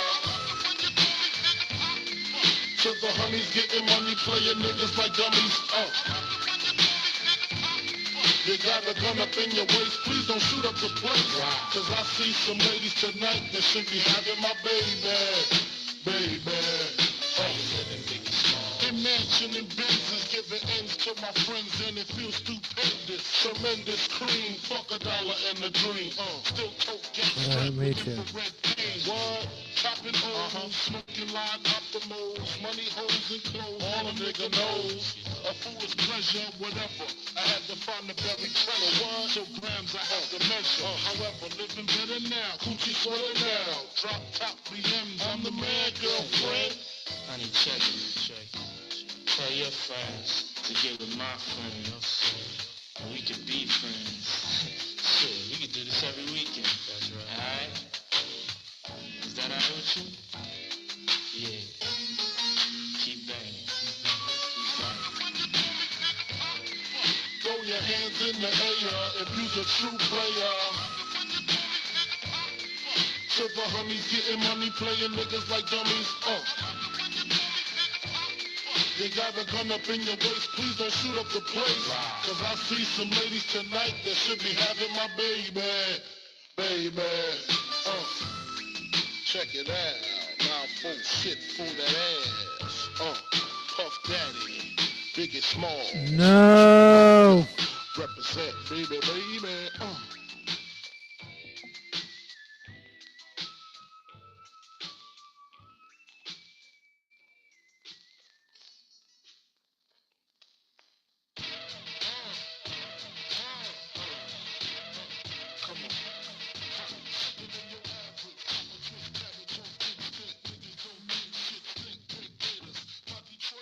I want to play this out though for sure.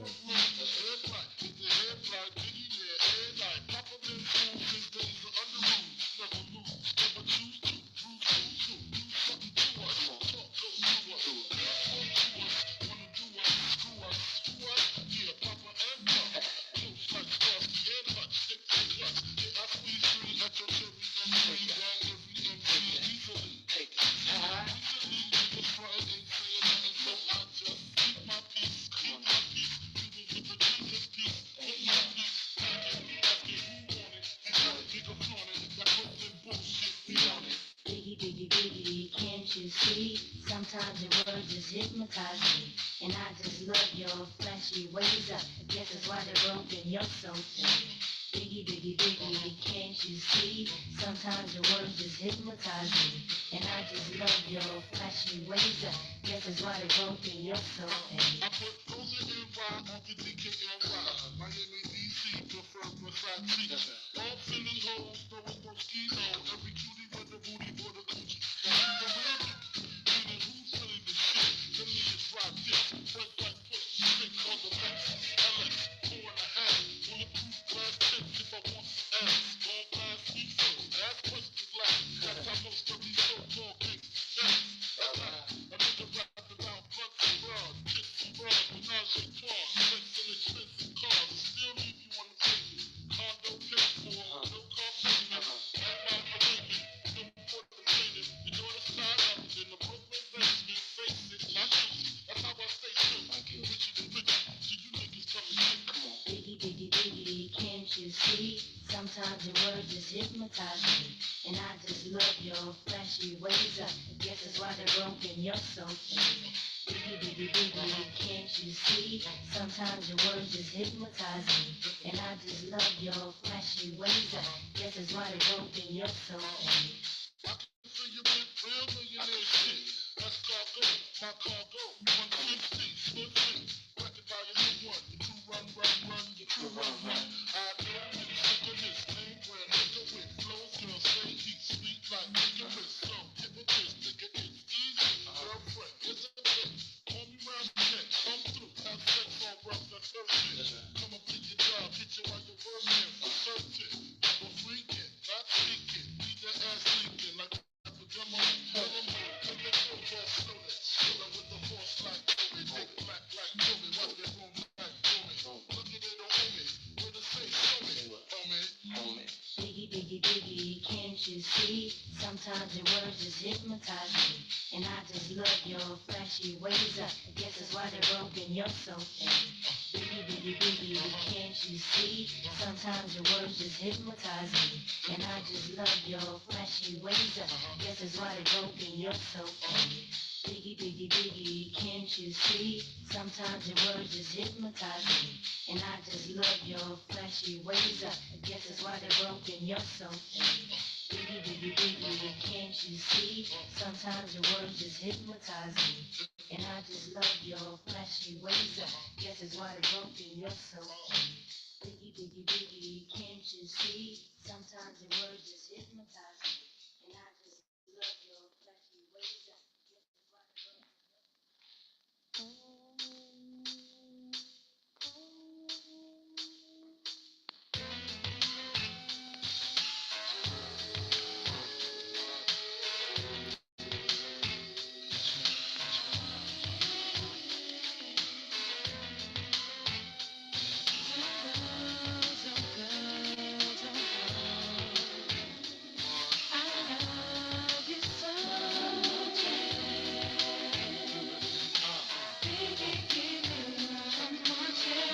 Biggie, give me one more chance.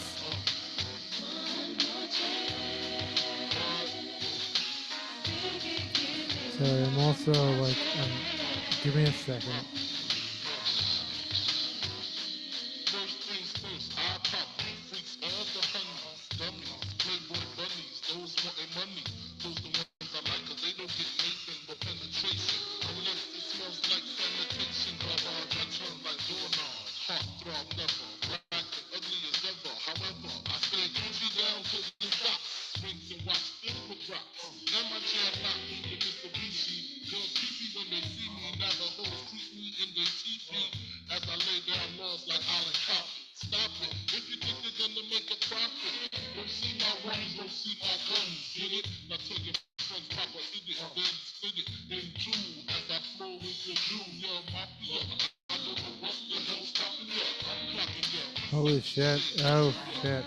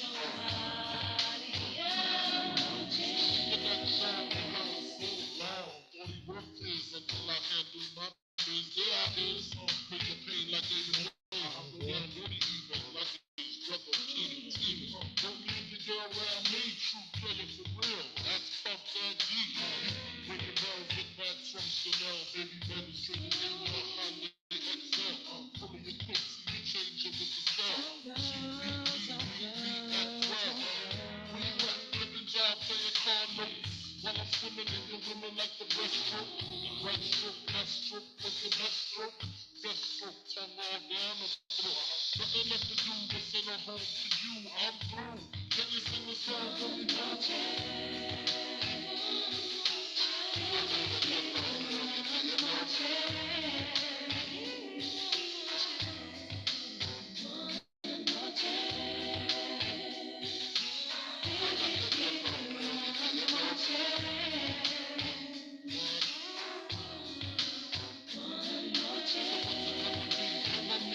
We can cruise the world with pearls, and a boost for girls.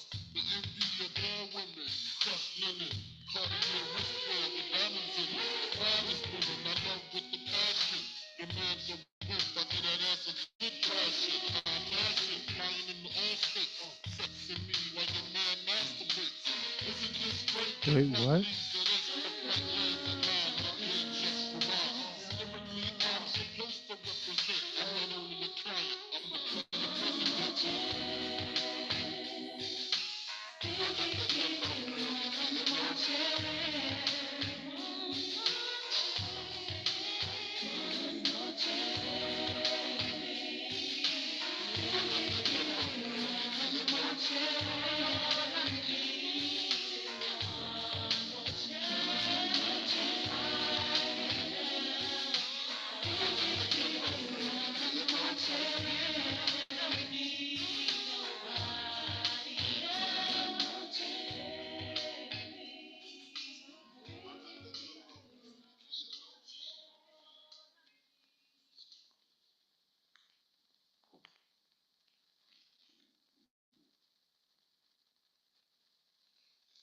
Thanks for listening. Thanks for watching. Thanks for being you.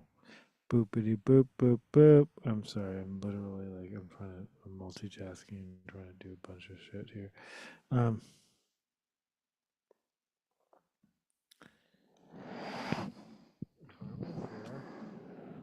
Guess who's back? Back again. Karma's back. Tell a friend. Guess who's back? Guess who's back? Guess who's back? Good night. No. what are we doing?